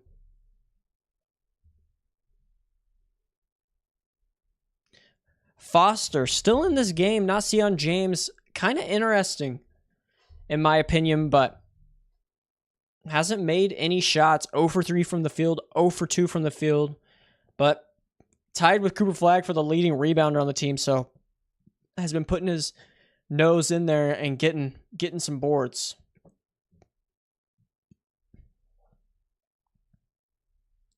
Malawach really short on the first one, just barely hits the rim, it feels like.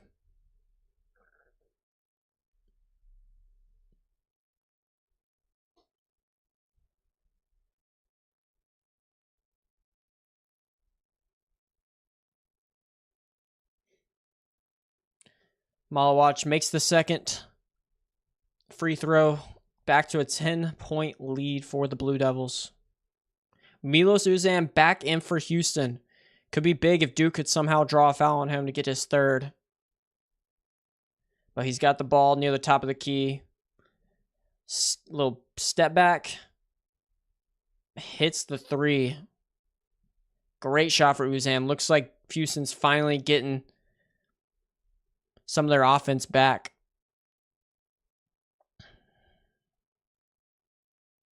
Cooper Flagg, ISO against Juwan Roberts.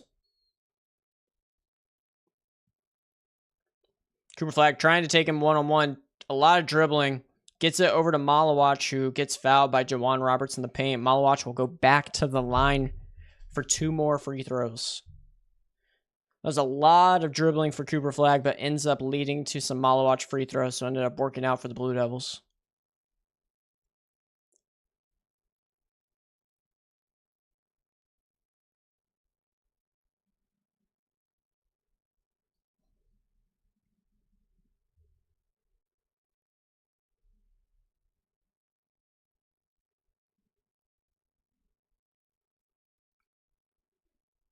Malawach makes the first. He's got a really pretty shot from the free throw line. I mean, it looks really pure for a 7-footer. Shoots over 70% from the free throw line as well, which is huge when you can keep a guy like that in late game situations.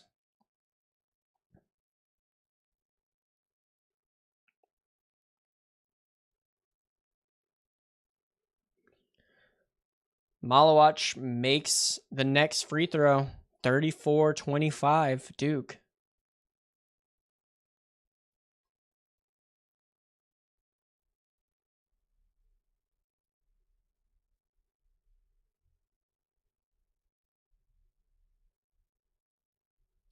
LJ Cryer gets the ball back.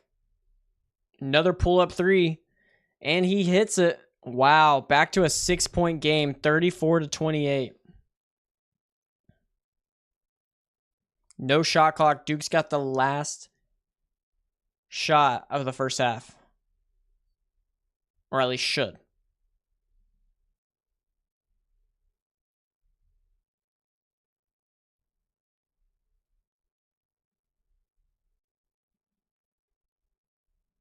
Tyrese Proctor gets the wide open three, misses it off the front.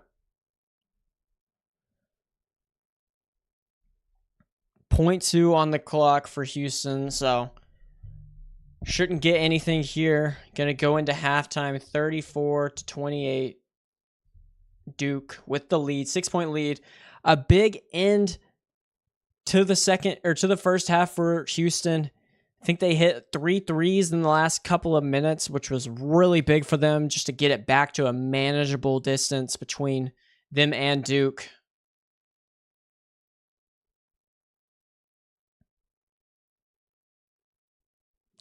A little weird to see both teams running into the locker room through the same way.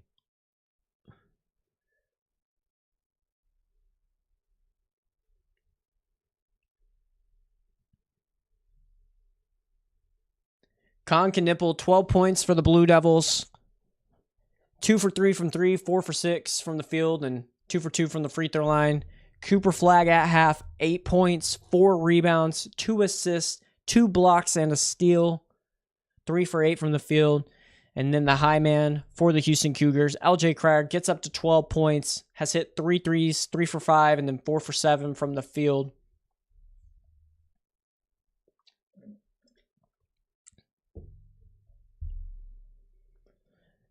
And Duke is up 34-28 at the half.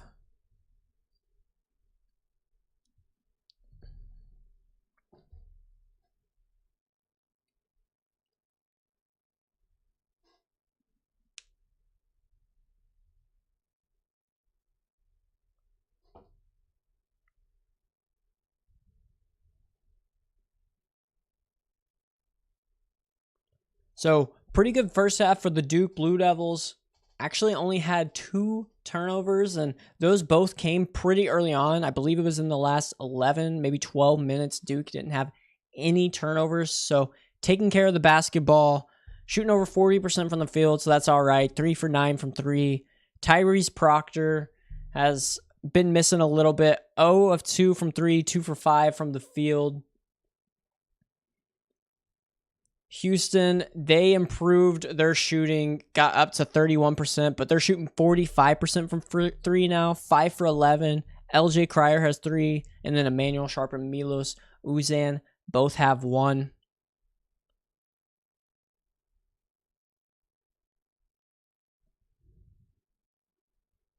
Looking at the shot chart, obviously a majority of the damage came from in the paint, from beyond the arc from both teams.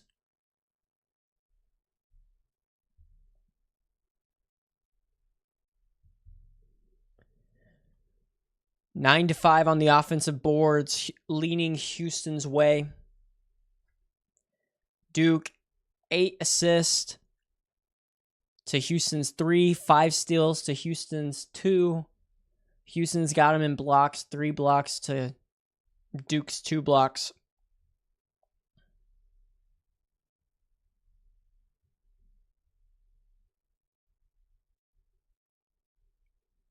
Houston's going to need all of those threes and more from LJ and Milos and Emmanuel Sharp. I think Duke's length and their versatility on the defensive end has really been a problem for Houston.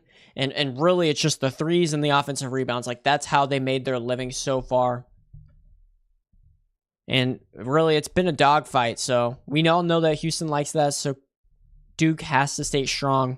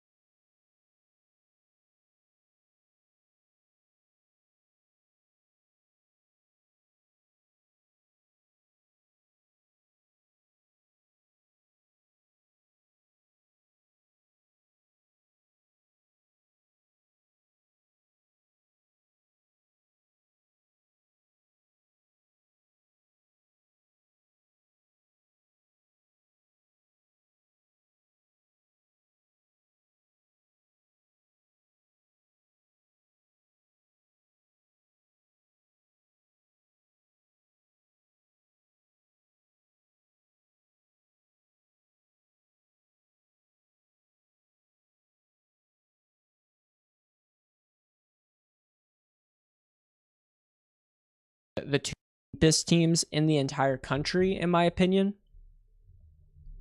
Just from the sense of Florida plays 9-10 guys every single game, and they're all good. Like there's no huge drop off. I mean, obviously Walter Clayton to anyone else on the team is going to be a drop off, but they're really good. Duke, same thing. They got a lot of guys as well, so guys are going to be ready to play, and obviously fatigue and depth is not an issue between the two. The other thing is these teams are big, right? I mean, Florida's got a ton of bigs, so does Duke. I really want to see the Malawach, Chinyelu, or Condon matchup. I think it would more likely be obviously Condon versus Cooper Flagg. Could that present any issues for Cooper? I don't know. We'd have to wait and see. Then you got the Walter Clayton versus Sion James, Tyrese Proctor versus Elijah Martin, Will Richard versus Con Knipple. I think that would just be a really, really fun game to watch. And is my prediction, but at the end of the day, any of these games are going to be good games because we got the 4 best teams in the sport for sure in this one.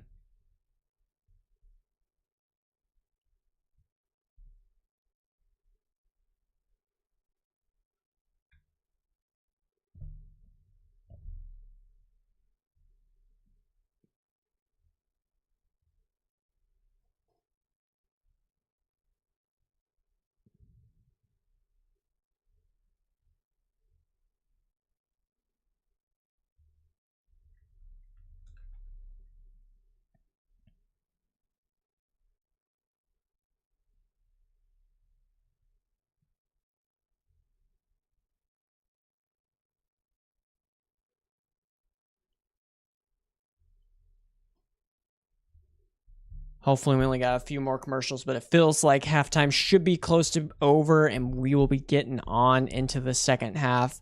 Interested to see if Houston can do what Florida did in our first game of the Final Four, where Florida was able to quickly get back into the game, went on a quick run, and tied it up within before the first media timeout. It was a tie game there, so it was basically 0-0, 16 minutes left in the game. Houston only down 6, so obviously they have the ability with the way they shot the 3 ball at the end of that half, 2 quick threes to start the half, and they're right back there tied with Duke. Wonder what Duke's adjustments are going to be on the defense and the offensive end. 34 points, not bad for a Duke team, but obviously a team that averages over 80 on the season, over 90 in the tournament. I'm assuming something's got to change there. Then also on the defensive end, I think Coach Shire is really harping on the fact that his team has to box out. Some of the times the boards just aren't going to go your way. Long rebounds, air balls, different things like that. But for the most part, some of these boards are things that they can prevent if they just box out and attack every single rebound.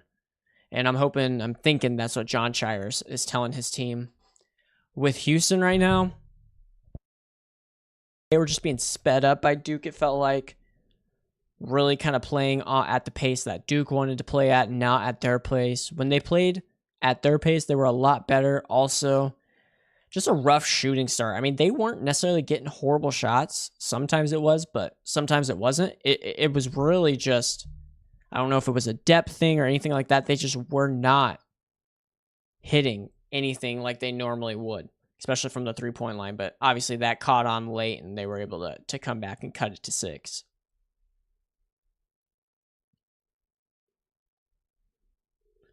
Looks like they're showing highlights from the Auburn Florida game, and Auburn got it out, I think, to double digits. It was at least 9 in the first half.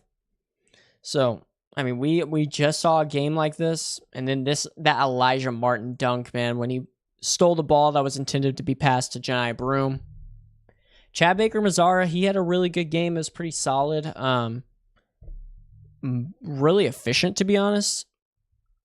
Jani Broom quieted down in the second half, though. Florida really ramped up its defense on him there. But Elijah Martin had 2 big dunks for the Florida Gators.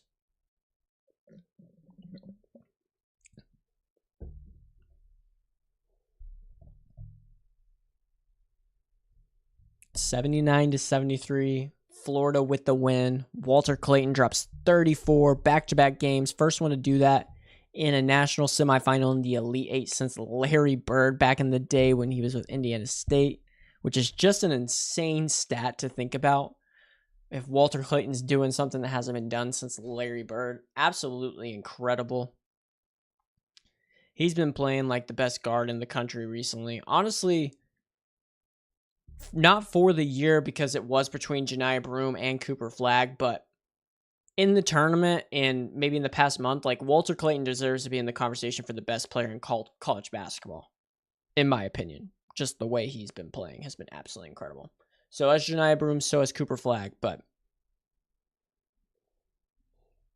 Walter Clayton, a really, really good player. I hope NBA scouts are seeing what we see and end up taking him in the first round like he deserves to be. I understand the age, I understand the size and all of that, but you see guys like Jalen Brunson and undersized guys that just have this offensive skill set and this clutch DNA that allows them to score even when they are outsized and different things like that. I think Walter Clayton, I don't know if he has a shot of being as good as Jalen Brunson, but I definitely think he has a shot to be a solid role player in the NBA, and really hope some scouts and some teams give him a look, which they are giving him a look, but I think he deserves to be going higher, just a little bit a little bit higher than he is projected right now.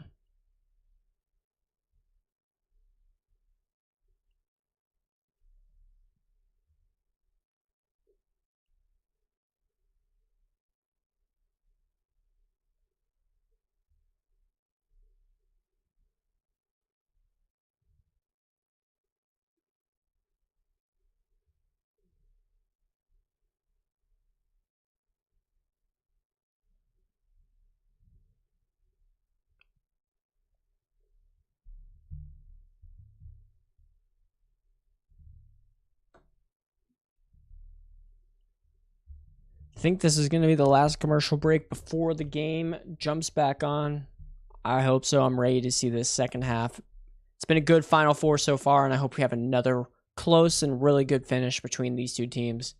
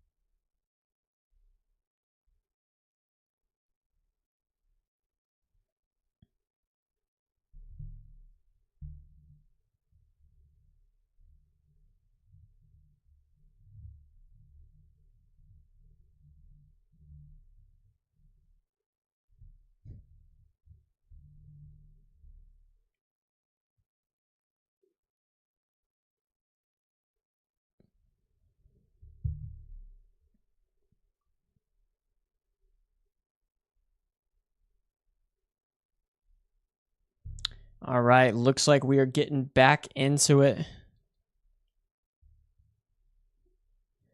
They're in San Antonio in the Alamo Dome. Duke 34, Houston 28. Both teams looking to be going out of the locker room, back onto the court.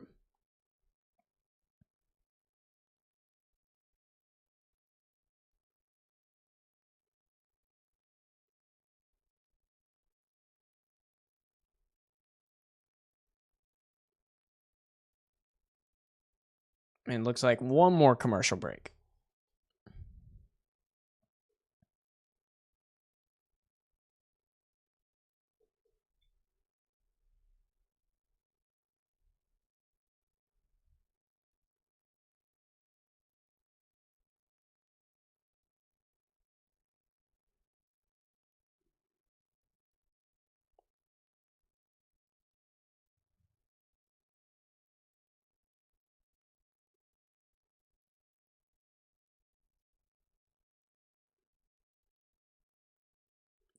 Yes, it is a low-scoring game. I think, well, I know it's because Houston. Houston is the best defense in the country, number one in adjusted defensive efficiency according to KenPom.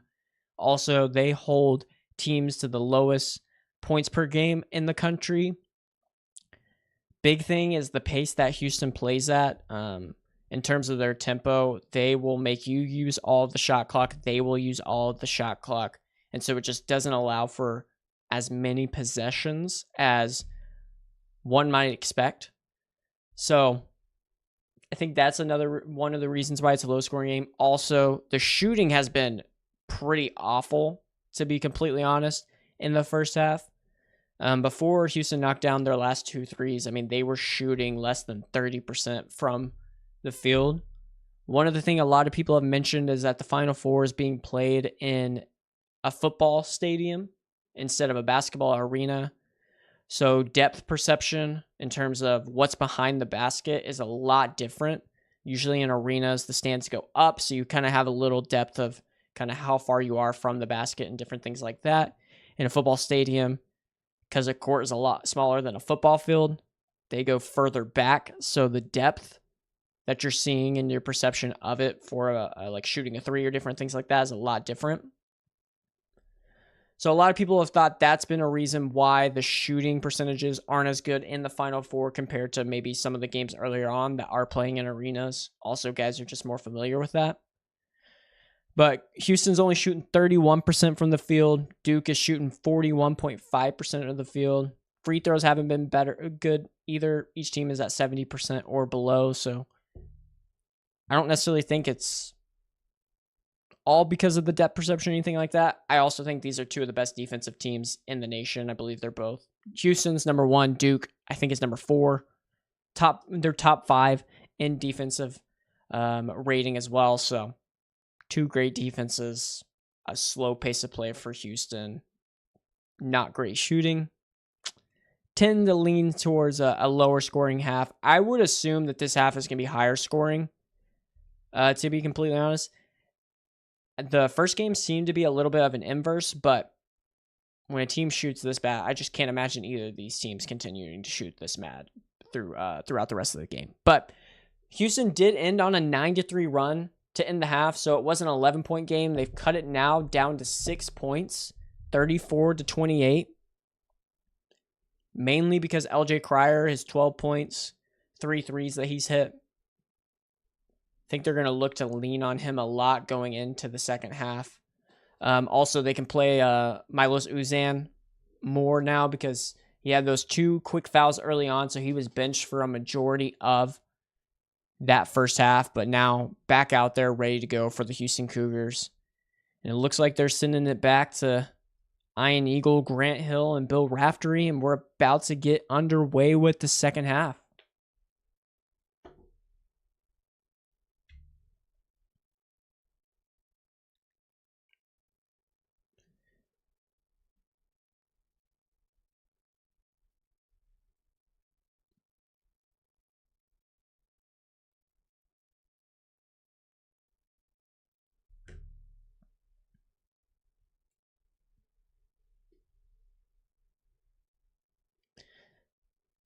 Let's go Duke.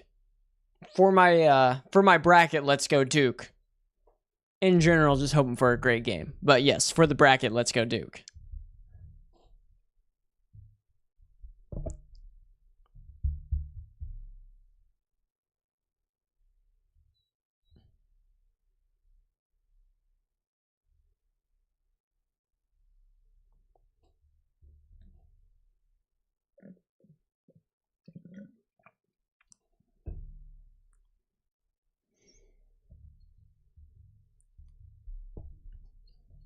Yeah, agree with John Shire mentioning that they play great defense besides a few of those threes at the end. I think the same exact thing.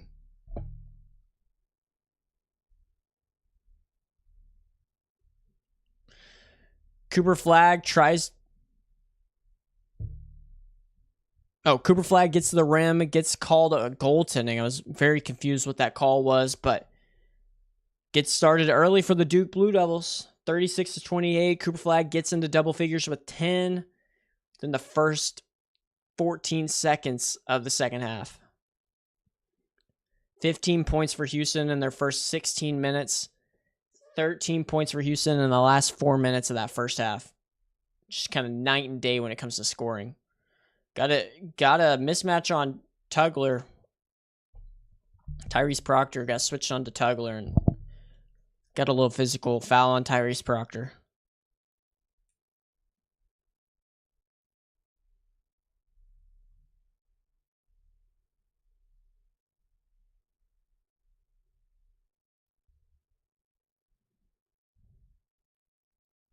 LJ Cryer pull up for three. Another one, man. They have gotten hot.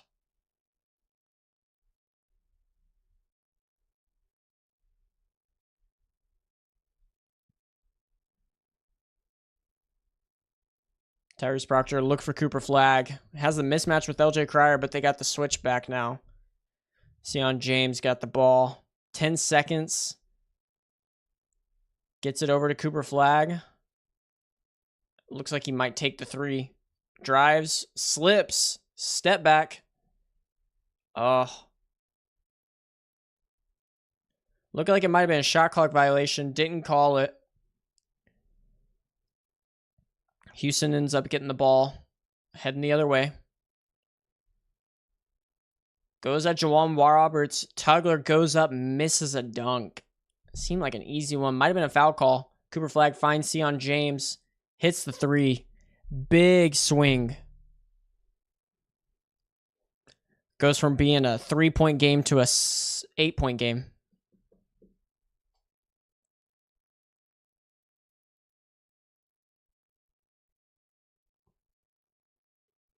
Uzan takes it in. Up and over Cooper Flag. Makes it 39-33.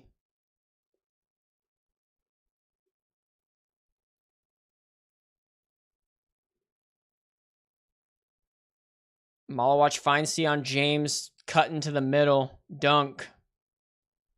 41-33 Duke.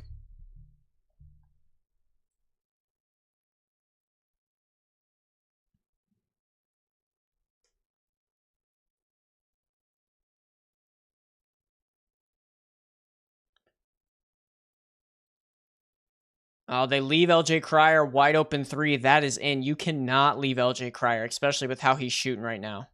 41-36. Houston gets it to 5. LJ Cryer up to 18 points. Nobody's missed a three yet this half. 2 for 2 for Houston, 1 for 1 for Duke. Flag pull up over Juwan Roberts, misses it. Knipple gets the save. Tyrese Proctor wide open three, misses.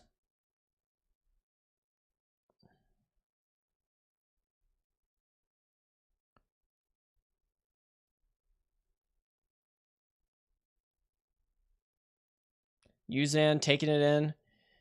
Passes it to Juwan Roberts, but goes through his legs. Turnover, Houston. Back to Duke. Duke's got to find LJ Cryer, though. I mean, you cannot leave him.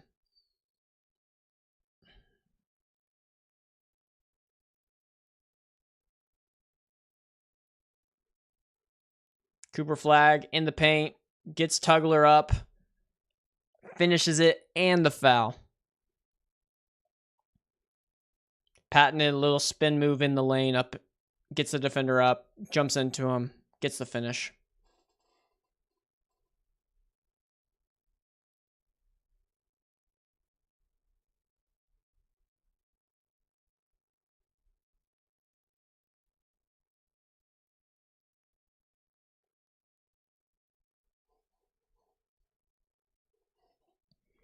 That's Tugler's third personal foul, though. So that could be big for Duke, keeping him off the floor. Cooper makes the free throw, gets it back to an 8-point game, 44-36 Duke.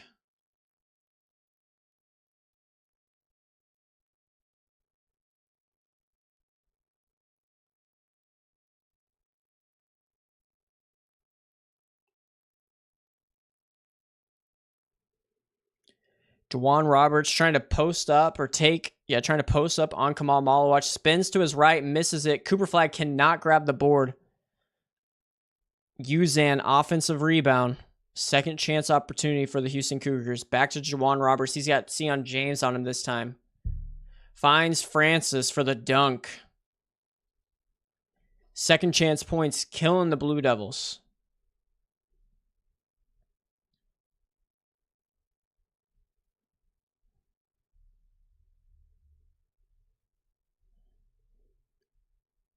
Sion James, nothing in the paint. Turn around, tries, misses it, but gets the offensive board. There you go. Duke getting their own offensive boards. Finds Tyrese Proctor. Drives in, finds Cooper. Open three. Bang. Cooper with this, I believe, second three of the game. 47-38. Flagg up to 16 points. 6 for 13 from the field.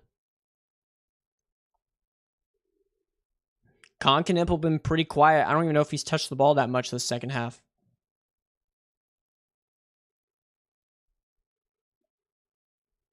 Now you got Juwan Roberts going back at Kamal Malawach. Finishes. Nice little spin. Got to go over his right shoulder. You cannot give him his right shoulder with the left hand. Easy finish. Cooper Flagg looks like Knippel might be open. Takes the three. Makes it. 50-40 Duke. Really big shot. Houston lost track of Knippel coming off to come on Malawach's screen. Milos Uzan gets the ball. Looks for Juwan Roberts, but doesn't have anything. Gets it back. Has Cooper Flagg on him. Kamal Malawach switches on him. Uzan, big move, takes it to the rim and finish it. What a move to get around Kamal Malawach.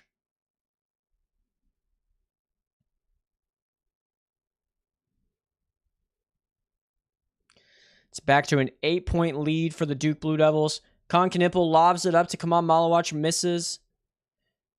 Sion James, wide open three, misses that. But gets the offensive board and a foul on LJ Cryer, which is going to take us to a media timeout. Duke leads it by 8, 50 for the Blue Devils, 42 for the Houston Cougars. Cooper Flagg catching a little fire here in the second half, has a quick, I believe, 7 points for the Blue Devils in the first 6.5 minutes of play in the second half.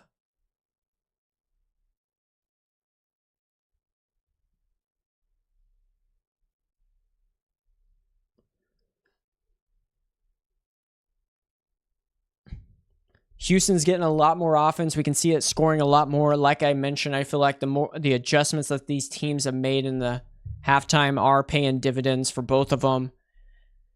Keys to the game, Houston, continue to hit in your threes, but obviously you got to stick with your guys. If you're hitting threes and Duke's hitting threes, it's not going to help you out. Duke, find LJ Cryer and block out. LJ Cryer has gotten way too many open looks for the Duke Blue Devils, it seems, into the first half and into the second half. Also, they got to box out. Again, second chance off the offensive rebounds of what's been killing them in this game.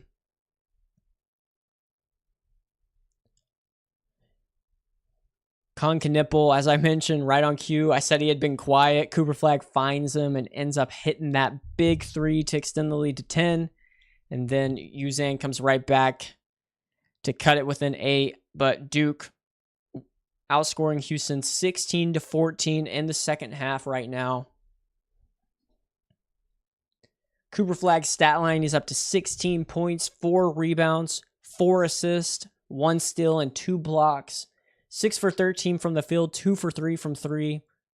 The way that Cooper Flagg has turned around his three-point shooting, it wasn't even bad at the beginning of the year, but the way that he's turned it around and it's continually getting better and better, I feel like that was one of the biggest knocks for him. But it's been incredible to see just the development that we've seen from him on the shooting front. Jeff, you think Cooper Flagg is going to be fair in the NBA? I don't necessarily know if Cooper Flagg is going to be this next star. Like, do I think he has the potential to be an all-star? 100%. But to be completely honest, I don't think he's going to, go out there and score 30 points a game or anything like that. That's just not who Cooper Flagg is. I think I don't want to make this comparison because it sounds bad. Like, I think Cooper Flagg is going to be like the Ben Simmons we saw early on when he was with the Philadelphia 76ers, but without being scared to shoot a layup or anything like that. Like, he's going to be a guy, he's going to average 14 points, 8 rebounds, 7 assists type thing. Like, he's going to do a little bit of everything, and it's kind of what you see here with Duke. He definitely scores a lot more in college than he is in the NBA, in my opinion. But does he have the potential to be one of those greats? 100%. But I just think he's going to be the type of guy that just does a little bit of everything and can help contribute with winning. I do, however, think there's some other guys in this upcoming draft that are going to be very, very good scorers in the NBA. Knipple finds Sion James early on out of the inbounds play, gets the lead back up to 10. Sion James up to 7 points now. Slow start to the game, but has had a pretty good second half so far. Duke is up to 13 assists compared to Houston's 6.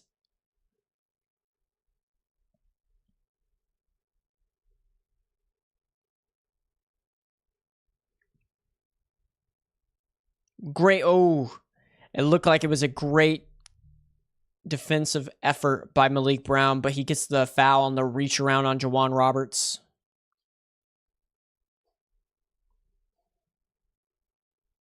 The roster construction on this Duke team has been really impressive. I mean, they didn't go out and just get the best players in the portal. They really went out and found their needs. Sion James, Malik Brown, Mason Gillis, just all really good gets for John Shire and co. And the way that Houston develops their players has been really impressive. And the way that they keep their players. Malik Wilson, though, throws a bad pass. Cooper Flagg gets the steal and gets the foul. Might be on the floor, though. Not sure if he's going to the line just yet. That's Cooper Flagg's, I believe, second steal of the game. Bad pass to LJ Cryer by Malik Wilson. Looks like they did get him on the shot, so Cooper Flagg at the line shooting 2.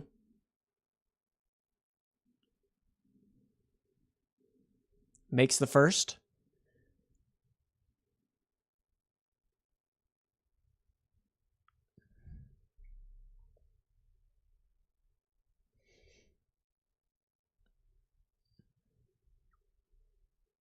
Makes the second. 54-42, Duke Blue Devils. 12 and a half minutes left in the second half of this Final Four game between Duke and Houston.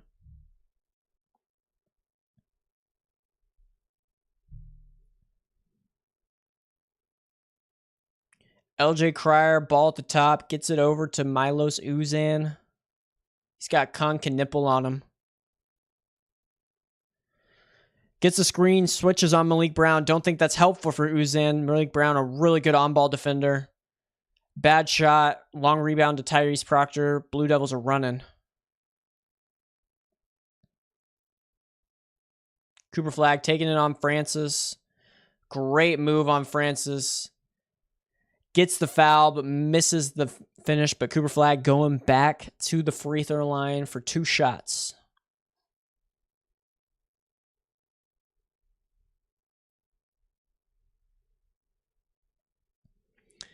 If Cooper Flagg makes these next 2 free throws after we get this media timeout, it means the lead's going to get up to 14 for the Houston Cougars. 14 with less than 12 minutes left. That means Houston's starting to get close to a little bit of a dangerous zone for Houston, especially with the way they play. We know they're not necessarily the team that's just going to run on you and score a bunch of points quickly, although they can, especially with their 3-point shooting. But I agree. I think Houston might be in trouble.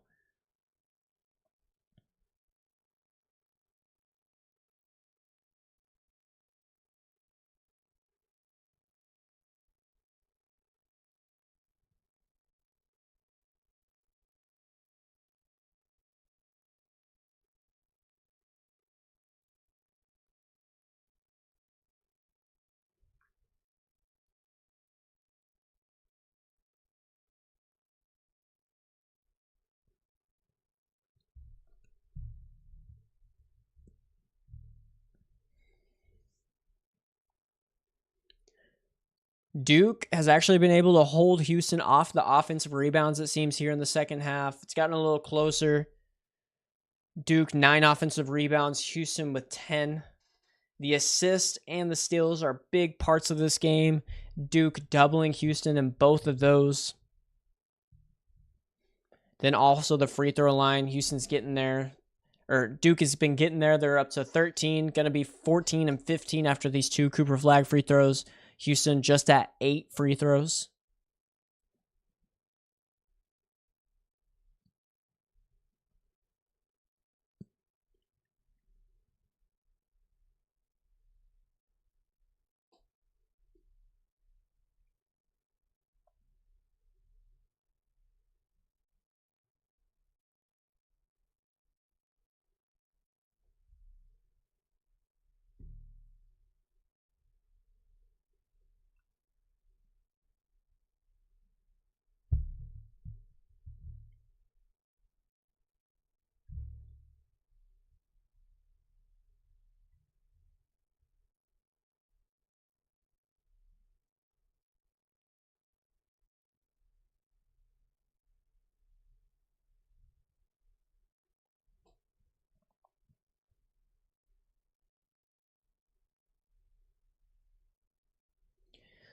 All right, and we're coming back from commercial break. Again, Duke's up 54-42. Cooper Flag heading to the free throw line for 2 more. Flag's currently 4 for 4 from the free throw line. We've seen just about every part of Cooper Flag's game in this Final Four matchup so far. 3-point shooting, defending with blocks and steals, passing the vision, getting to the rim.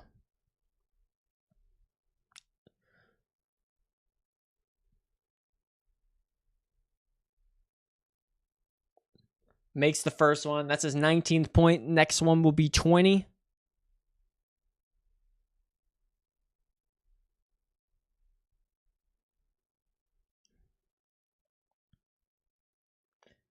And he makes it. 20 points for Cooper Flag. 24 rebounds, 4 assists, 2 steals, and 2 blocks. Stat line right now.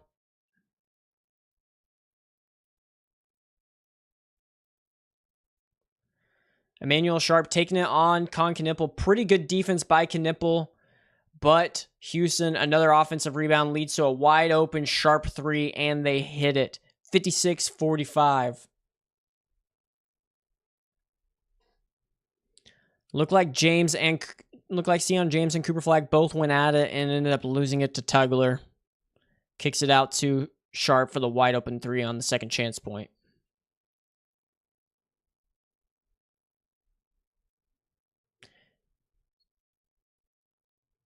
Oh, Brown had something down low, but ended up not taking it. Cooper Flag gets the offensive board, but misses the putback.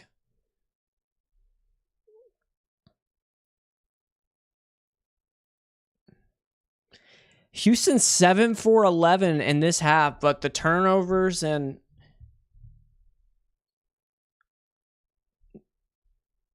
Cryer misses a short one, but Houston, another offensive rebound, but they miss it. They miss the easy layup. Emmanuel Sharp, Cooper Flag taking it into the paint, gets by Tugler, puts it up and in. 22 points for Flag, up to 13-point lead for Duke on Houston.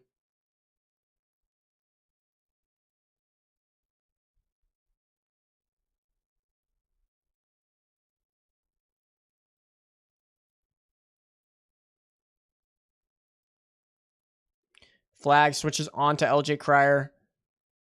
Nothing there for Cryer. Passes out to Uzan. He's got Knippel on him. Gets Knippel on his hip. Floater game. Misses. Knippel with the rebound. Duke looks to be slowing it down a bit, taking it to the other end of the court.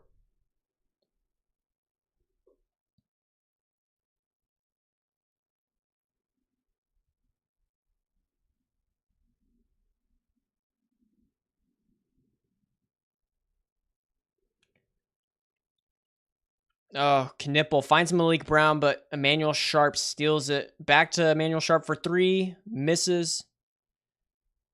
Cooper tries to crash the glass, gets tipped out, and finds Sion James James gets by Uzan. Oh my goodness, but gets foul. Oh. A lot happening right now. Sion James got absolutely destroyed by Jawan Roberts on that take. No foul call. Stopped play as Sion James was just on the ground. Might have got a concussion. I mean, he got just hammered with the body.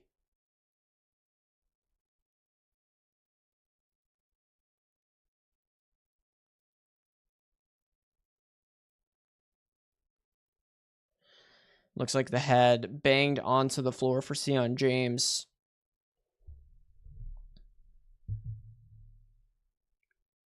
Was able to walk over to the bench on his own.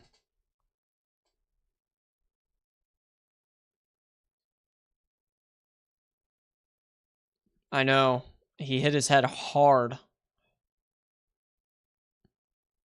Great defensive play from Jawan Roberts. I mean, there wasn't anything intentional or anything like that, but just kind of took him out with the body and back of his head just connected with the hardwood.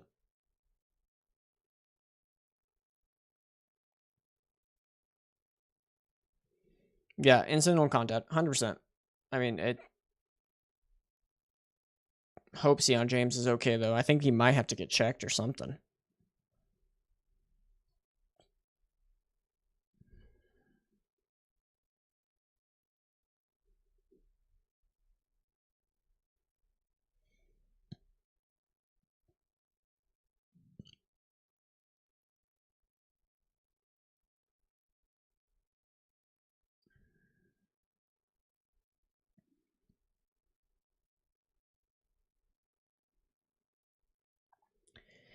Mason Gillis checking into the game for the Duke Blue Devils. Believe Sion James is going to be on the bench. Yep, looks like he is.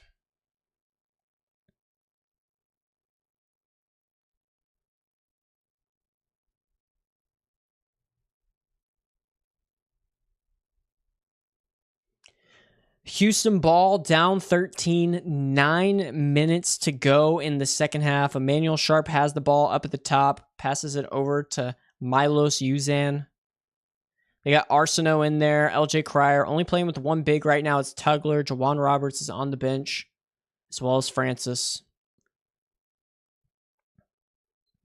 Cryer, they're doubling him. Malawatch Arsenault open for three, misses. Fight down there for the rebound. Con Knippel comes in and grabs it.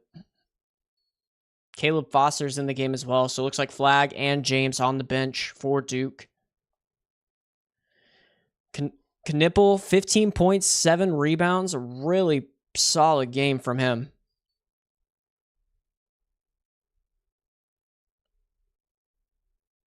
Proctor takes it on Uzan.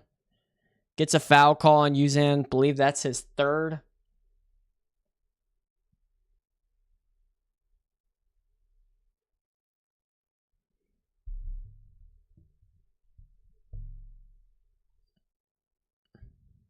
Actually, it looks like it might be Uzan's fourth foul on Milos Uzan.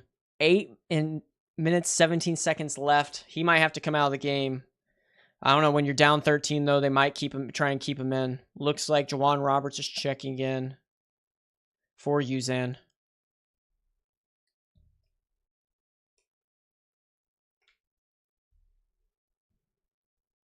Uzan's got 4. Tugler and Francis both have 3. Tyrese Proctor missed the front end of the 2 free throws, but hits the second. 14-point game. Also, Sion James coming back into the game. This time for Tyrese Proctor. Good to see that he's back in.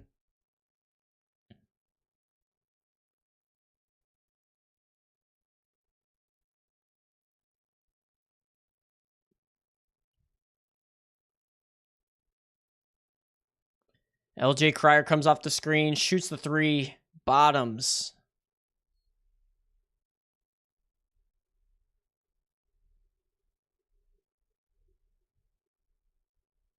(59-48) Duke. Big shot from LJ Cryer.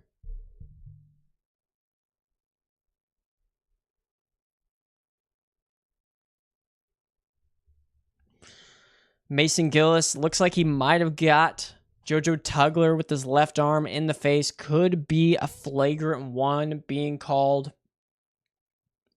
on Gillis, which would be really big. 2 shots for Houston could get them within double digits of Duke. 7:58 left in the second half. On to our second to last media timeout of the game. Con Knipple has had a really consistent game, but obviously Cooper Flagg, second half, has been really good for the Duke Blue Devils. 7 of 14 from the field, 22 points, 4 assists, 5 rebounds, 2 steals, and 2 blocks. Interesting enough, Kaman Malawach, 0 rebounds. The big man for Duke. No boards as of right now.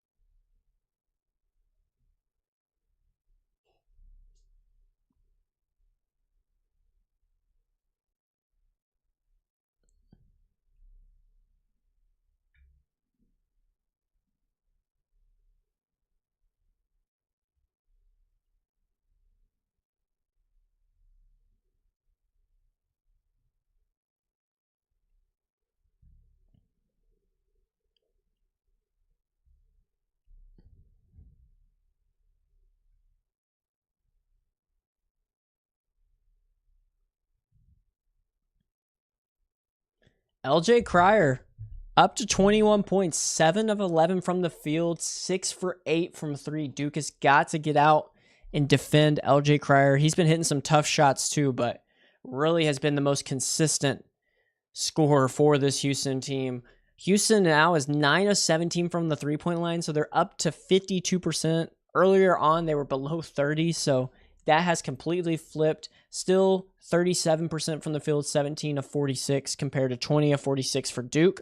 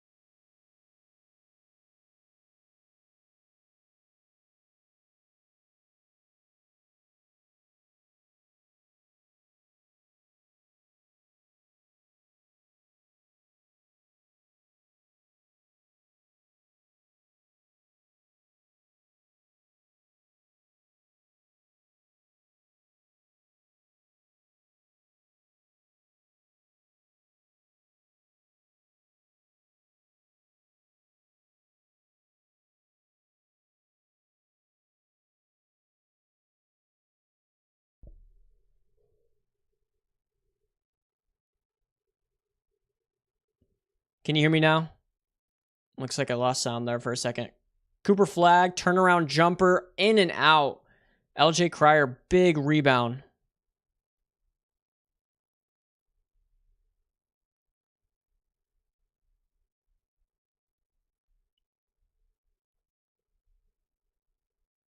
Tugler takes it, passes to Roberts, finish over Malawach, 6-point game with less than 6 minutes to go.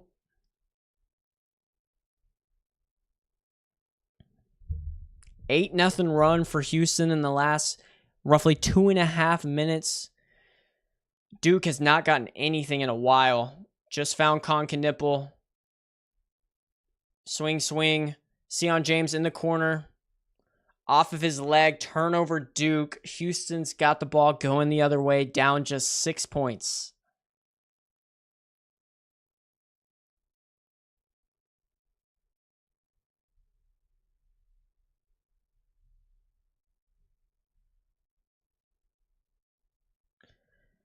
Forrest Flagg is up to 22 points, 7 of 16 from the field. Also has 5 rebounds, 4 assists, 2 steals, and 2 blocks. So kind of doing a little bit of everything, but is the leading scorer for the Blue Devils. However, in the game, it's LJ Cryer that's the leading scorer. 24 points for him. Houston, multiple offensive rebounds, but can't finish. Duke, 5th foul for the Blue Devils. Looks like we might start getting 1-1 for either team here with just 2 more fouls on each. Roberts had a wide open lane on that one. Really should have converted.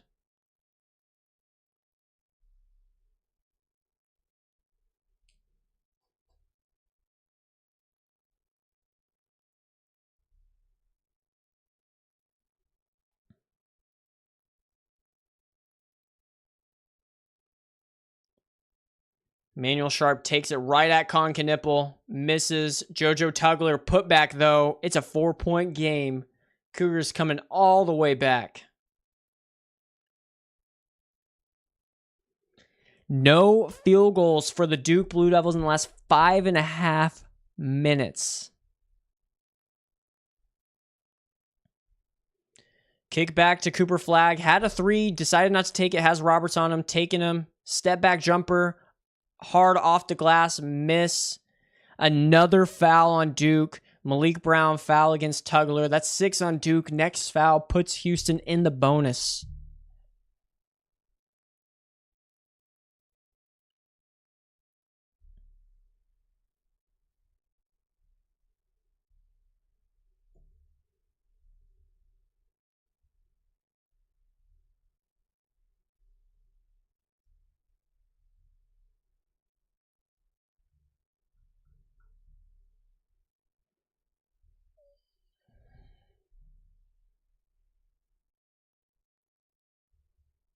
Uzan takes it in on Cooper Flagg. Nothing there.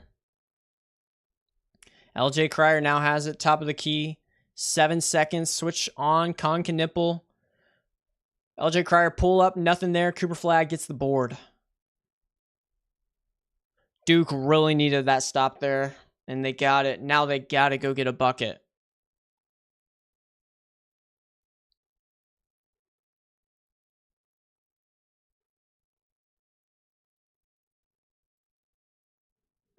Miss all of their last 6 field goal attempts by Duke. Tyrese Proctor takes it to the rim, gets fouled. Still not a made field goal, but they'll take the free throws. 3 minutes and 44 seconds left, heading into our last media timeout. Duke 59, Houston 55. We got a close game in San Antonio to see who wins in this Final Four matchup. And we'll head to the national championship to face Florida for the national title.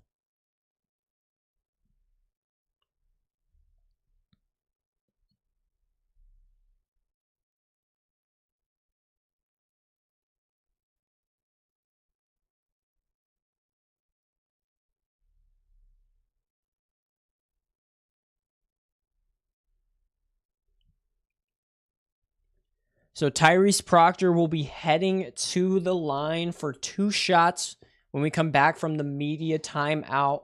He is currently 1 of 2 from the free throw line, but is a decent free throw shooter. He's only 2 of 8 from the field and 0 of 4 from the three-point line.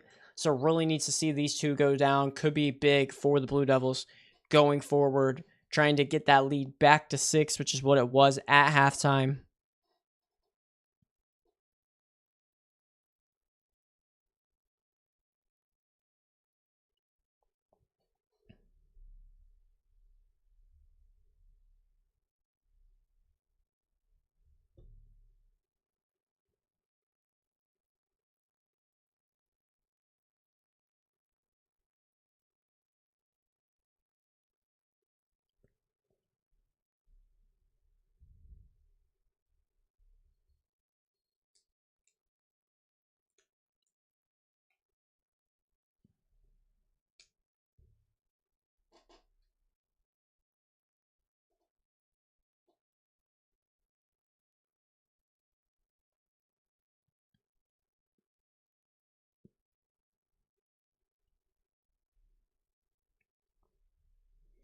How are we feeling, everybody? We thinking Duke's going to hold on to this one, or is Houston going to complete the comeback and end up winning?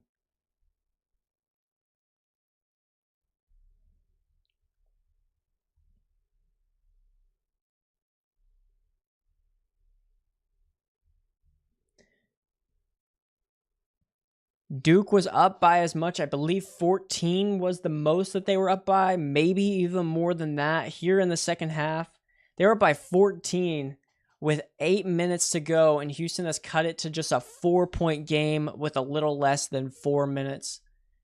They have not scored since the 8 minutes and 17 mark when Tyrese Proctor made his last free throw.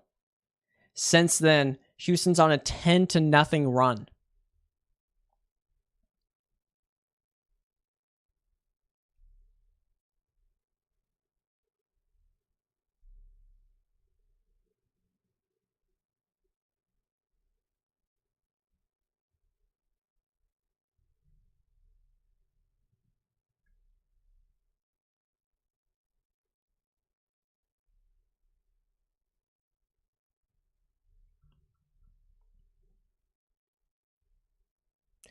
Tyrese Proctor, 2 shots at the line.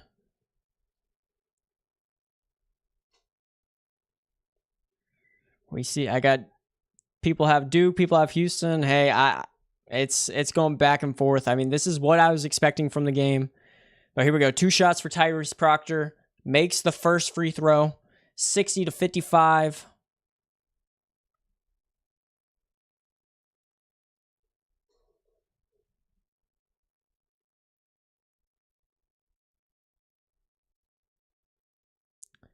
Makes the second. 55-61. Duke's lead. Back to 6, which is what it was at halftime.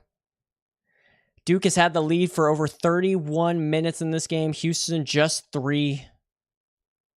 Nobody's shooting the ball that well. Both teams around 40%. Roberts has a smaller defender and Sion James on him. Going to his left. Misses. Cooper Flagg going for the rebound. Can't grab it. Ends up going to Duke. Looked like it might have been off of Cooper Flagg. I think Houston might have not gotten the benefit of the doubt there. Oh, okay. They might be right. Tugler actually hitting it out. What a call by the refs there. Still don't have a field goal in the last 7 minutes for Duke. Find Tyrese Proctor up at the top. Finds Malik Brown. Malik Brown over to Cooper Flagg for 3. Bottoms. Cooper Flagg pushes the lead out to 9 for the Duke Blue Devils. 3 of 4 for 3. And when they need a bucket, that's who they look for. Cooper Flagg up to 25 points for the Blue Devils.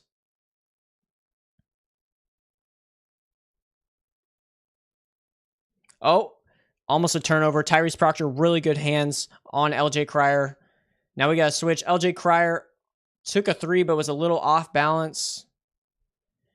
Milos Uzan, he shot a 3. He misses. But offensive board, which is where 3s come from for Houston, misses. Another offensive board leads to an LJ Cryer. Tugler, Cooper Flagg with the block. Great defense by Duke, but they just cannot grab these rebounds. So many offensive boards. I think that was 2 or 3 for Houston on that possession. But a big block by Cooper Flagg. Met it at the apex. Was kind of close to being goaltending, but was good. Third block of the night for Cooper Flagg. We got 2 minutes, 15 seconds left. Duke 64, Houston 55. Houston has the ball on the inbounds. It's got to throw it into the backcourt to Emmanuel Sharp. Only 11 seconds on the shot clock, so they kind of have to go here. Cooper switches onto Emmanuel Sharp. He blows by him, gets the easy layup. Just not great defense from Cooper Flagg on that one. 64-57. Duke's up 7 right now. Less than 2 minutes to go in this one.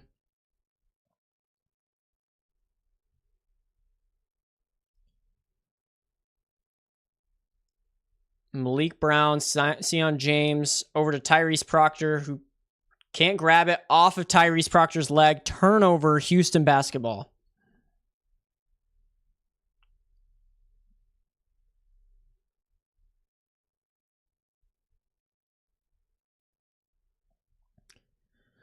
Turnovers starting to go up and up for the Duke Blue Devils. Not a ton, but crucial ones.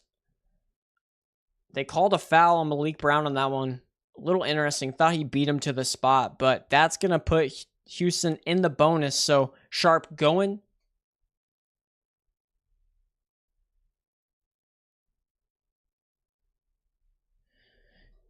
Houston now in the 1-1, makes both of these. It goes to a 5-point game. Emmanuel Sharp, 87.5% free throw shooter. Makes the first.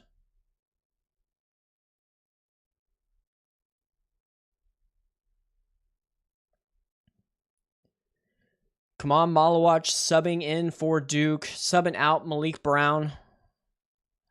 A minute 27 left in this game.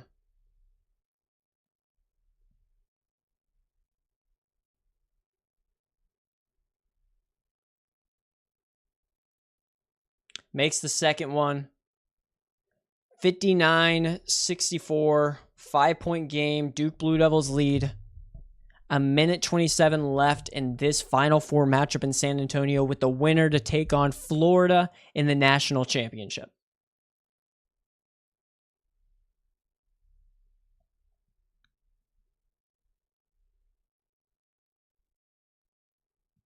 We got 1-1s both ways for either team, so any foul is going to get that team to the free throw line.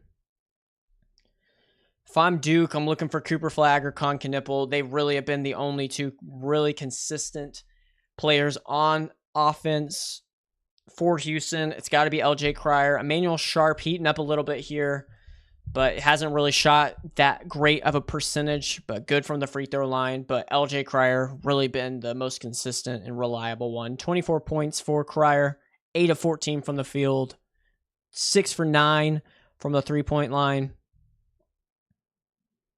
And now Duke has the ball. Looks like Houston's going to extend the pressure full court, trying to get something. Duke has turned the ball over a couple times down here late, so the pressure could bother them. Looks like they got Tugler on the ball. Nothing's open right now. And now we got a Duke timeout. Duke had 2 timeouts. Now they got 1 remaining. Still a minute 27 left, up by 5. Tugler's length is really hurting the Duke Blue Devils on these inbounds plays. He's up there guarding the inbounds passer, moving from side to side. Really good movement from Tugler and defense from the Houston team as a whole, which is exactly what you would expect.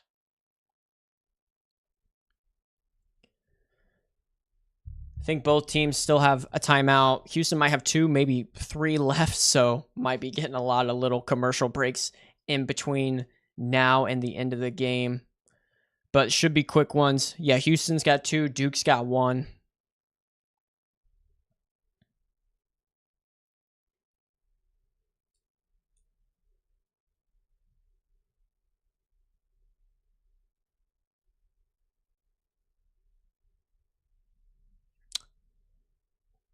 Concanipple.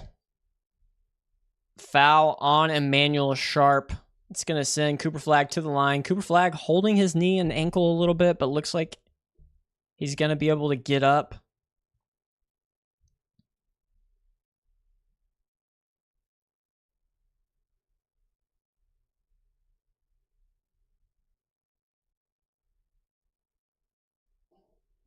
One and one for Cooper Flagg, 83.5% free throw shooter. Big free throws for the Duke Blue Devils. Really got to be able to hit these down the stretch if they want to solidify this win. Cooper Flagg looks to be limping just a little, so could affect the shot, but 1 and 1, so got to make the front ends for sure. We know that from Texas Tech. Off the front rim, bounces off the backboard and in for Flagg. Pushes it to a 6-point lead for the Blue Devils.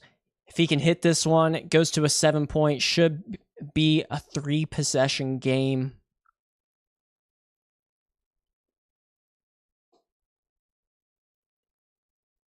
And he hits it. 66-59, Dukes up 7. Minute 25 left in the game. Cooper Flagg, 8 points in the first half, 19 in the second half to give him 27 on the evening. Sharp has Malawach on him. Goes up, doesn't get it to go. A really late whistle from the ref on that one. Sends Sharp to the free throw line for 2 shots. Fourth on Kaman Malawach.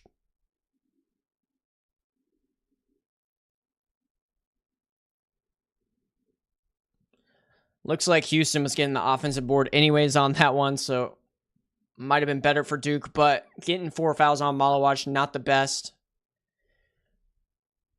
First one rims in for Houston, gets it back to a 6-point game, 66-60.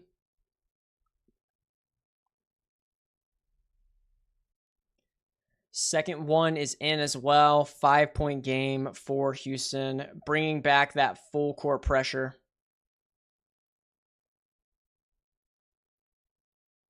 Technical foul. JoJo Tugler just reached over. Big mistake for Houston. JoJo Tugler reached over to try and hit the inbounder. And that's an automatic technical.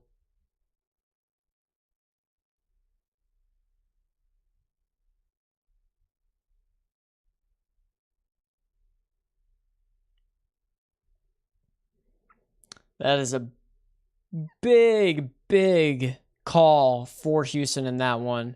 Don't think Tugler meant to reach over and hit the ball out of the inbounder's hands, but automatic technical as long as that ball has not passed the plane.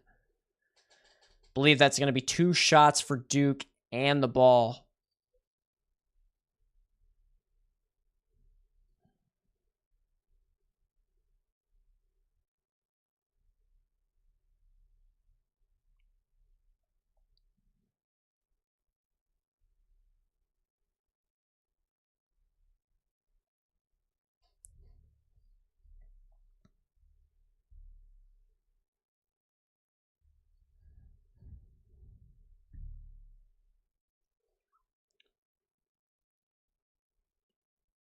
Officials at the mic.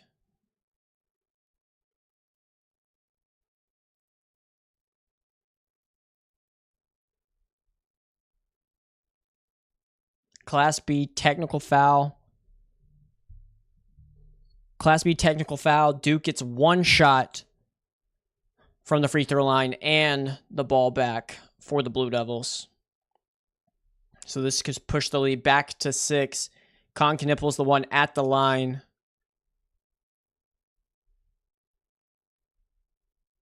Makes it, pushes it to 6. Houston needs 2 threes to tie it, but Duke gets the ball back. Minute 14 left. 6-point lead for the Duke Blue Devils, 67-61.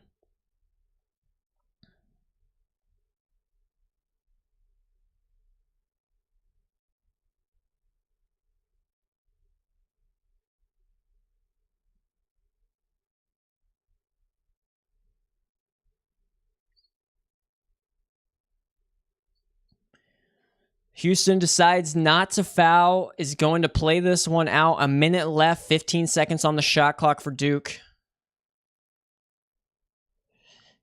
Can't believe Sion James is the one with it. 7 seconds. Konkanippel gets to the paint, gets blocked.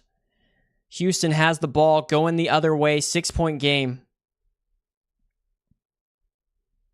No threes, no fouls if you're Duke right now. Milos Uzan, open three for Sharp. And he hits it. 3-point game. Houston staying alive. 32 seconds left in this one. What a shot by Emmanuel Sharp. Cooper Flagg just did not communicate on that one with Sion James. Jumps by him. Emmanuel Sharp hits it. 3-point game. Wow. Houston staying alive with that 3-point shooting. Really showing why they're one of the best in the nation. 10 for 21 from 3. 47.6%. Duke is above 40%, but they've only hit 7. Houston also offensive boards have started piling up again, out rebounding Duke 17-10 on the offensive side, 39-31 total in rebounds.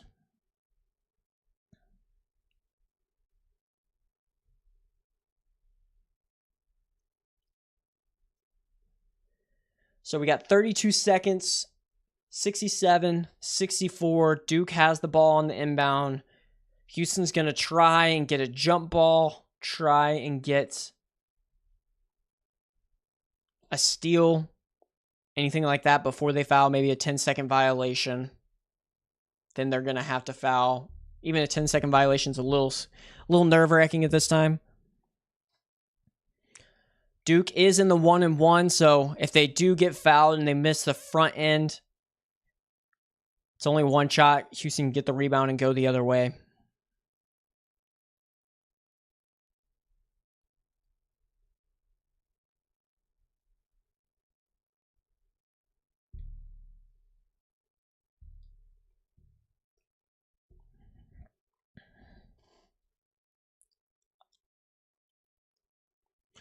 Yeah, Malin, nail biter for sure. That was a big shot from Emmanuel Sharp. He doesn't make that, then I don't know if this game is like this, but Duke has got to get this ball in. Doesn't look like they have anything right now. Tries to pass it in, but Houston knocks it out of bounds.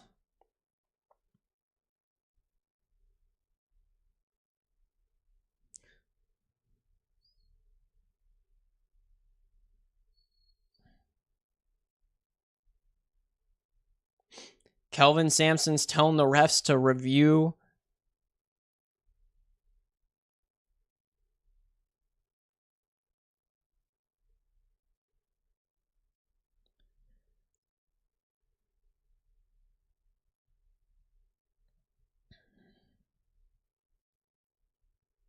Kelvin Sampson asked him for a review, and he got it. Officials weren't going to do it until Kelvin Sampson asked for it.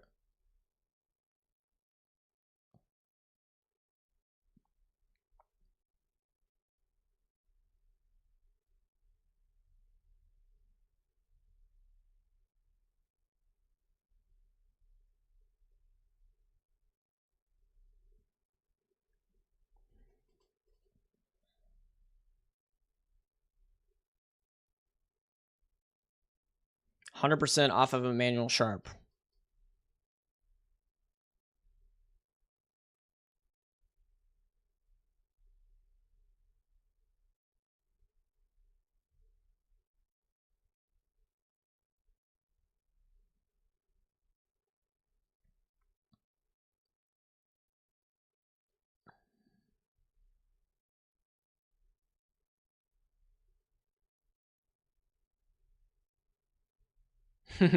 Look how close it was. 4.6 seconds when he threw the ball in, so it was really close to being a 5-second call.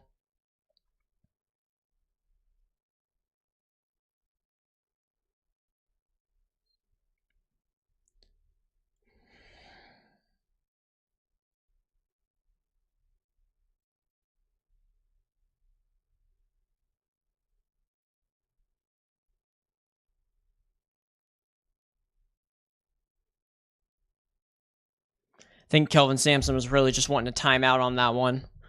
Obviously, if it was out on Duke, wanted that, but it was pretty clear it was out.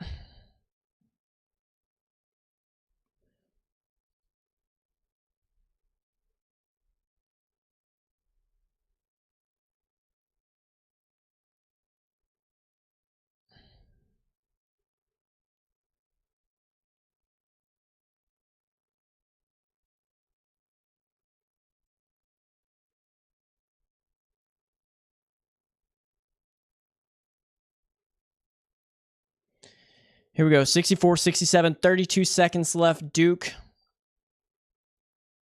Oh my gosh. Turnover. Wilson pulls the three, misses. Offensive rebound by Houston. 1 point game. Sion James just absolutely threw it right to the Houston defender.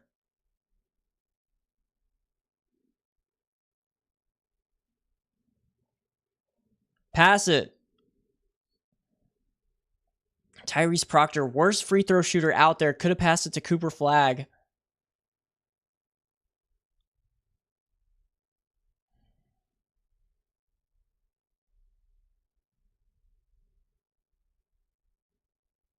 Wow, 67-66, 19 seconds left in this game.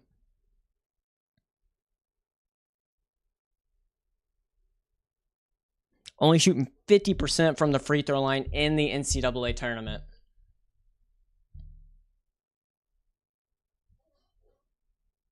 One and one, though, too. So if he misses the front end, Houston can get the rebound.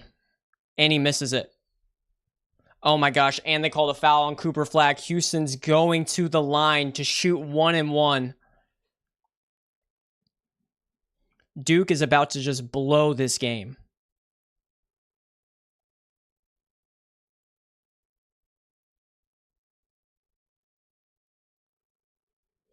That is a very, very...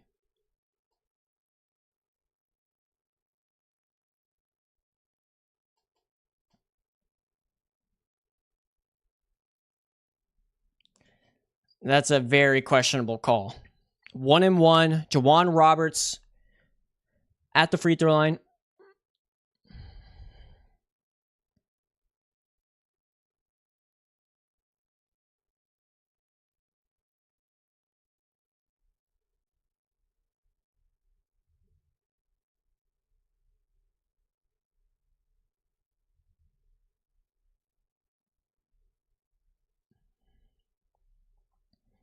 Makes the first.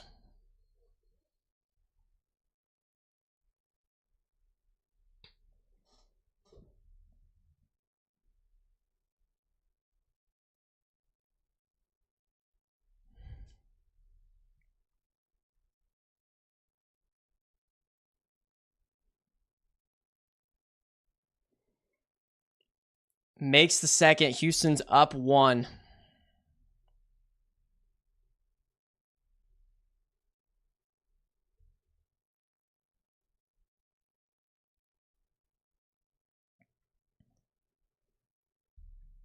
Absolute insanity in this game right now. Houston with the lead, 68-67. Sion James, very ill-advised pass there. Cooper Flagg trying to get the offensive board, but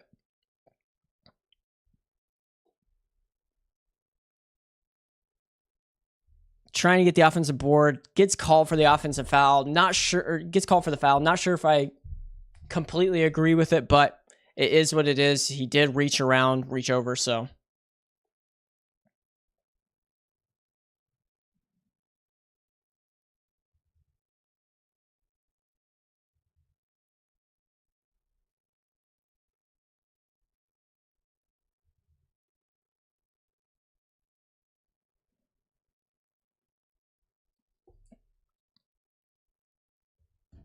Duke only down 1 though, so can try and get to the rim. Get fouled. If they don't, they can foul. They make 2 free throws. You still got a shot at hitting a tying 3, so.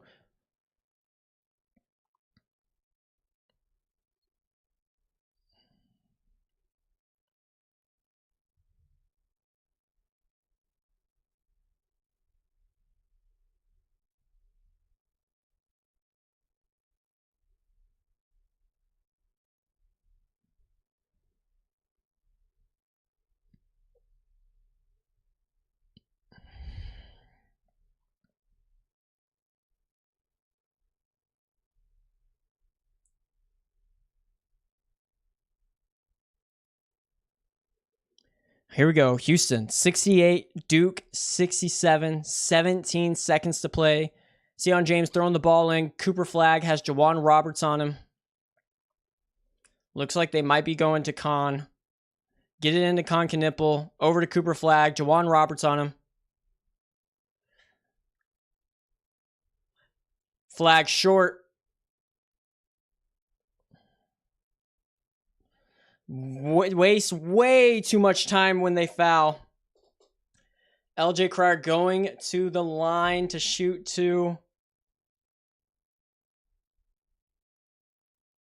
Wow. Looks like Duke just gave this one away, man.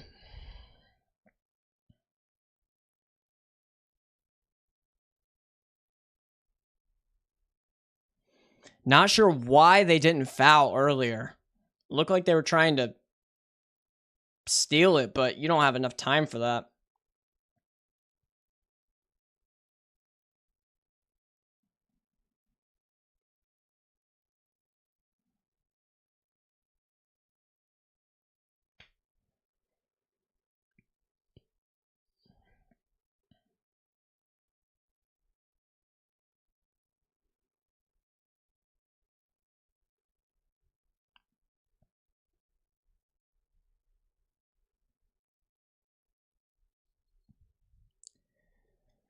Crazy. At 7 seconds is when they got the rebound and no one fouled. The foul is right there, so there's going to be like 4 seconds left on the clock.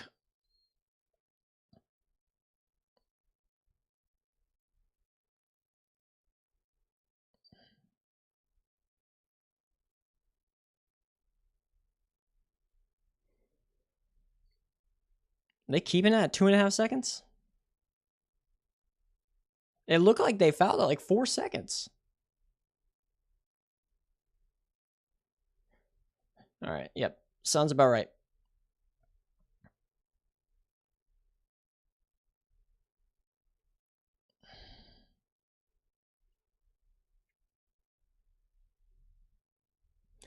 No timeouts for Duke. Makes the first one.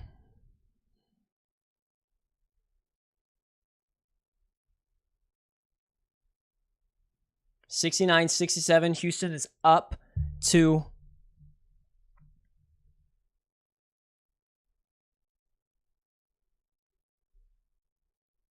Makes the second one.